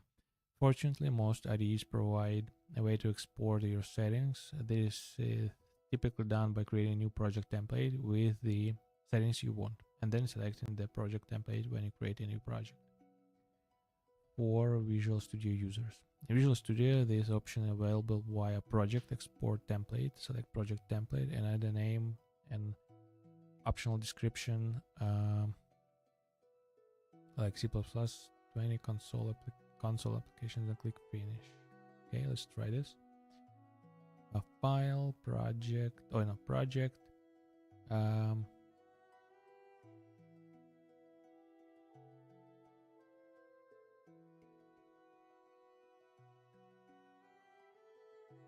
Export template, yeah.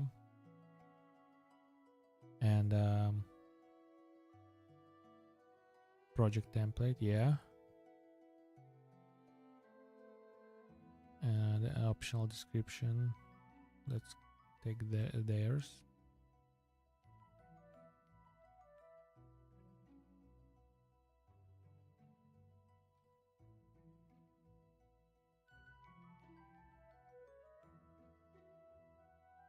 And click finish. All right. And next time you create a new project, you'll see this template show up in your list of project templates. Once you create a new project with this template, it may not open any files. You can open up your CPP file in Solution Explorer window by going to Solution, Project Name, Source Files, Template Name, CPP. Okay. Oh yeah, we can see.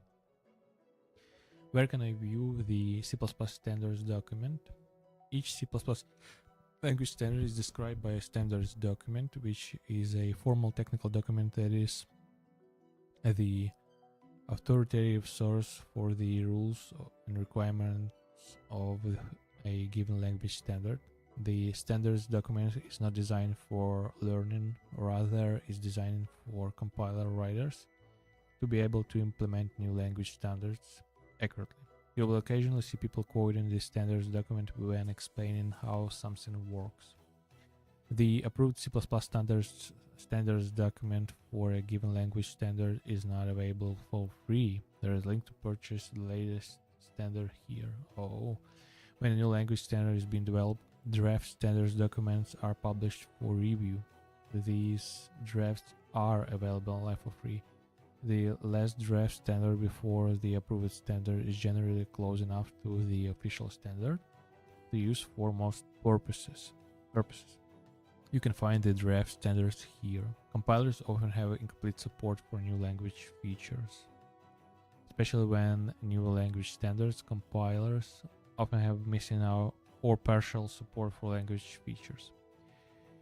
If you attempt to compile a program using a relatively new feature and it mysteriously isn't working, it may be because your compiler simply doesn't support that feature yet.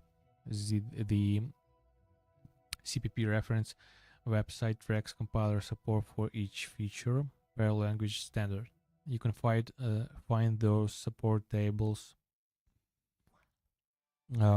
link from their homepage, top right under compiler support by language standard. For example, you can see which C++ 23 features are supported here. All right.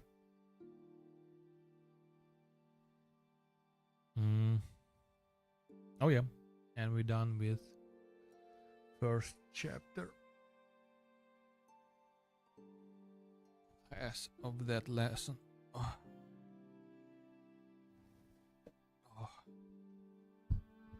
Phew.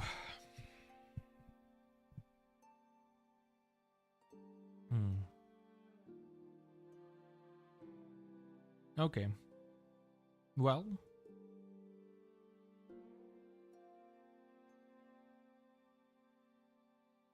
looks hard. Probably is.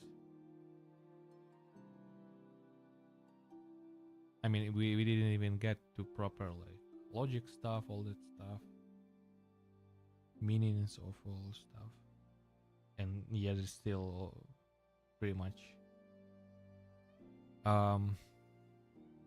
complex, yeah, but so far okay.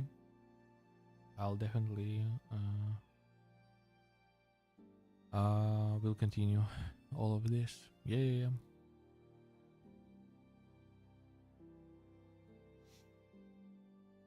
Now I'll do a bathroom break water break. While I'll leave you with Mr. Daly. And I'll get back and we will play some games. Yeah, I think so, yeah. Why not? What else?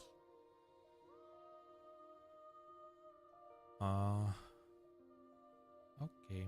Now, let me switch you to YouTube. Let me switch you to Mr. Daly. Where is Mr. Daly? Oh, there we go. And let me turn him on, turn off the music, and turn up the YouTube.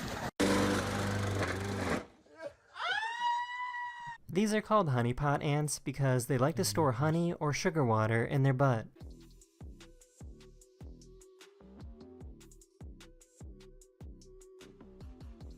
Oh, look, is he going for a swim?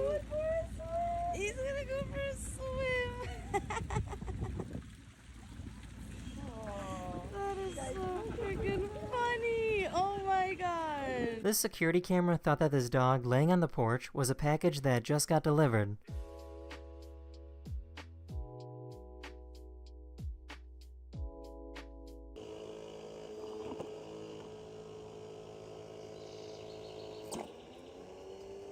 This is what other languages sound like with an American accent. Vina Majatega roots peruski amerikanskim accentum. Briad kakoitov. Nasanam dili ochum leko. Kea bat karaheo. Tumni kabilagan picture nehiraki. Bollywood kisapse better film omese ekeye. Per esempio, sio potesse averi alcuni arancini di riso adesso. Io sarei preso bene. At only 5 years old, this parent found out that his son can draw in different text fonts.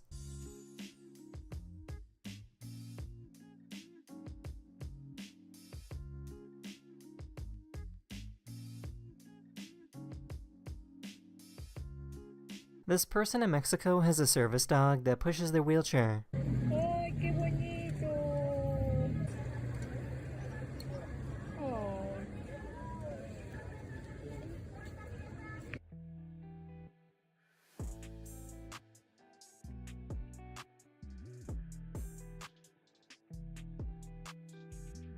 I just found out that cactuses can grow fruit and they look like little peppers. That's the end of this video. Thank you so much for watching, and I'll see you guys again very, very soon. Later. Hello everyone, this is your Daily Dose of Internet. One of my subscribers stuck their arm out of a plane they were flying to see what would happen.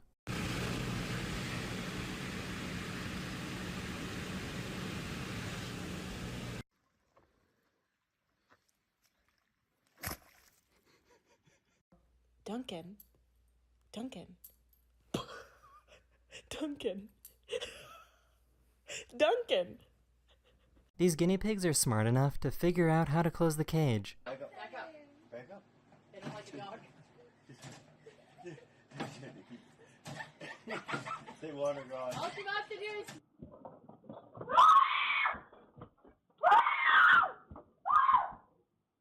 Every time this guy plays a note on his guitar, the bugs on the water dance along.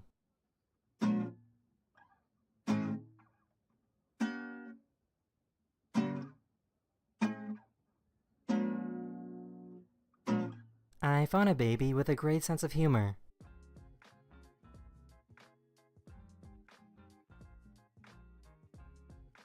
Boy. You can't even... What are you hitting him with? You have no other arm. Some random guy went to a concert dressed as The Weeknd, and people in the crowd thought it was actually him saying hello before the show.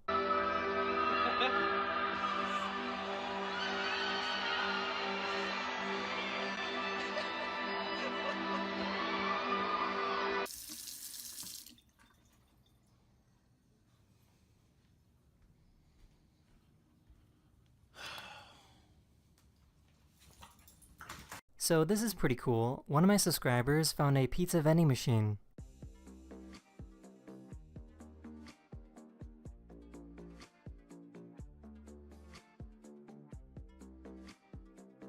I found an artist with some incredible penmanship.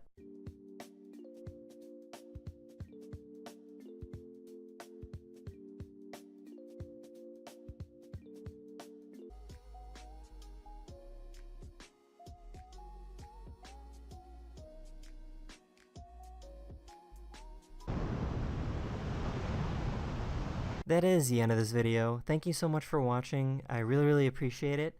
And I'll see you guys again very soon. Later. Hello everyone, this is your Daily Dose of Internet. I found this incredible art program that will make any painting you want based on the keywords you enter. For example, I wanted to see a painting of Shrek in full samurai gear, and after 30 seconds it created this image.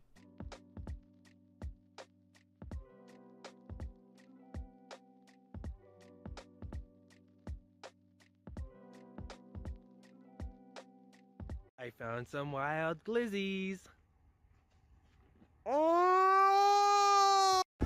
Excuse me? Can I record you? What's the coolest thing you found here? Best thing? Yeah, what's the best thing? You three, but my wife won't let me bring you home. This little guy wasn't too happy with the noise coming from upstairs.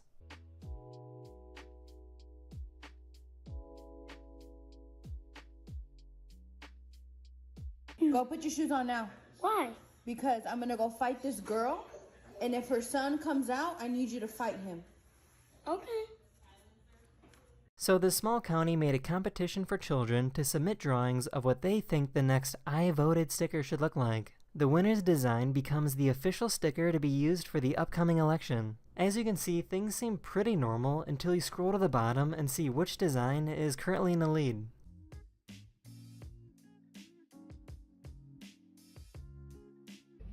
Hey, get out of the road. What are you doing? What the? You need to look really close, but which ant do you think is the queen ant?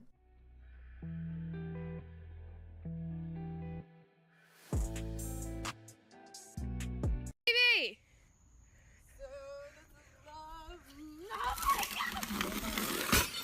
In case you didn't know, this is how scientists put tracking devices on whales.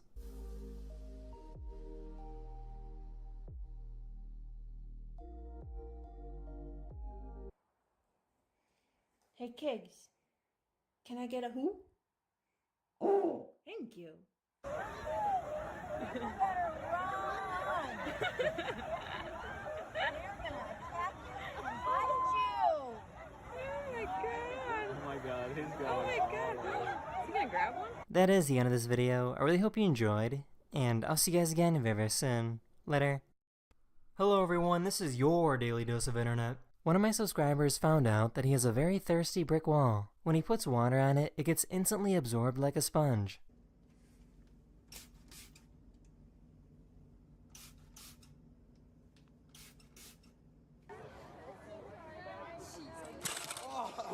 These people brought their dogs over to cheer up their grandpa. Get me out of my room.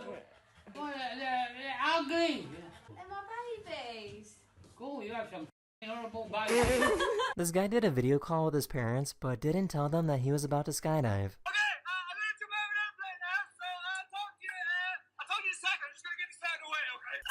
I can't hear the word he's saying.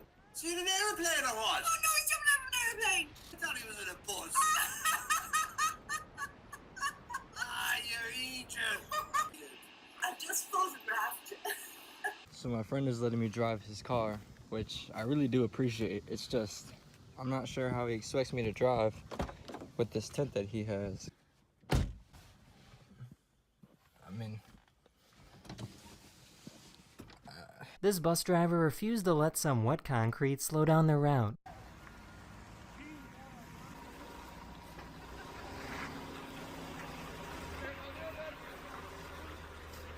Hate people, dog. Yeah, they too.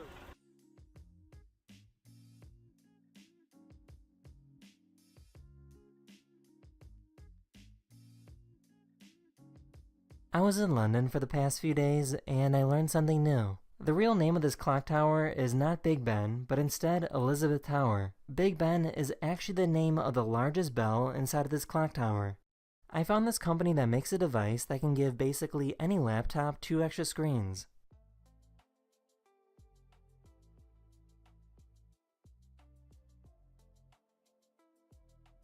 I found an artist that likes to paint on giant pieces of ice using charcoal and water.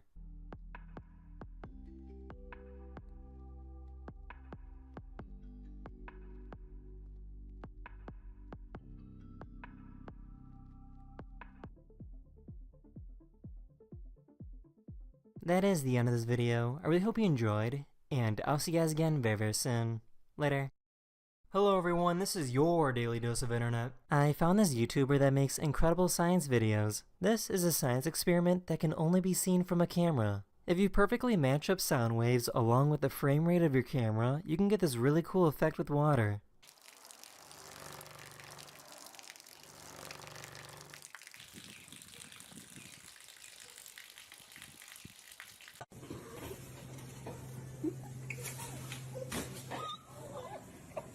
I talked to this person who has some pet turkeys, and he told me that the male turkeys basically have a big bag of air in their bodies. He told me that you can squeeze their airbags to make them burp, and they won't really care. If you could help them a little bit, you get this sound. Whew. With gas prices getting more and more expensive, some people are driving around with tiny cars instead.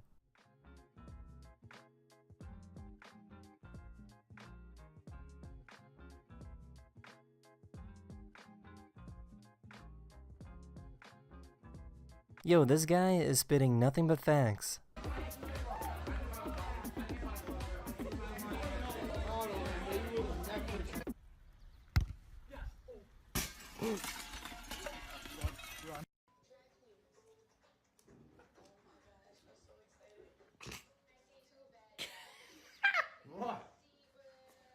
This person had a hole in their sock but came up with a great idea to fix it.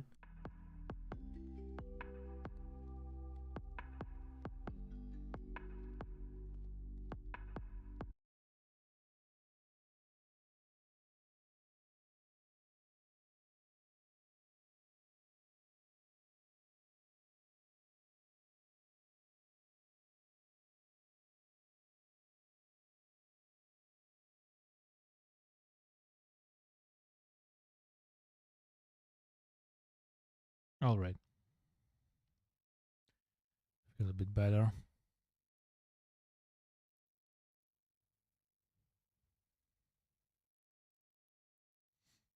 Now we'll switch to some games.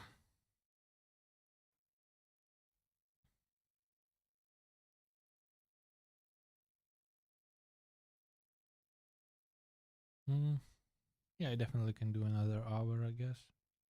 Maybe hour and a half. Yeah.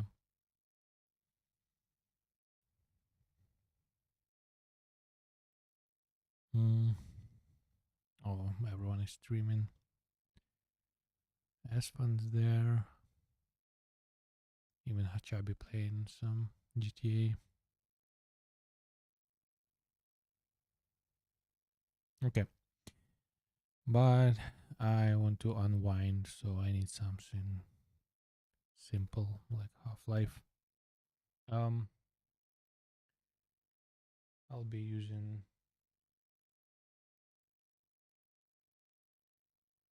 the Hitman scene. Just switch the input sources. Okay. The M mod, I need the M mod.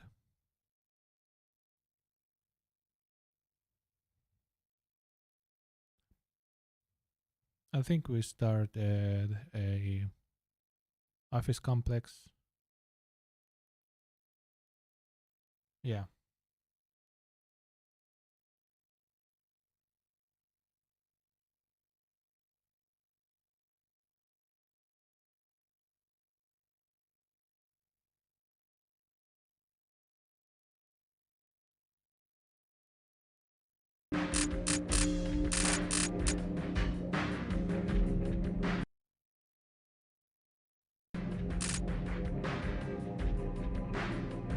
Something like this.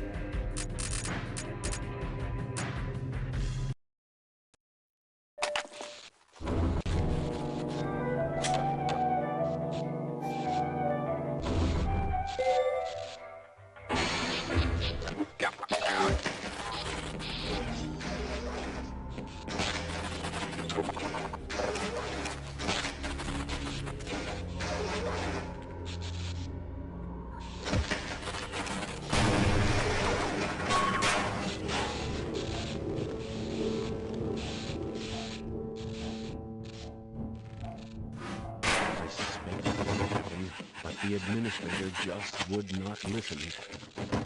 Can you help me get out of here?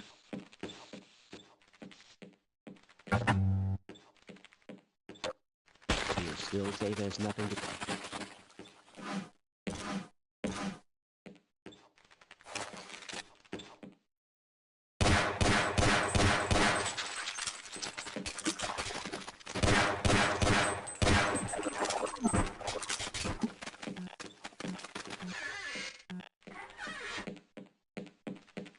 Gordon, if I'd known it was you, I'd have let you in. Everyone's heading for the surface. But I think they're crazy not to stay put. Someone is bound to come by and rescue us. Fine. You won't even know I'm here. I don't suppose you'd reconsider?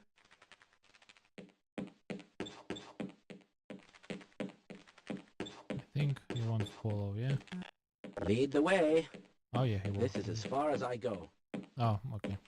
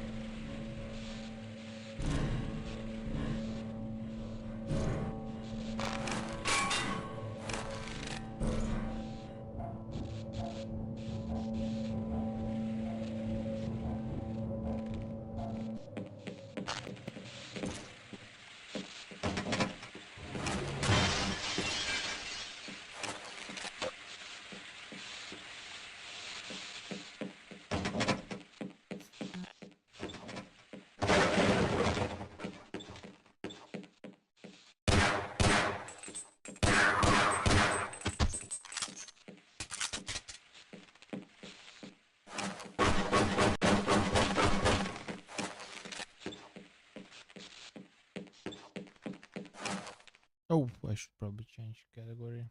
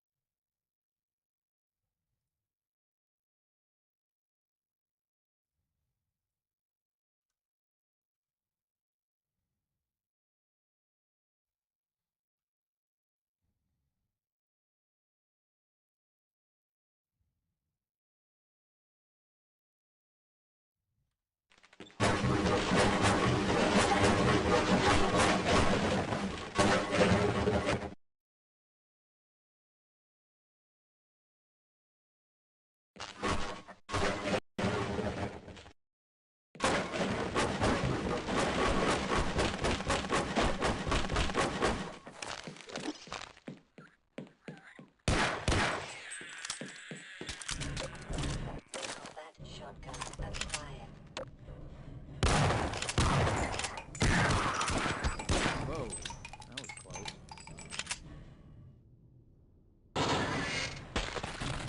What is that smell?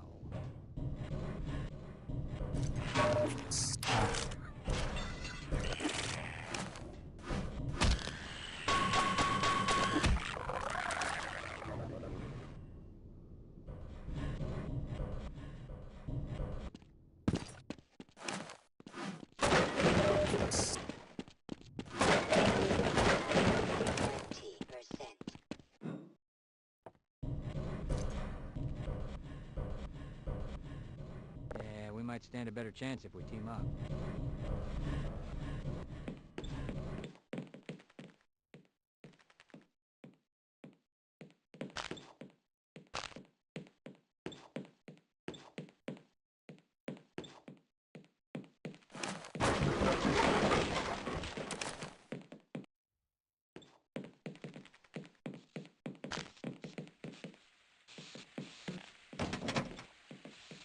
Yeah, I'll wait here.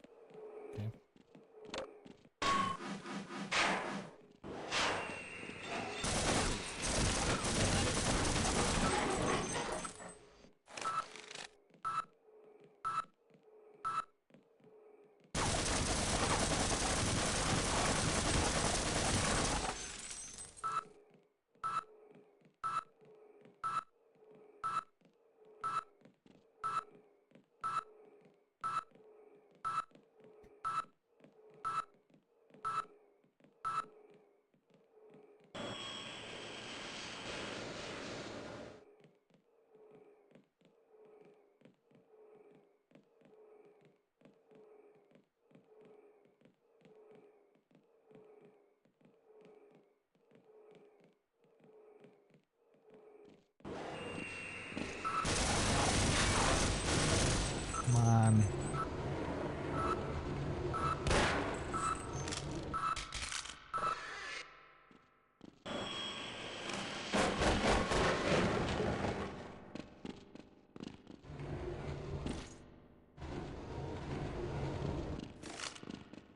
Hmm.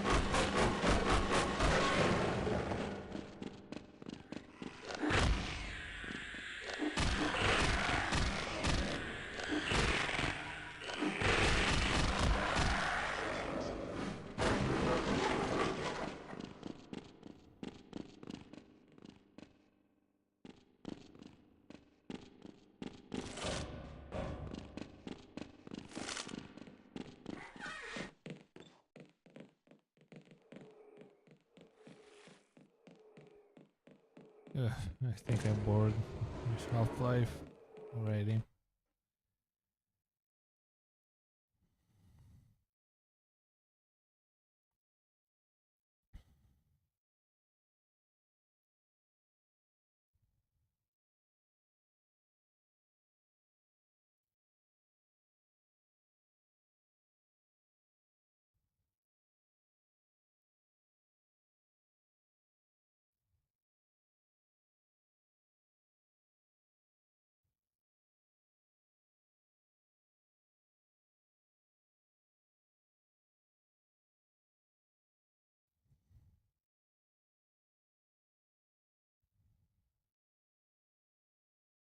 Okay.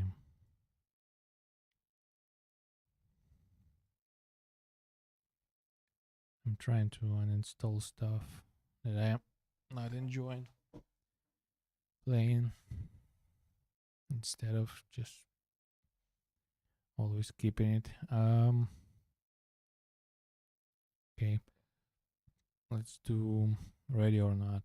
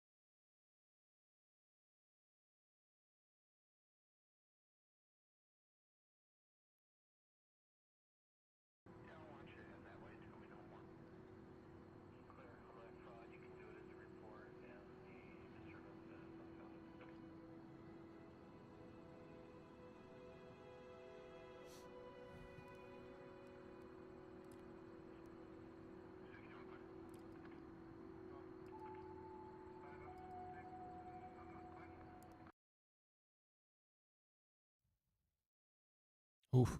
PC rose up immediately.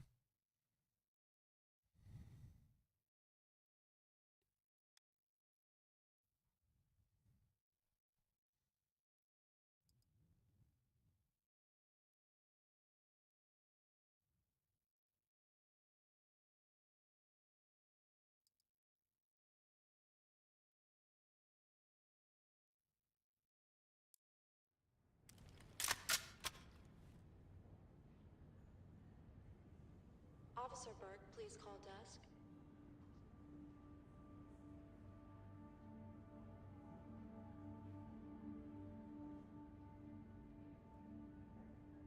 All right.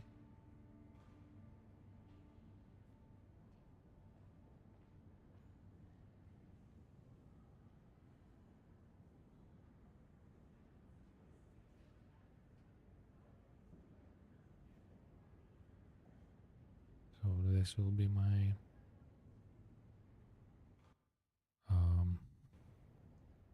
starting team. Okay.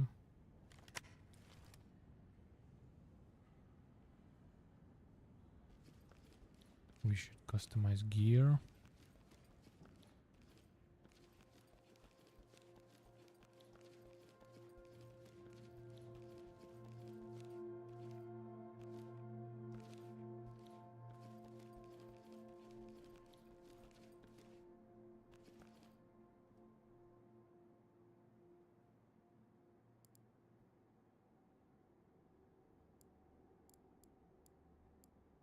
Now we need to unlock some stuff. Okay.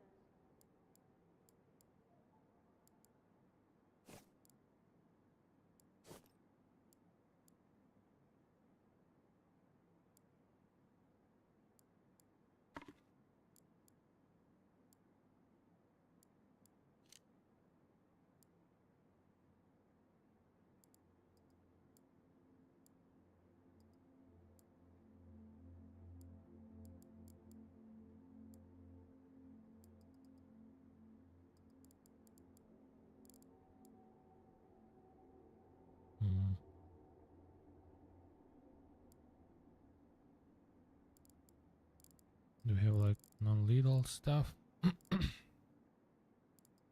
Like this, but I've seen, oh yeah, like this. MacFed, pepper ball gun.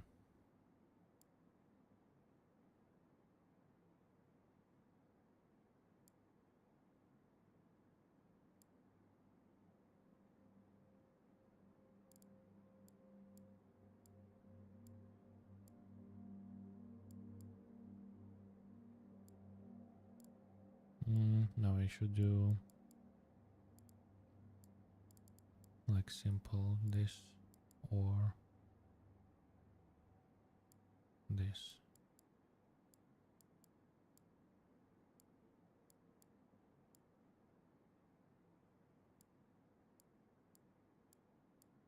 Flashlight, laser pointer.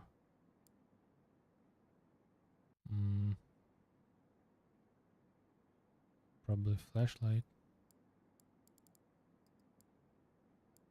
Sidearm.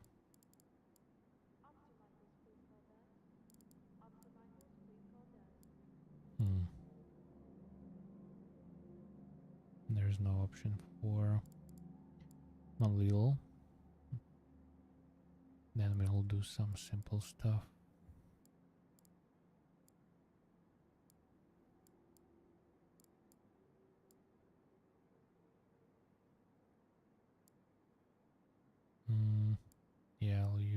him. Mirror gun and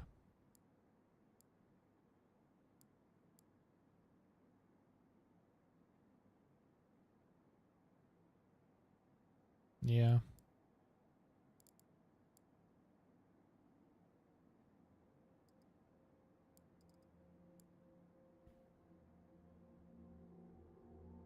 Hmm.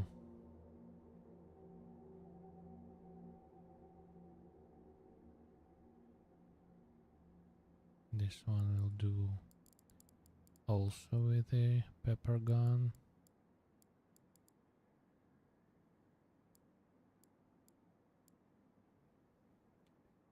Breech shotgun or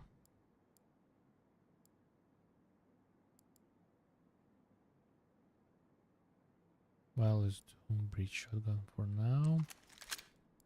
Oh, haven't finished.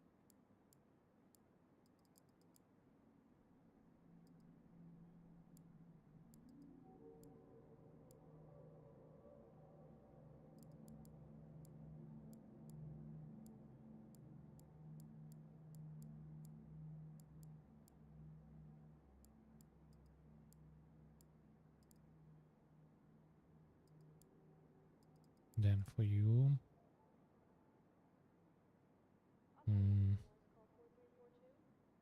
you will do with a beanbag shotgun, simple dot, flashlight.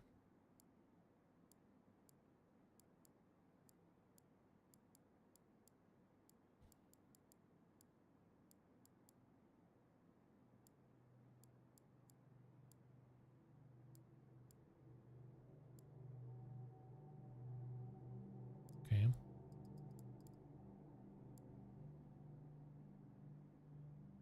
Now you also get in shotgun. This dot and flashlight and this and this and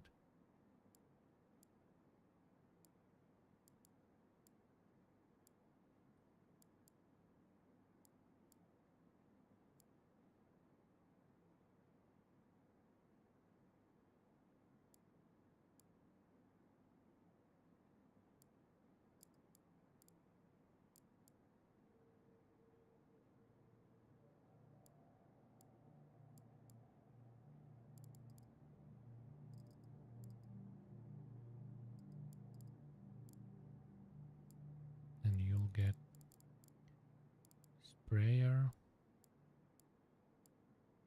flashlight,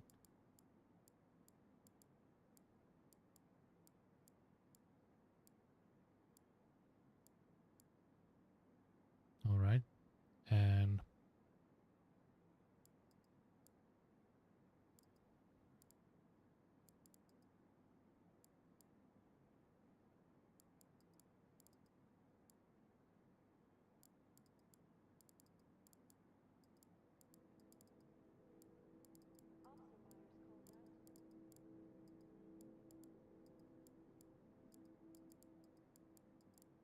okay.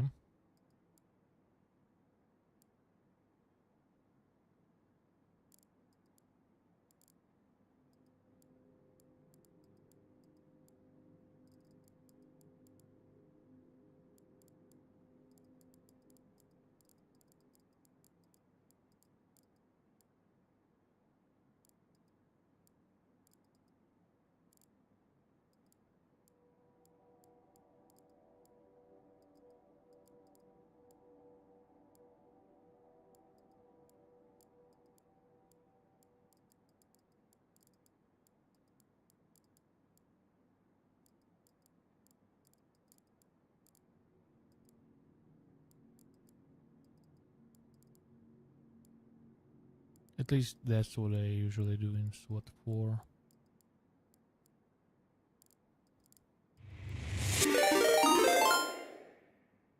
Elsa Sams just became an acolyte. Hey, Elsa Sams. Welcome to stream. We're doing some heyo, heyo, heyo. What's up, what's up? Just playing some Radio Not after Did you studying of C++? How are you doing?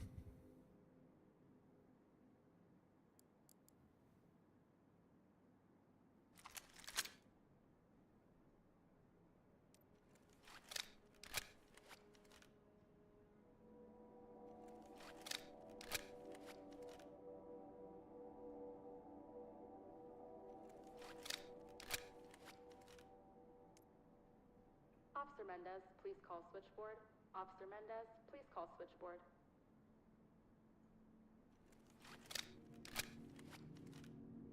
You're doing good? Great, good, great. Oof, FPS suffering hard.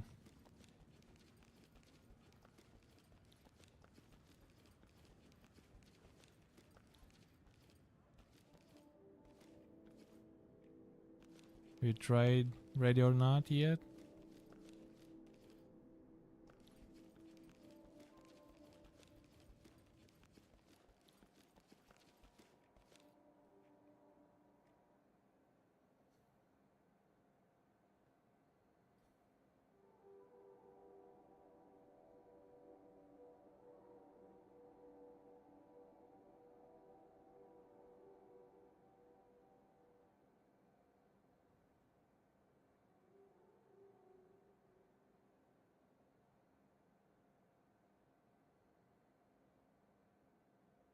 Oh.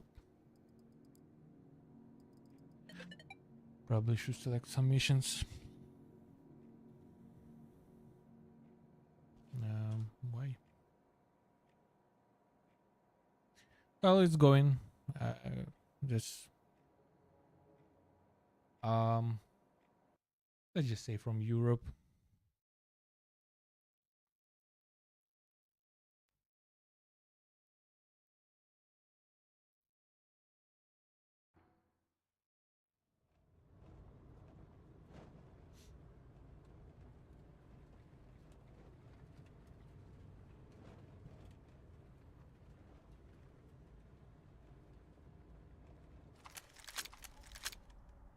Got your 6. On me, move. I'm with you. Suspects have a foothold in this area, and they're refusing to cooperate. Entry team, you are cleared to proceed with the mission.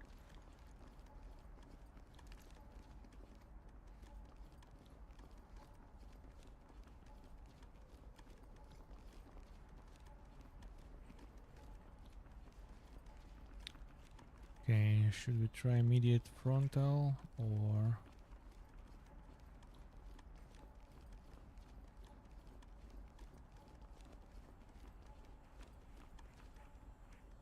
Stack up. 10-4. Doors unlocked. Not yet. Just try mirroring. Check it with the mirror. Acknowledged. Got the wand.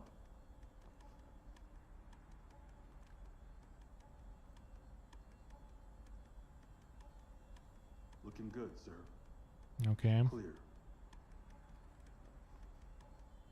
Okay. Move in. Clear it. 10-4. Let's go. Good here.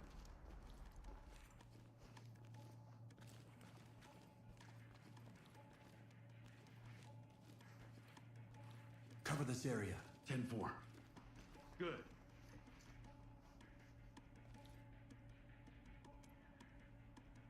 Use the mirror. Check for targets. Wand ready.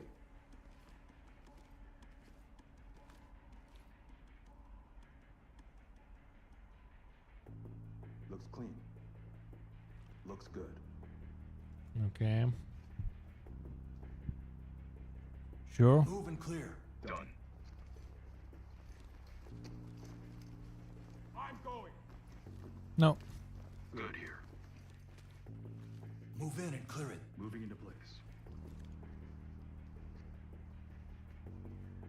I'm going.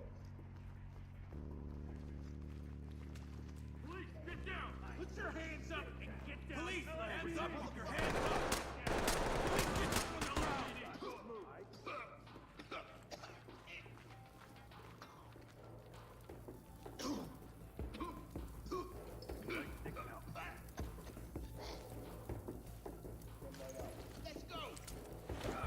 Oh shit. Get down on your knees. I'll get it. I'll make it. Trust me, this is the smart thing to do.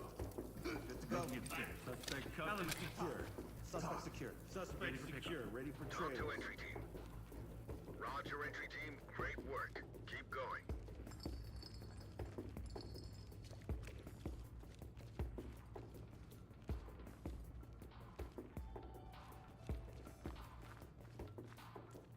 Chem light out.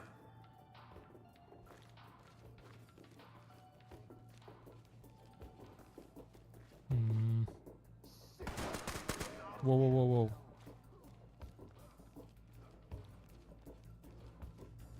We have another one. Stay still. Do not move. Suspect safe. Safe. High ground to talk. Suspect in custody. Compliant. Incoming. Talk to high ground. Hands up! Down on your knees! Yes, sir. Put your hands up! Turn around. Keep your hands up. Don't move. Stay put. Hey, I work here. Talk. Civilian is standing by for trailers. Talk to entry team. Copy entry team. Notifying trailers. We're gonna get you out of here. Get your hands off me! Entry team to talk. Civilian cuffed and prepped for evac. Talk to element. Copy entry team. Notifying trailers.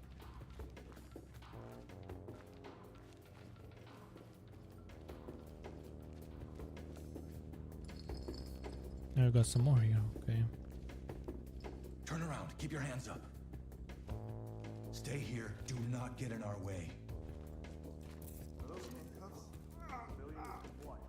This is talk. Great work, entry team. Keep it up.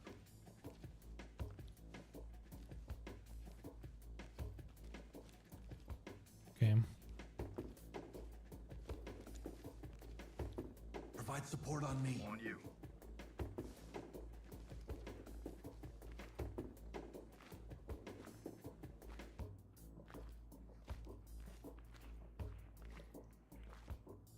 Okay.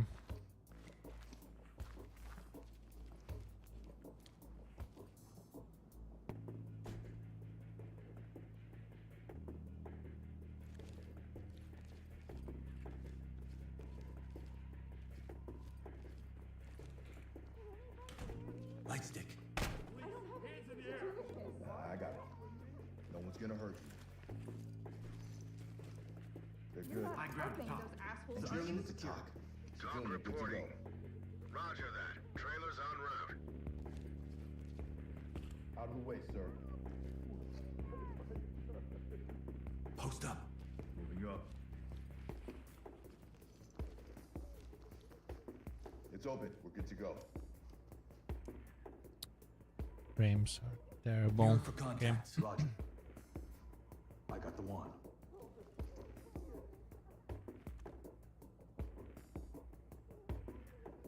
Opening on the left. Safe. No traps. All good here. Put your fucking hands up! Open and clear. On it. Open it on the right. Lots of places to hide. I'll get the closet. Nothing here, sir. Here, sir. Can anybody Element to talk. We have a civilian in custody and ready for transport. Talk reporting. Roger, entry team. Great work. Keep going.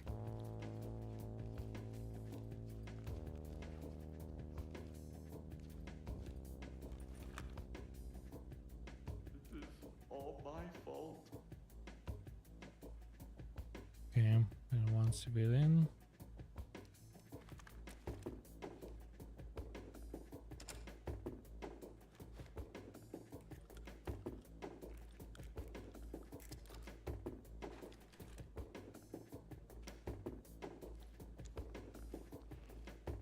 Hands on your head! Move! Don't shoot! Turn around. Don't get up. Stay here.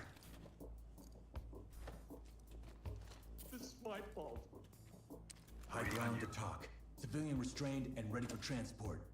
Talk to Element. Roger that. Trailers incoming. Proceed with caution.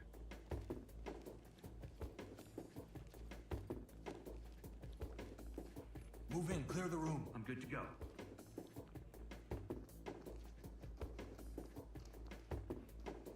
Going in. Opening on the right. Opening On the left. Nothing here, sir. I got nothing here.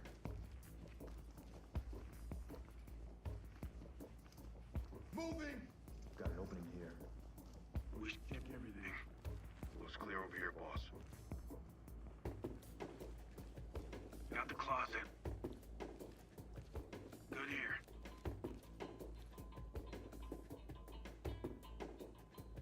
Wait. How do I... Oh. Okay. Lead the talk. One civilian down. Talk to entry team. Roger that, entry team. Tag them and keep moving.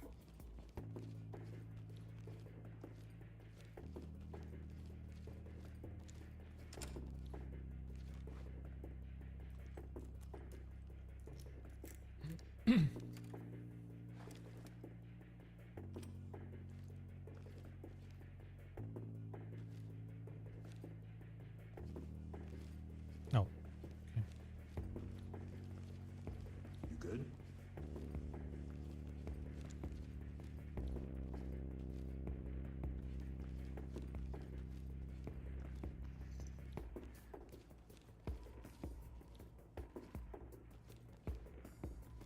Talk. We have a civilian down here. Talk to entry team. Roger, entry team. Notifying medical. Enter and clear. Getting into place. Moving in. Empty over here. No contacts. I got nothing here. Moving.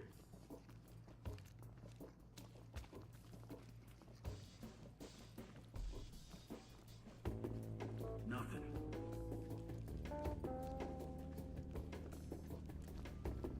Empty over here. No contacts.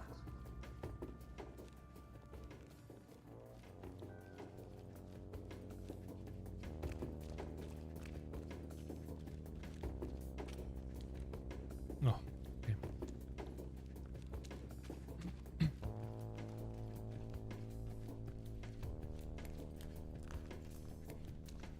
So weird seeing these old school diners. My parents used to take me to one all the time. Nothing like a cheeseburger from a diner. Open the door. Clear it. Copy that. No, no. Stay on me. I'm with you.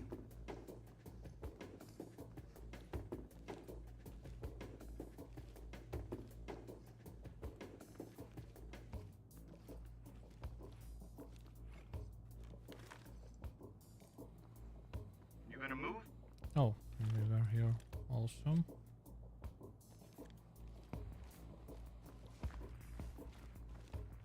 Okay, wait.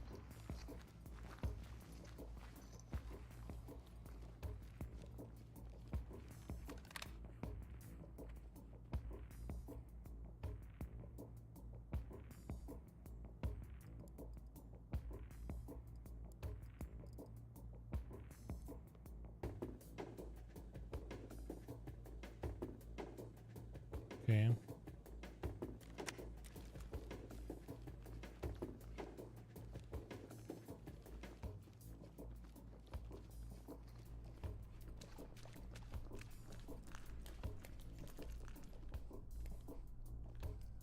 Begin a search. Secure any contacts.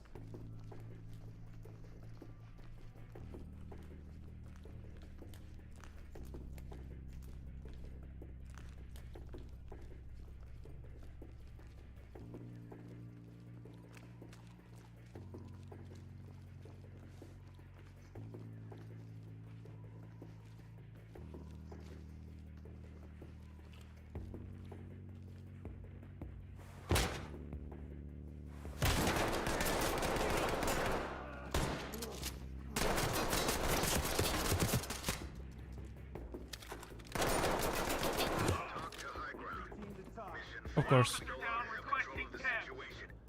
Fall back.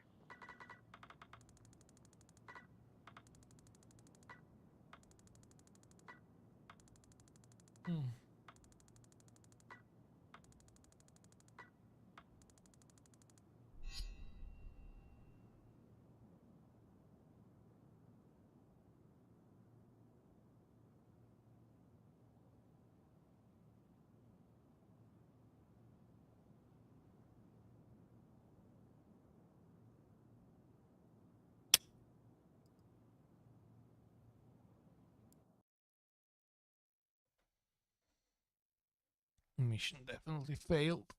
Oh.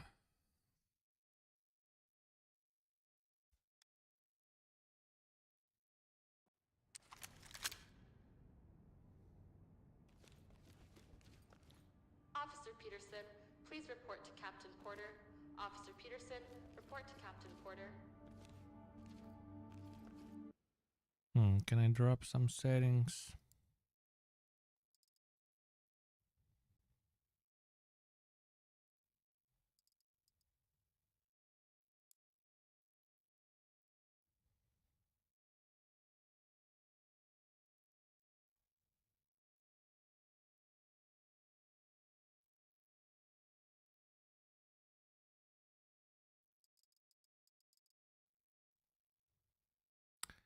Yeah, I think I can.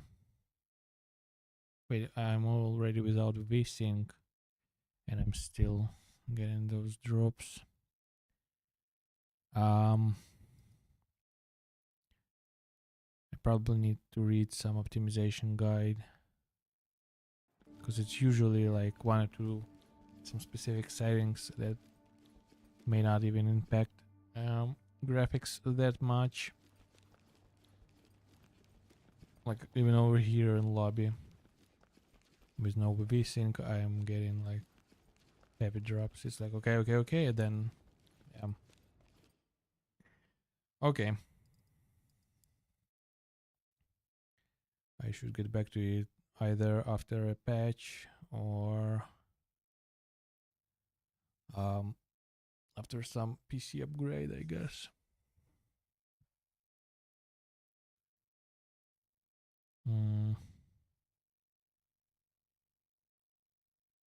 Something going on with stream.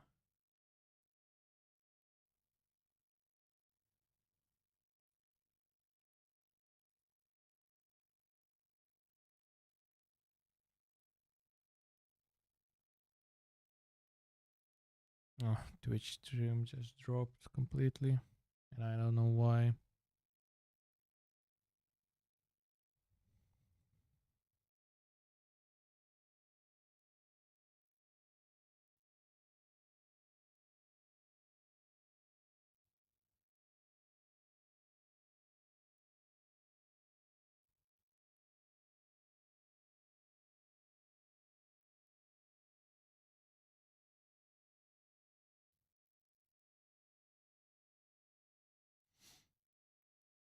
All right. Let me switch categories. I think we will be finishing up. I've done like what 6 hours today. Pretty good.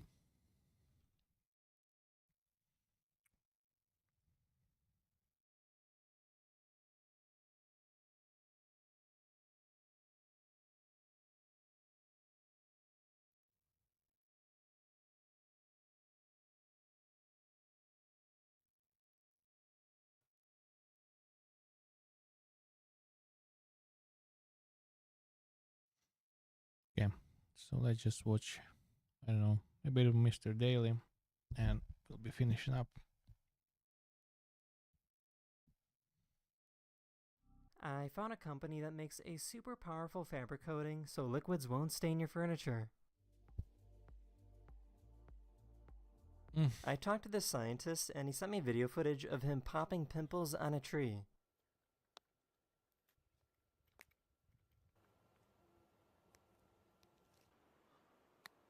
One of my subscribers recorded this video of someone trying to paraglide.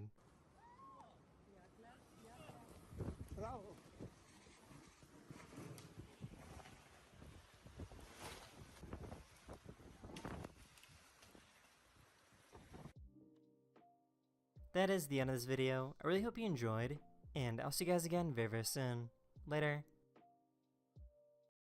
Hello everyone, this is your Daily Dose of Internet. Here's a really cool device that nurses will use to look for veins on their patients.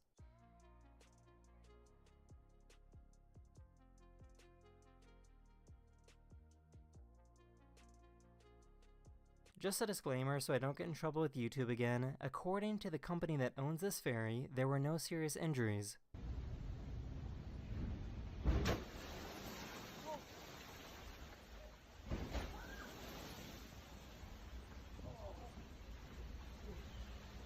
A YouTuber named Phil the Thrill was out riding when he ran into these people that were upset with him. What? I don't know what you're saying. Bro, it's two Karens in a Mercedes. She said they can't breathe because of the dust or something. I don't know. Joe won't let you ride here. Joe let me ride here. Joe! Joe Mama. Hamster on the keyboard. Classic. Keyboard on the hamster. Hamster on the mouse. Mouse on the hamster. Hamster on the desk. Desk on the hamster. These guys wanted to see if it was possible to play basketball, but in reverse. No, Rod. Yeah, go for a three-pointer, dude.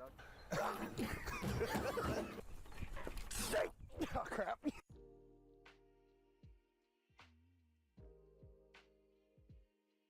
Hi, baby. I'm gonna help you, okay? There you go.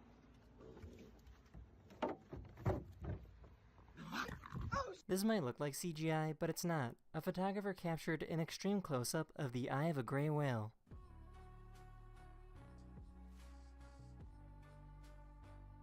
This dog has an overly dramatic reaction when their toy falls off the couch.